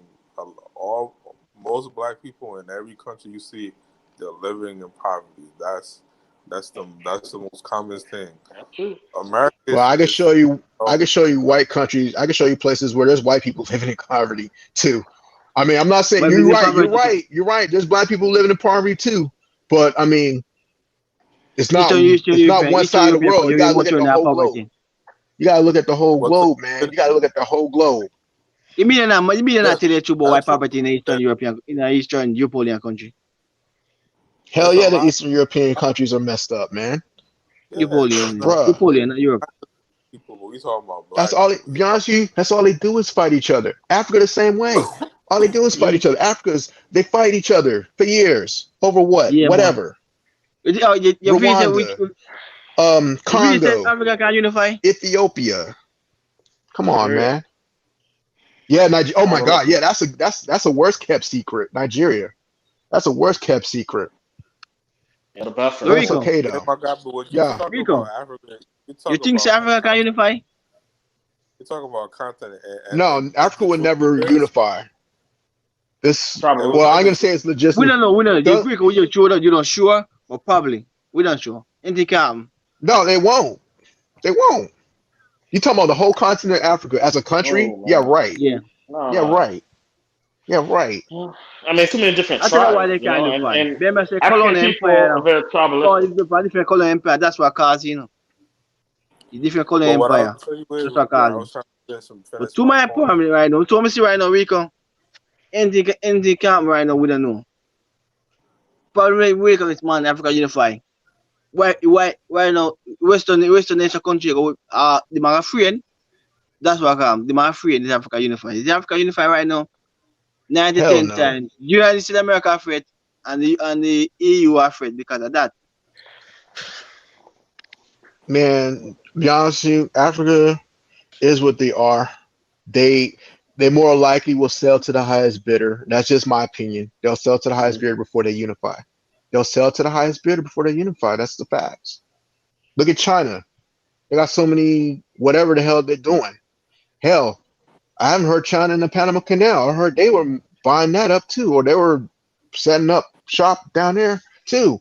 I mean, you know, at the end of the day, places like Africa where there's no unity, it's going to be So like I said, highest you ever bidder. been to Africa? Yeah, I've been to Liberia. I've been to Djibouti. You ever been to Ghana? Been to South Africa? Been to Namibia? You ever been to Zimbabwe? No, I've been to Liberia and Djibouti. Liberia You have was a been to different Africa country situation a long and time experience for ago. yourself and change your mentality. You don't know? I would probably just go down and change to a different country. Kenya, Ethiopia, talk to people and see why you can learn. I mean, I doubt that doesn't change my mind if they're going to unify. Yeah, It's going to not take change mind, something but bigger than them. Yeah, you can have. I heard they got the little the what's it called, the African Union thing they tried to do. How's that working out? same thing. CARICOM, Same with you, alright. CARICOM, Same with EU. Russia has than EU. Russia than EU. CARICOM, Which are the one. CARICOM has more stability than the African equivalent, whatever you want to call that over there. Okay, CARICOM has more stability, a lot more stability. They're willing to work with a lot more countries and make more money to stabilize more economies than the African Union or whatever they call themselves nowadays over there. Why? Because let's be honest with you, some of the countries are just greedy. You know, CARICOM. It's just more. If I'm the United States, if I want to work with CARICOM or the African people, if being realistic, knowing the United States, how the United States are, if Africa is giving me a lot of resources, I'm gonna work with Africa. Why? Because the Caribbeans don't like that. But at the end of the day, I don't really have to work with CARICOM. I mean, if you look at history, the United States don't have to work with CARICOM. They'll play ball, but at the end of the day, CARICOM's not a big player compared to, I mean, other parts of the world. And plus, the United States military pretty much put the rest of the hemisphere in check historically. Something goes down, the U.S. is going to find out about it. We got too many ships. I'm just being honest. Compared to Africa, Africa is a little more untapped, a little bit more unstable, in my opinion. From my experience, you know, especially West Africa. But at the end of the day, that's why I still don't change my mind when it comes to you, because I don't see it happening. The Caribbean will unify before Africa, in my opinion. Haiti and Dominican will unite before Africa. If you want to be realistic, I mean, I'm not trying to be funny, but yeah, that's cool. Well, the thing about it. Well, the thing about. Oh, go ahead. Go ahead, man. What I'm trying to tell my brother here is that you could build in Africa, but you can't build in America. They already built. They may try to tell us you can't be in America with this one. Yeah, do you really believe that? I mean, Hey, What do you mean? that's fine. If you It's not really a belief. I mean, it's pretty much fact. Like they telling you by 2050, black people won't have no wealth in America. They won't because they don't own anything. America's about ownership, my guy. If you don't own shit, you don't have nothing in America. You don't. Right. They just like you need to have ownership, and now with the way things are, the divide it's going to be Hunger Games, the have and the have-nots. There's No, some wealthy black that's always been Hunger Games. You're right about that. That's always been Hunger Games. Okay, it's just more fractionized now. I think it's more fractionized now. There are some wealthy black people, but it's not a lot compared to them. So, Where in Africa, Well, you there's never can't. really a lot of one. It's never really a lot of one-step people that are wealthy. Wealthy are who they are. You know, they're gonna look out for their interests first. At the end of the day, is their influence is key. You know, so yeah, I can go invest in Africa, but me investing in Africa, I got to make sure that works. In America, No, I'm but going to at If least brother, going to China, get some if I'm China not. is assurance. good thing, if In India America, is I'm good going to thing, at if least the get some world is good thing, stabilization. I can't say that in Africa. I can't say that in Liberia. I can't say that in Nigeria. Maybe Nigeria, because Nigeria is a little bit more stable and it's more progressive compared to most West African areas. But still, you know, um, I place my bets on the Western Hemisphere all day. well, now then that goes back to kind of like what Stan is saying. Black people, we're never going to own anything in America, but that goes back to the talk of reparations. If we get reparations, right? Well, I'm talking about Uh-huh. descendants of American slaves, right? Or you want to say ADOS or FBA? Will that change the game on that? As far as because then that changed the wealth gap. I mean, we can literally get wealth for what was owed that our ancestors didn't get when they were freed. Okay, You know, um, and then you can take that money and you can start businesses. You can invest it. I mean, things can. I mean, that can literally change in the next 25 years. Should we get the reparations that was due to us through our ancestors? My brother, I'm uh, gonna just have to rep to you. I'm sorry, man. I just gotta answer yeah, this. Like the chances of AAs getting reparations, the truth is slim to none. Unless y'all willing yep. to fight militarily, you're not getting reparations.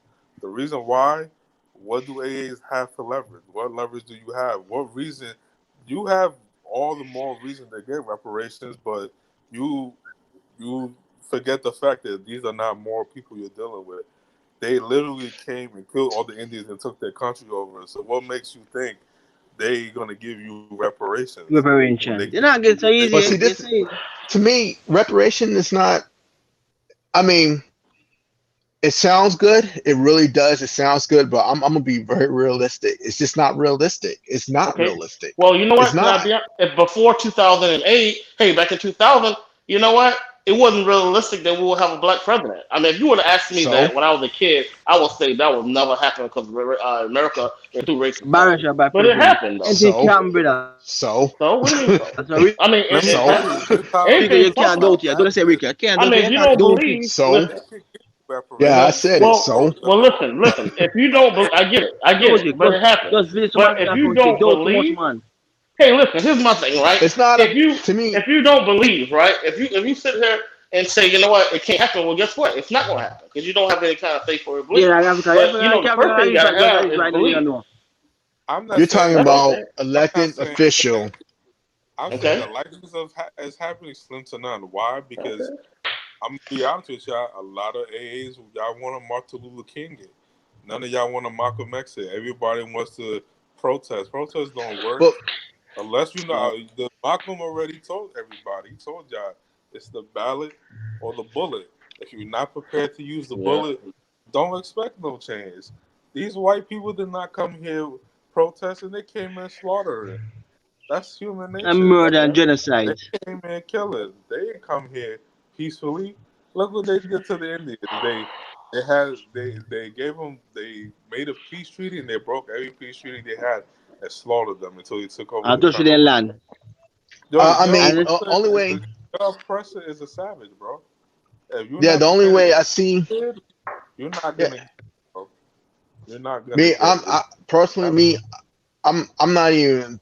really thinking about reparations like that, because usually when I think of Amos, what I have bigger expectations. I look at it. I look at the movement, and that's all I see. If it's reparations, I'm kind of more disappointed because it should be much more than that. But that's just me. But to just talk about reparations, I just don't really see it as realistic. Then at the same time, when you want to think about reparations, we can't really just think about money. We got to think, because you mentioned, one of y'all mentioned about investing and stuff. Okay, investing money. Well, for over 100-something years, there's been historically black colleges.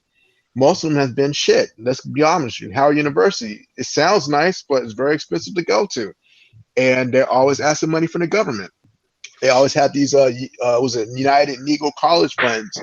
These things they got to do. But why college are still same? They have fair money because, look at them, just show them. Is it college sports that make money if you go to a free and white elite college? You don't know that, Rico. But guess what? You know what? HBCUs had that opportunity many years ago. HBCUs had that many opportunity. They had that very opportunity many years ago, but they so stuck in their old ways. They want to stay black. They didn't want to play ball, and that's why they lost their best players. They didn't want to build their facilities. They didn't want to upgrade themselves. They didn't want to play ball. Grambling State's a good example. Doug Williams, one of my favorite all-time Washington Redskins. He coached Grambling twice. The first time he left Grambling, he asked Grambling, say, hey, are you willing to invest in your facilities because it will help me as a coach get better players?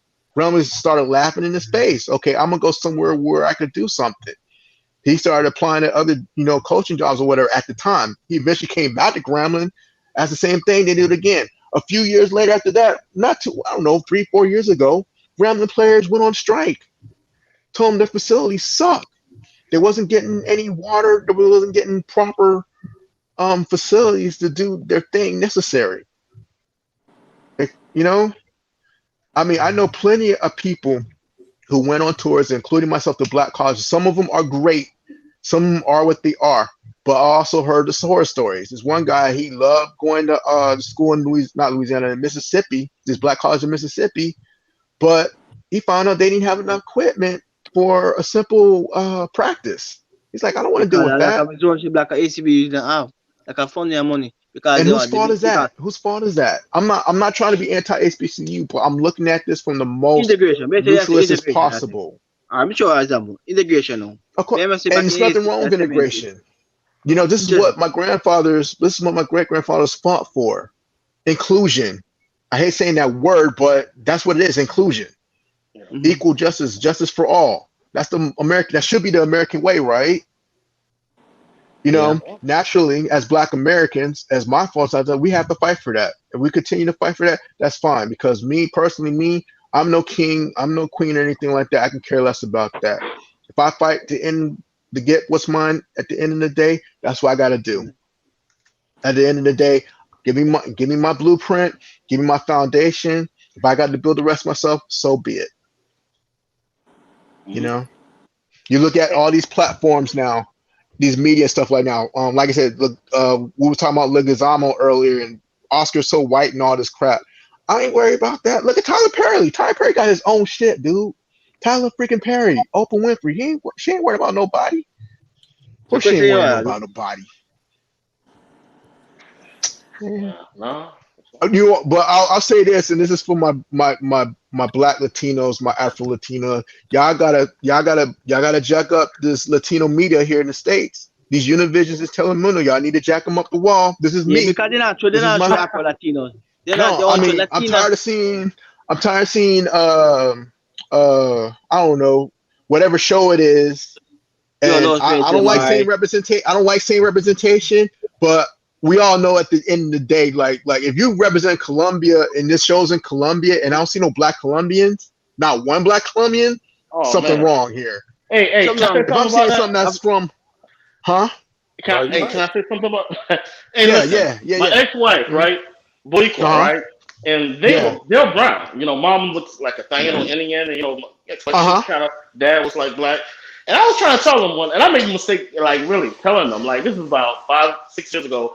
I'm like, the novellas that you look at, they don't represent you. There's no, everybody looks white in there. There's nobody that looks like y'all in there.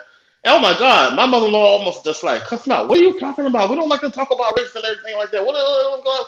I'm like, I'm sorry, I don't mean to bring that. I'm like, hey, let's be honest. Well, those people are from Venezuela somewhere, whatever, and that's how they look down there. I said, but there's probably some black Venezuelans. There's probably some black But Colombians. if you But they will if you sit there and look at no, but seriously, sit there and look at novellas all day, and the only time you probably may see one person melanated and Yeah, maybe a maid, and that's one, yeah, one or two. but see And yeah. in I'm saying to VR, myself, oh my God, it's not really like that. You come to VR, See, the movie is very racist to you do Afro-Latinos. yeah, you do Yeah, and see that Afro and Latinos they in was about to VR I cuss me do out for telling them that on they wasn't TV. represented in the novellas. Because they and have the same mentality about white people. But I Univision is it's a Mexican news network, so that's why you don't see a lot of their shows are Mexican, and they just yeah, recently Televisa. acknowledged that they were Afro Mexican. Televisa, none of them are. Same with Brazil too. Televisa's It's not notorious for that here. shit. Yeah, Televisa boy. But what I'm really trying to say though, for real though, y'all gotta own that shit, man. Like I said, with Polanco, see, I'm on her side on this. Look, you climb up the top, you do what you gotta do. Once you up on top on there, if anyone else behind you got your back, help them out. But if they're not, tell them to get their ass up here. Tell them to stop complaining, talking about man, they ain't this and this and that. I'm like, no, don't say that because I go on my radio dial while I'm driving down the street. I can listen to Latin music. It might be Italian, it might be Tex-Mex or whatever, but it's there. Or reggaeton if I go up to New York. Every time I go to New York, well, New York to New York, I'll keep it that one. Or go down to Florida or whatever, it's there, right? Yeah. You got to go out. You got to go out your little bubble. John Leguizamo, you got to go out your little bubble. You're talented. You're great. You're very entertaining, but you're so behind the times, John Leguizamo. I'm sorry. You're just um, for real though. But really though, Black Latinos, if that's up on y'all. I'll say it like that. Y'all need to jack these powers that be in the Latin market. No. Like, look, like y'all. Yeah, Latin market. La Negra know what the hell she's talking about. She had to check that dude on that TV show. I don't watch that show, but I know you're talking about. But she tried to like, hold up, what you calling? Yeah, exactly. She would. I'm on her team all day. I'm her on team all day. Oh, Amara Yeah. La Negra, right? Yeah, Amara nigga. Yeah, man. Yeah, People be she's sweating her, man. And I'm like, no, man. She knows what the hell she's doing. She had to go through I that support her BS too. for so long. Hell yeah, I support Yeah, her. and For stop real. playing. She knows what she's talking about, man. They need to get behind her. I can't remember the other chick's name, but I don't see her that much on TV. Really, the only time I seen her was I talked to Christina about it, the Cecilia biopic. Yeah, but man, I don't see that much, and that's the thing I have, and that's what I was saying earlier about Cynthia Erivo and the Harriet, and even with what's his name, Daniel Kaluuya and Fred Hampton thing. Yeah, man, either you do something about it or someone's gonna do something for you. Okay, so if you got this, let's say Roberto Clemente. Hold on. Roberto Clemente. Everyone know who Roberto Clemente. He's black as hell. Well-known baseball player. Imagine some white dude play Roberto Clemente. Some white Latin dude play Roberto Clemente.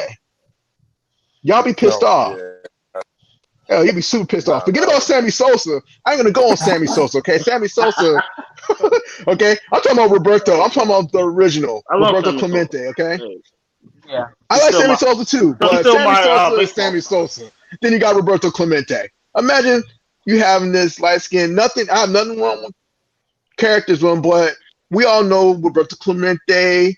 He's on the strong melanin end, okay? He's a dark skinned dude, man. He black, okay? He black. Let's keep it real. He black. I look on the football player in America. If you have this Ricky Iglesias looking dude playing Roberto Clemente in a biopic, that'd be upsetting. That'd be absurd. Okay? I was upset when Cynthia Erivo, when I heard about the Harriet stuff with Cynthia Erivo, I was like, okay, I'm not mad because she's British or Nigerian thing. I'm mad that the stuff that she said going up to it, how she just ignored, and she had people in her camp just dog Black American people like it was nothing.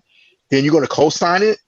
Then when someone addresses it to you, you're just going to throw it. You're just going to brush it off and not apologize, not even own up to it or even apologize. No, I'm sorry, I can't support you. I don't care how talented you are. If you can't respect my role, you can't respect where I'm coming from, where my people come from, you don't deserve respect. I'm sorry, you don't. Straight up. Sorry. Yeah, but no, I get it. But but just to help America understand, like not all Latinos look like Mark Anthony and look like Jennifer Oh, Lopez. You know of what I'm course, saying? I know that. Yeah, Yeah, and I mean, like, what, we know that here, but like yeah. the rest of America don't know that. So when they see those, what I mean, it's like when they see people like Amara La Negra, something like that, Uh huh. they say, oh, she's black. Okay, yeah, she's black, but she's Dominican. You know what I'm saying? So not Yeah. all, Latinos look like a certain, look like J Lo. Like Okay, so Latina. right. So Not I mean, Jennifer I'm for that. Lopez. I That's what feel I'm that trying to like say. They did Latinos. a good job of whitewashing Look them. Like, at y'all guys are football players. Soccer player them. You have black Colombian players, you have black Belgian players, you have Brazilian players. For example, Pele, best for. Hmm. Yeah, yeah. So yeah, why Afro do you think Latinos need to be Xfinity don't represented just, more. doing, Yeah, Xfinity has and to that's release All to right. be channels. I honest with you, to plan on doing me, that. What? Say it again, Sam. No, I said, why do you think Xtina has to do these channels? And I plan to do Oh yeah. like a history channel eventually on YouTube. I plan to do a history channel on the Caribbean and Latin America, like teaching the history of each country and how it became to be. That's what my plan is for YouTube, doing that type of channel, because the history needs to be taught, like Afro-Honduran, Colombian, even Argentinian. You think Dominicans are But bad, people not look nobody at the don't want to history tell of that. Argentina. No, It's worse. Argentina. So you have They think to. they're Spaniards. So that history, all that history, all that history has to be told. And I plan to do a YouTube, but a lot of this history just on the ground, it just buried. They did a good job of whitewashing a lot of Latinos, and now it's coming out that we are not white. We all come in different shades. Yeah. So now it's being like, thanks to the internet and people interacting in the U.S., that's not how it's coming to light. That's how it got to be. There's black people all over the world. There's black Asians that people don't know about. Yeah. Vietnamese, they That's right. don't know about. You gotta go. You gotta travel. That's where you gotta look. That's why I say, like, you gotta stay. You can't. You have to get out of the bubble of America. You gotta travel around. The only way to unify or even to have a common ground with each other, you gotta learn each other about. You have to learn each other's culture and each other's culture. Because everybody knows about AA culture. Everybody listens to hip hop, but not everybody listens to each other. Not everybody know about reggaeton or Rastafarianism Hmm. or reggae. Not everybody knows about Honduran music and stuff like that. That's the best way. That's the best thing you could do. You learn each other's culture and respect it, because everybody got their own brand of blackness. We yeah, all, to at the end me, of the day, we all have different cultures. Even though we may be black, but we all got different cultures. That's the thing. That's why Marcus Garvey tried to unify everybody under Pan-Africanism, because he understood in order to unify the diaspora, you got to come under one culture. That now if you see don't do that, that's then why it's I going to don't be very agree hard, with. because then we all have our own different culture. We all speak our own different language. I mean, I understand where you're coming from, Stan. I just don't agree But that with was my point. Garvey's philosophy on that, though. But yeah, I see your point. I understand that. I mean, fundamentally, especially nowadays, you really don't have to, because what's unique about blackness is Y'all not go one ahead. That thing. was my point. Blackness is blackness is not one thing. It'll never be one thing. You know. I mean, I want the fight for the blackness for the black Latino as much as the black Latino fights for the black American. I mean, that's what I think. You know, I mean, like someone I can't remember what I was going to say earlier. I know if I owned like a BET or a media conglomerate, I would love to see some Afro Latino representation, because I'm not seeing that from the big wigs at Univision or whoever owns it Like the nowadays. I'm Mexican, not seeing it. one them. I ain't worried about the Mexicans. Mexicans okay, but I'm Like just saying Telavita. though. Yeah, I'm just saying, I'm just not seeing it. I'm not seeing it when it needs to be out there. For example, It has a Rico, fixture. Yeah, yeah. Rico, give example now. So in Latin America, you don't see one black Afro Latino in Latin America. Say that one more time. It's super in Latin America country them. You always see Latin America country, white Latinos them, or dark skin Latino. We they never see one Afro Latino super. I never seen a telenovela that has a predominantly black cast. I have not. I've seen Jamaican movies that were shot by Jamaican people in Jamaica. I've seen those every now and then. I've seen South African sitcoms and stuff when I was overseas. I've seen stuff like that, but I haven't really seen anything from a strong representation of Afro Latino in that capacity. Because that was produced outside America. Mm-hmm. Yeah, did not see that. About Colombia. No, not even Colombian. Not even Colombian. I'm black. I know no person black people in Colombia. Okay. What about Dominican Republic? Are there pretty much a predominantly black novela in Dominican Republic? Novelas over there, to be honest. Everybody watches the Mexican ones. Yeah, like I said, Televisa is a big company. Televisa, man, they control a lot of that stuff. Even I think the beauty pageants too. It's like all connected. Black people have no chance. Have you ever seen it though? I mean, in Dominican Republic, have you ever seen like a predominantly black novela or something? I mean, I'm just curious because now that we're on this conversation, I mean, I don't know. I haven't seen anything like that, to be honest with you. I always seen like your typical token type situation when it comes to that, you're maid or whatever, stereotypical type shit. Like I was watching. Wait, what? You're watching what? I was watching what was it, Narcos, the Colombian version, the original version. I only saw one black character. I mean, I know it was a dramatization or whatever, but I only saw one black character the whole time, But I mean, even I'm just using that as an example. Yeah. But let me ask a question. Mm-hmm. In the yard, yeah, you can watch. But there are like Mexican. Hey, you're breaking up.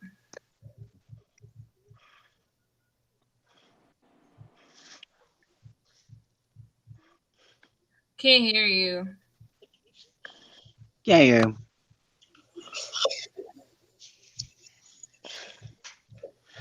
Yeah, his audio's down. Can't hear him. Okay.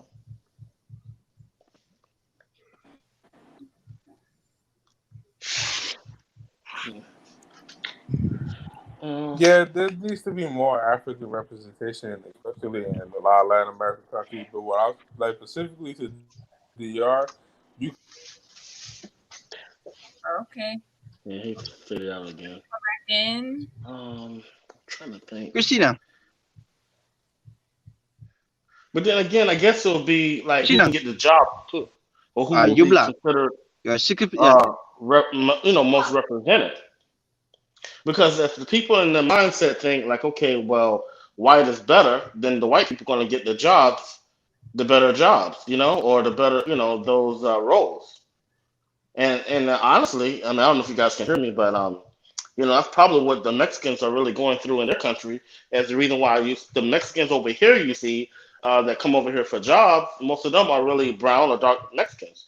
But when you turn on Telemundo, you turn on Univision, you don't see that so much. You see more of the white people that are actors for the most part, and so that kind of tells you like there's some colorism going on there. That probably more of the white Mexicans probably get better jobs, white colonization. Yes, white colonization. That's correct.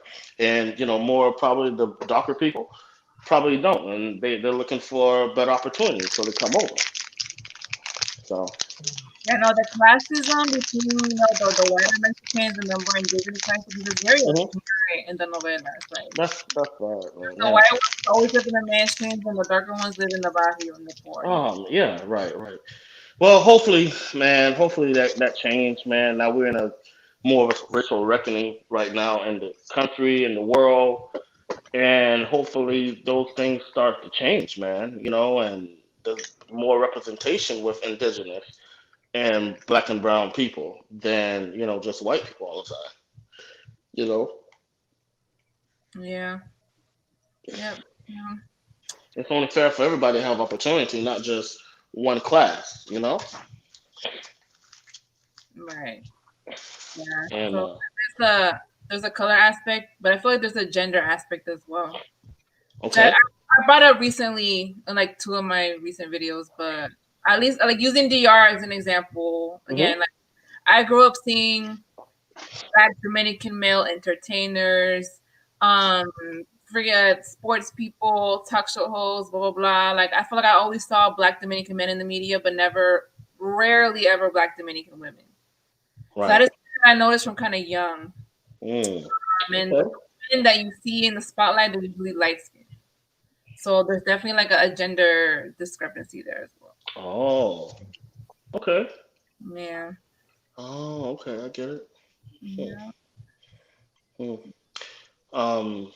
And what about politics? Do you see the same in politics too?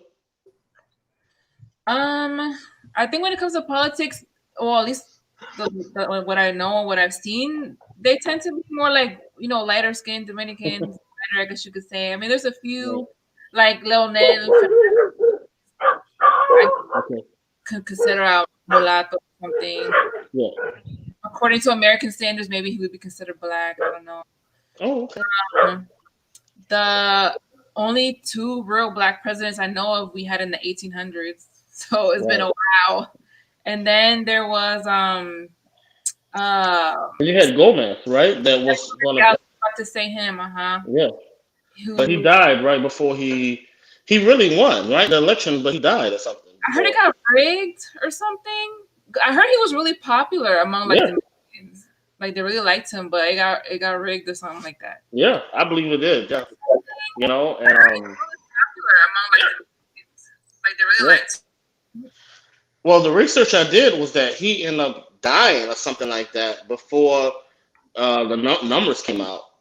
Before they actually did the election the next day, and he kind of like won, but he was dead. So I mean, how can you really put a dead person in office? But at that time, I mean, the family or friends I've always talked to, they always said that they felt that he was very good for the country. He was very, very. I mean, where Dominican Republic could have been. I mean, great, and also his sons are like in politics now and things. But that's sad, man. I would love to have seen him become, president for the Dominican Republic. I think that would be probably better country now than it was, than now. Yeah.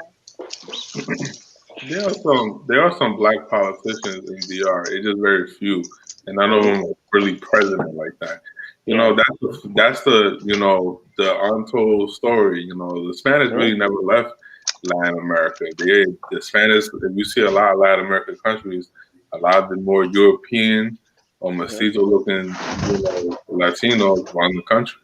Yeah, they've been put in power. Yeah. How are things now on the island with everything with the COVID-19? Because I know the island depends on the tourism. And right now I know it's like less tourism or less travel because of the COVID-19. How are things right now? Do you know? No, that shit's open. I saw it's J-Rod. He put a video the other day. He over there on the beach. That shit open. You can find that right now. But it didn't really hurt the island too bad, right? The curfew and stuff, but I keep seeing people post videos online, like people having these huge block parties late at night, and everybody's like, "Dang, I guess nobody cares about the corona no more." But it didn't hurt. In other words, it didn't hurt the economy too bad, right? The COVID. Nah, I doubt it. Okay. I mean, they could. They really. I mean, DR really can't afford to. You're really a third world country. Like, they can't afford to shut down. It's not even possible. Like, you gotta open it. You know? I was concerned about like the Caribbean. island that depends on tourism, right now I'm like, okay, well, if you stop tourism and you stop traveling, or then that's gonna hurt. That's gonna hurt the islands, and I'm like, that's not good. Yeah, that's why they opened that up. Right now, you can fly to DR right now. I mean, I don't know if you can fly back to the US. I mean, you might have to self quarantine, but you can go. Right. Okay.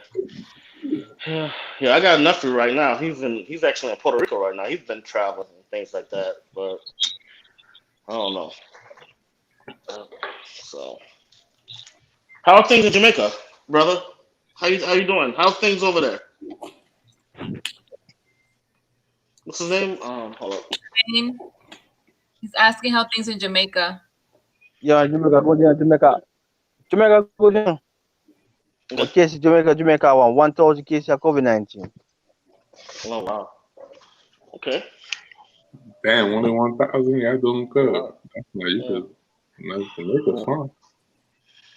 We're doing bad over here in the US. That's what happens. Yeah, man, it's just like our numbers are so inflated. Like even in Florida, man, it's like we're getting like thousands of cases every day, and it's just too much, man. So under your last two videos, how the comments been? They're like, it's more extended. Wait, say that again? I said under your, like you were talking earlier about your comment section on your last two videos. On the last one. Yeah. Has it been pretty bad, or was it like, It was kind of mixed.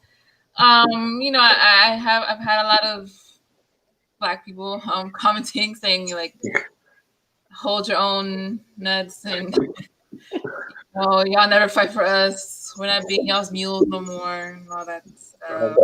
Yeah, that comes from Tyreek. That's FBA. That's the ADOS and the FBA. Sorry about that. The Black nationalists.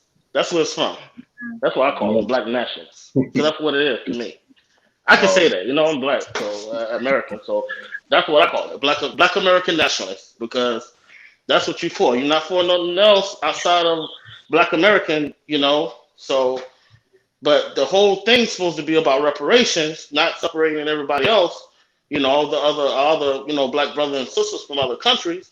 It's supposed to be pretty much, hey, you know what, getting what's owed to us. Because we already got to convince these white folks that this is a debt that's owed to us. It's not a handout.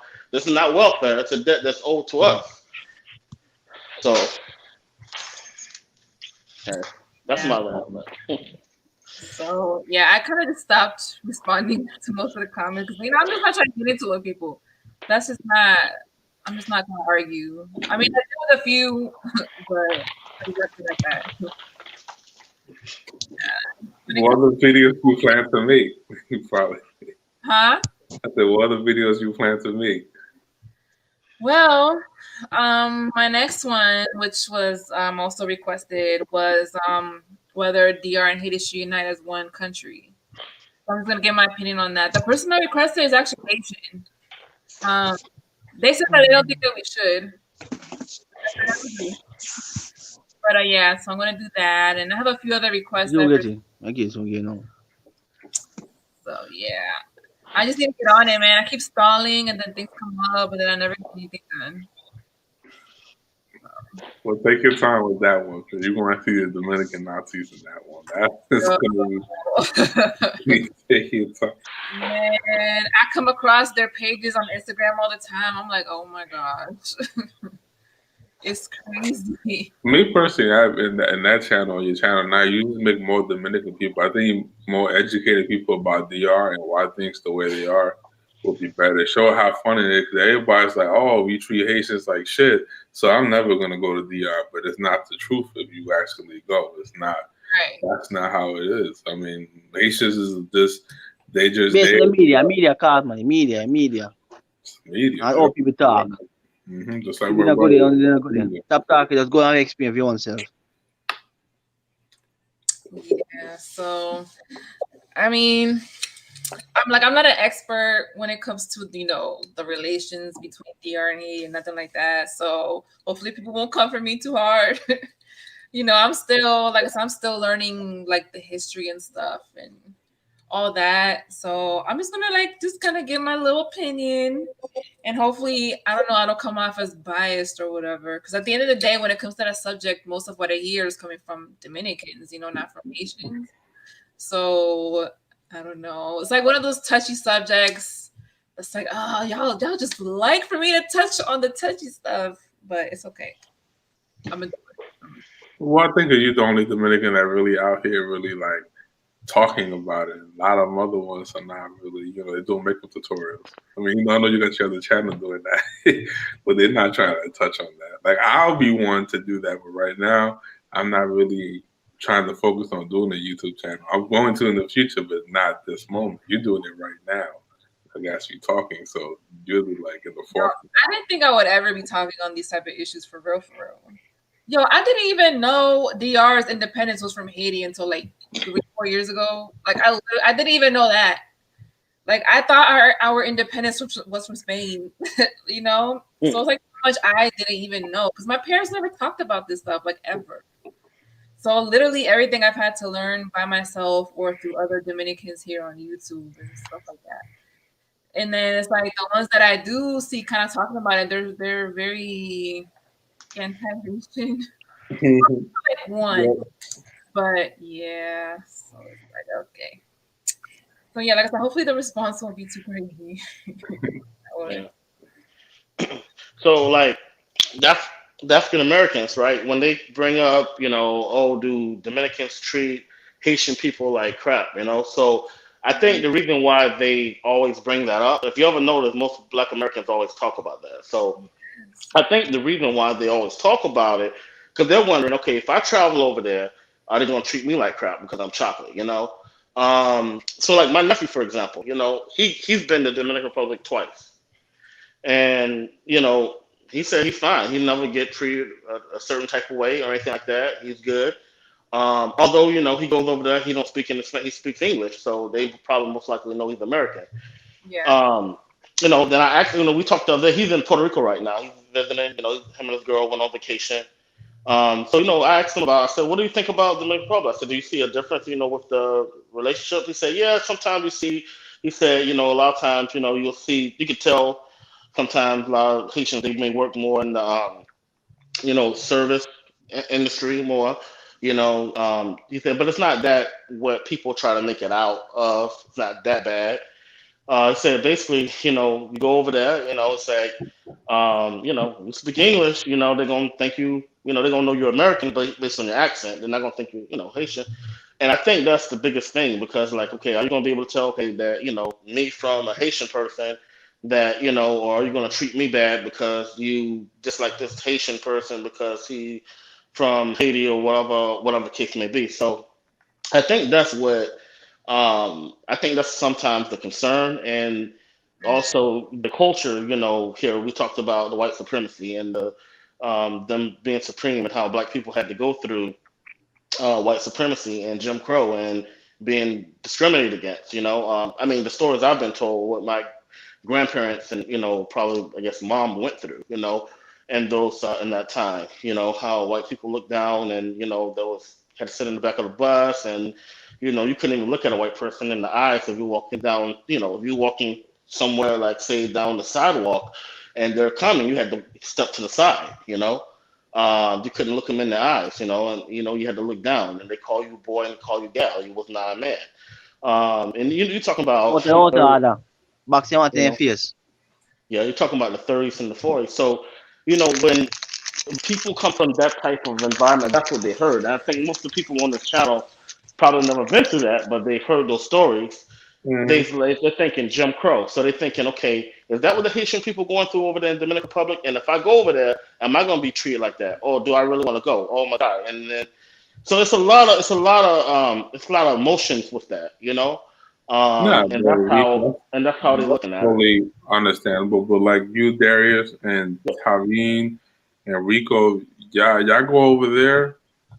Just the fact that you're American, you get treated differently. I'm American. When I go to DR, they look at you like, oh shit, he got money. They treat you a whole different way. That's how is real. Yeah, that's how racist America is. That you think you go outside the country is gonna be like America, but it's not. Because the rest of the world goes by your nationality. They don't give a fuck what color you are. Right. It's really where you come from. But only here in America is where they care about your race, because that's how they categorize you. I mean, the rest of the world use metrics and drive on the right side. We're the only country that drives on the left. Yeah. So you see how America is like a whole different system. America's system, this racist system is only here. Everywhere else, it's racism in other countries. I'm denying that, but the system is like how it's practiced is way different. I mean, you see, it's J-Rod. He lives in DR. Like, right, I love it over there. He lives there. He's black. He's from here. Like all the black like expat YouTubers like that I know of, like they all say, I mean, they love it down there. They're like, nobody treats me bad over here or nothing like that. Because you're American. Yeah, because you're American. Exactly. Yeah. So I mean, that supersedes your race. Yeah, I noticed that. Well, I always knew that going overseas anyway. I mean, a lot of times, even like if you're stationed in the military, you kind of have to go outside that bubble. You know what I'm saying? Like when I was stationed in Korea is a good example. Going outside the base, that's not the real Korea. You got to go out to like the outskirts. Like instead of going to Seoul, don't go to Seoul. That's too predictable. You stand out like a sore thumb, especially if you're black and you got a nice looking haircut. 9 times out of 10, you're a GI to them. They know it. They're gonna treat you different. They got a certain type of money, and I know every time I was over there, they did. And I was like, look, I want to talk to the real Korean people, and I went to talk to one of my Katusas. We went on a holiday. He lived out way out in Chejudo. Chejudo is like a hidden paradise. Seriously, I mean, Chejudo is an island just south of South Korea, man. It's not like Dominican Republic, but they do have the shoreline. It does have a nice little beach. Does have a share of typical tropical type thing, but it's nice, man. And people need to do that sometimes. Sometimes you gotta get outside your bubble. You can't have that mentality of thinking certain things are what they are because of what other people or what you might think it is. You got to go out there, blow your mind. Yeah, people definitely need to travel more. Like your perspective on things will just change a lot. Rico, sure, Rico. You're black, I know. I do on DNA test. 60% you are French and 40% are English. Are you European? Are you black? What that look? What do you look? You talking about you or me? No man. A black person. He's a European. He's black. He's 60% French and 5% English. Okay, is that now? Is that because his nationality or just his ancestry or what? What is it exactly? Ancestry. Okay, ancestry is ancestry, but this why I even told my dad, because we kind of got, well, he ain't got an argument. We kind of got in this little typical adult debate because he's telling me, look, Brace being African. I was like, I understand that part, but because he got excited about a DNA test or whatever, and I told him, look, you got ancestry and you got heritage. They're two different things. Okay, you can go to Europe. People are not going to necessarily look at you for your race, right? Because most of the world is kind of like that. They're going to look at you where you're from. Okay, whether you grew up in England, black, white, or whatever, whether you grew up in Germany, black, white, or whatever, or whatever your country of origin is, they're going to look at you from where you're from. Okay, yes, you're going to have elements of racism and stuff like that because you have ignorance out there. It's never a perfect scenario where you're going to not run into a racist. It's never a perfect scenario where you're going to have everything that's going to go your way. It's not. That's not how the world works. That's not how the world works. Rico, what may I try to say? Your ancestry. Your ancestry is 60% French and 40% English. And you're European and you're black. But that's the thing. I mean, is it based on what? This your DNA test or something? Is that what you're trying to tell me? What exactly are you asking me? I think you're saying 40% British, right? 60% French. So that's 100%. That's a white person. Yeah. But that means you still a white person. That means you're 40% French. Or you're black. I mean, if you're just looking at the surface based on that, yeah, he's right. Darius is right. I mean, but like I said, if you're just talking about, um, if you're just going, let's say you immigrate to EU country, EU country, they're gonna treat you as such. They're not gonna. Let's be honest with you. EU's not gonna treat you right away as a black person. They're gonna ask you where you're from. Now, you from some Muslim country, they might treat you a little different than you would in Jamaica. Let's keep it real. Muslim countries, when it comes to immigration, are not exactly hot right now. I mean, they're hot, but they're not exactly in the best terms in Europe right now. If you watch what's going on in Europe, there's a lot of immigration from Syria. A lot of these countries are backing away. They were embracing at first, but it's like, no, it's too many of y'all. I need to go somewhere else. You know what I'm saying? You think Sweden or any other country would do the same if it was, let's keep it real, white folks, other white countries? You know, back after the Berlin Wall fell, you had the Balkans. Balkans went on civil war. You had a lot of refugees. You already had refugees from Ukraine and Russia migrating to Western Europe and, of course, East Germany and stuff like that. So you already had elements and stuff like that. So you're always going to have friction like that. So people going to, that home country is going to act accordingly to what benefits them, regardless. So if you want to show up, if your mindset is, well, I'm going to Europe because I'm Jamaican, okay, that's cool. But that's not up to you. Let's be real. It's not up to you. That's up to them. Well, that's your DNA test, you know. That's my DNA test, you know. I'm a black. DNA or not. DNA or not. I mean, if you're gonna run into one of those type of people, are they gonna think that way?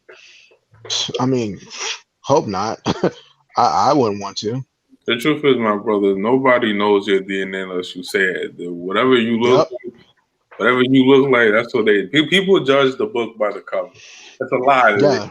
They do. We all judge by the book. Everybody judges the book by its cover, so you're gonna be judged. If you could, Obama, they look at Obama as a black dude, even though he got a white. Everybody know that, but I'm black. That's king. Based on me, I'm European, but I'm black. You could put me at 60% French and 5% English. Me can't look for me say I know Caucasian. I'm a black person. I'm a black. Mm-hmm. So you said your DNA was 6% French and 4% British? No, 60% French and 40% English. Mm-hmm. That's your DNA? Yeah. You said 60% French? Yeah. Really? Yeah. See, that's another thing that don't make sense to me because it's like when I hear French and English, I mean, was this a DNA test? Yeah. Was this a DNA test? 60% French? That don't make sense. Well, I'm not saying it's not true, but that's almost half white, really, to be honest with you, or mulatto. So if you're 60%, wow. Okay. That means one parent has to have a significant amount of French or white blood. No white blood, I mean. I see them, no white blood. Strictly French or English. Okay. Well, make sure check from the King James Bible, the King James version. Okay. So Tyree, you still dark complected, like you black, bro. Yeah, he's a Moor. He's a Moor. He's a Moor. He's taking back his ancestral lands. You're blind. You Obama, bro. You Obama, right? Blind. He's a black man in Europe. Yeah, you're a black man. You're Obama. That's Afro-Germans. You don't know. You just need one. You just need one more brother. No for them. I'm basically more because basically Europe. You're born from Europe, you know. Yeah, that's native French. That's native. I'm checking my sister from family. From father's side family, you know. Father's side family English, 40%, 40% and 60% French, you know. No Africanism in them blood, you know. No Congolese, no Senegalese, no nothing. The Nigerian, Ooh. Percent. Wait, what? Did somebody ask a question? Sorry, I'm like in the comments. What? My God, go ahead and say it again, man, because you broke up. You was breaking up. Go ahead, say it again, Tavi. I'm sorry. 60% French and 40% English. Okay. I'm a black person. Jimmy, family, all them black. You black. All them black. If I understand what he's saying, He said 60% French, 40% English. That's 100%. 40%. Yeah, so you Okay. Yeah. So that's white. No, we can't white. We can't white. And hello, that's your DNA? Is that your Clark, DNA? Yes. that's why I asked. So That's why I asked. hey, Clark, hey, didn't I you ask you need earlier? Was that a you need to DNA go back to test? that DNA something. They mixed your they gave you the wrong DNA test then. Yeah, it has No, The to wrong be. DNA me result. enough time. No. Did I time? Me did everything more time. I have one time touch it. More than time touch it. I So was they gonna must have have to gave you the laugh at wrong that one hello. though. So that means they gave you the wrong DNA results then. They gave you just some white Yeah, person's so me DNA take it. results. And the white person, me can't be white person. Me can't be white. No, they gave you the wrong type. Well, Tavine, also both your plants are black, right? You black. Then both. Can't be white. Me check out it. I want time. Yeah. So you Both need to them black. Yes. you need to tell them you want your money back because they gave you the Both wrong them test one result. I'm father. That's what I would do. I'd be like, hey, I want my money back because I apparently got the wrong test results because this seriously, you know. Like my DNA, I'm 52% West African, most of it's Nigerian. The rest, well, I'm like 29% European from Spain, and the rest is like my Native American. So Yeah. Like the same percent African as me. Mine was 52% also. Yeah. So so let's talk about that, right? So why is it that every time, even Black Americans, most of it is Nigerian blood, right? Estina, same thing for you, Nigerian? Well, no, my top, well, at least with ancestry, Yeah. it was Cameroon, Congo, Okay. and Togo. I actually had a little bit of Nigerian, like 1%. Okay. Oh wow. I had. Mm. Well, I did an ancestry, right? So mine was like 44% Nigerian, right? So here's the funny thing about it. One thing we don't talk about, which is, a lot of times Pan-Africans don't like to talk about this, but, you know, if you look at a lot of the slave trade, because back in those days in the 1600s, 1700s, Africa had kingdoms and things. So, you may have like in Nigeria, you may have the Hausas, Hausas, Fulanis, those tribes. You may have the Igbos and the Yorubas. And sometimes those kingdoms, they went to war. The Ashanti over in Ghana, and those times when those kingdoms went to war and they captured another tribe, they would take that tribe a lot of times and they would sell it to the Arabs or sell it to the white people, And Nigeria was very, heavily into the slave trade, and so was Ghana. So a lot of times when we do our DNA, we'll find a big high percentage of Nigerian.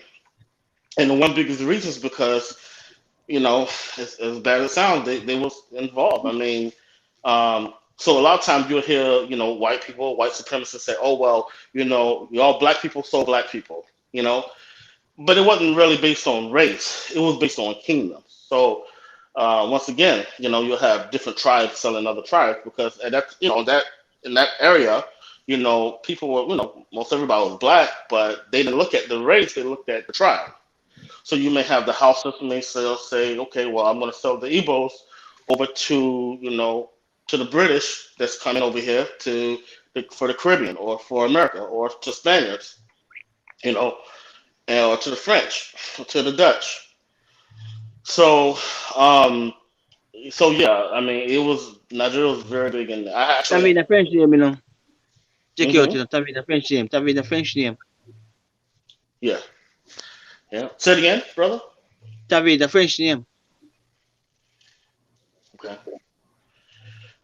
So, yeah. But see, So Derek, that's my thing. you made a good point. Slavery was business at the end of the day. Back then, slavery was business. So that's why everybody they benefited off of. They benefited off, but how it went, back. And slavery was an ancient practice. If you was a prisoner, you became a prisoner of war. You lost the war, Yeah. you were captured, and you were sold as slave. On the continent, other Africans did that to each other. You Saka Zulu, if you read Saka Zulu's story, that's what he did to a lot of African tribes that he conquered. That's just an ancient practice, but you know they made it seem like we did that to ourselves, but it's not really true. You know, the way they practice slavery is way different how America and the Europeans practice slavery when they did it by You Polish, not Europeans. Because you treat me as a European, you take care of me. I pay my 60% French and 40% English. Yeah. So okay, that's still white. That's a white person. We can't white. We're black. Mm-hmm. Right, but like I told you, if they told you that, then I would go back to that, company and say, hey, I want my money back, or do me another test, because apparently my test is wrong. Because if I'm 60% French and 40% Europe, English, and no black, but you're a black person, then they could have, messed up those results. That's what I would do. You don't think so? They make sure I'm liable for myself. I think for myself. But what company? Hey, what company do you choose? You didn't even say the name of the company. Who was it? This Ancestry.com? Who was it? Oh, I thought you in it. University of West Indies. Can do it. Can company every detail. You have to do by company that. Can do by laptop or that. You never got it by university too. I don't know about them, my guy. Or I know. I use my heritage, so I suggest you could go on Amazon and buy that and use that. That's what I use, and that shit was accurate as fuck for me. So I don't know what test you use, my guy. You gotta use a different test to get accurate, because there's no way you 60% French, black as fuck like that. Well, you said it, I did right. Yeah. I'm sorry, bro. That's not possible. Nope. Two white parents don't produce a black child, bro. There's no happening. Sorry, but we couldn't believe it too, but yeah, I'm sure. You're Jamaican, bro. Most likely you got some British ancestry. Most likely. Yeah. That might be true. Maybe 5% British, but the 60% French? Nah. I doubt it, man. You gotta go back and recheck that. Recheck it again. You gotta go back. But then again, I mean, look, man, you're Jamaican. A lot of y'all can retain your African ancestry, so you really don't have to take a DNA test. Yeah, Jamaican African descent, but my DNA is mostly European, not African, mostly European. Nah, that's probably inaccurate, but you probably have some European family members, somewhere in there. Anyway. No African, most European, man. So, but who did your test? Did a white person do your test? No, a black person. A black person. Mm-hmm. They have to mix it. You don't think they mixed up the results to somebody else or something? No, they didn't mix it up. Mm-hmm. But you didn't have no African blood whatsoever? No African blood? No. Wow. Can you believe it? I say more than European. That's what I'm trying to tell you now. Because more. Nah. Basically, because for the more, so basically, for Morocco, they make the more than quarter day, So.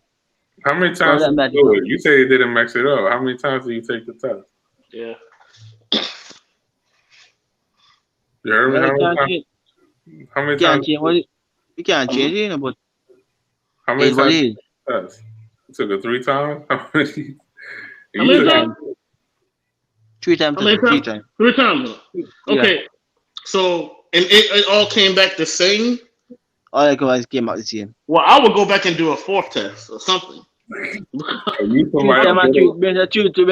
treat the one negative, so 3-1 I hate that, I'll get a second. I really would. I would go back and do a 4th test. Say, hey, look, man. Y'all did my test 3 times, and I come out a white man. I want to do it again. Hey,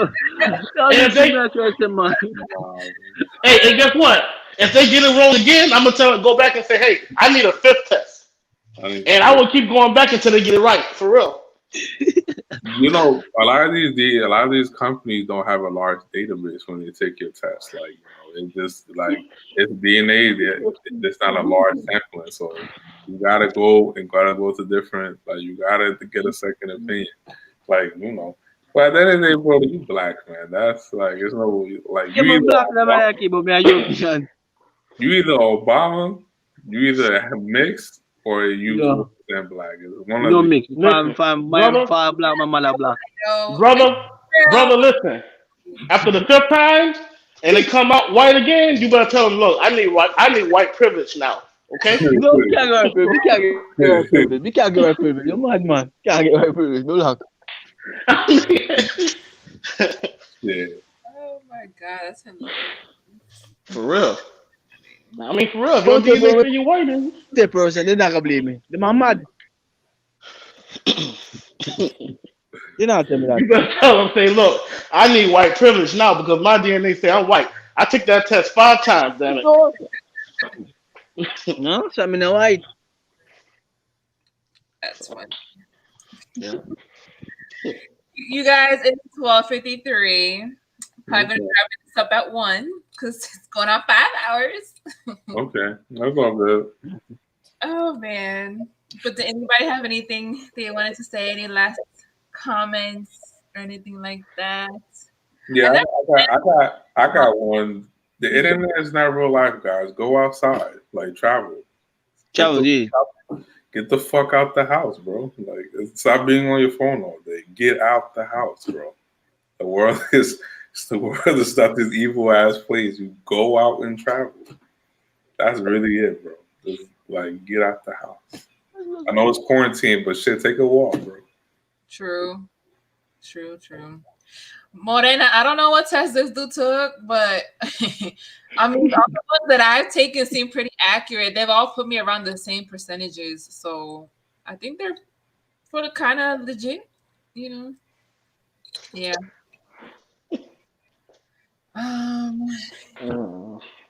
Akintunde, the great. Thanks for watching. Glad you've enjoyed the videos. Critical thinker.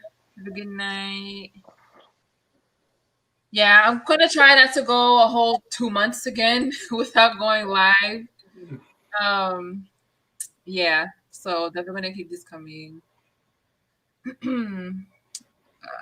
Yeah, not homeboy says. Tavain, Cinnamon, Darius, anything else? Well, we need to unify. That's how we can. We need to unify and fix our issue, our problem. Rico, too many Rico talk right now. Rico believe say black people can't unify. To my point, but but look, we surprised that we get a virus of black president to the United States of America. And they can't. That's how I can say.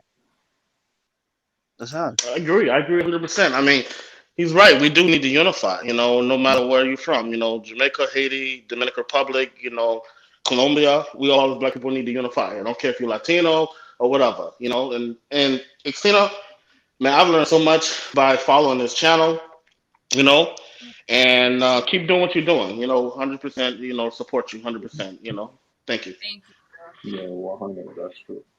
You're doing the work I'm not doing right now. I should be doing this, but you're doing it.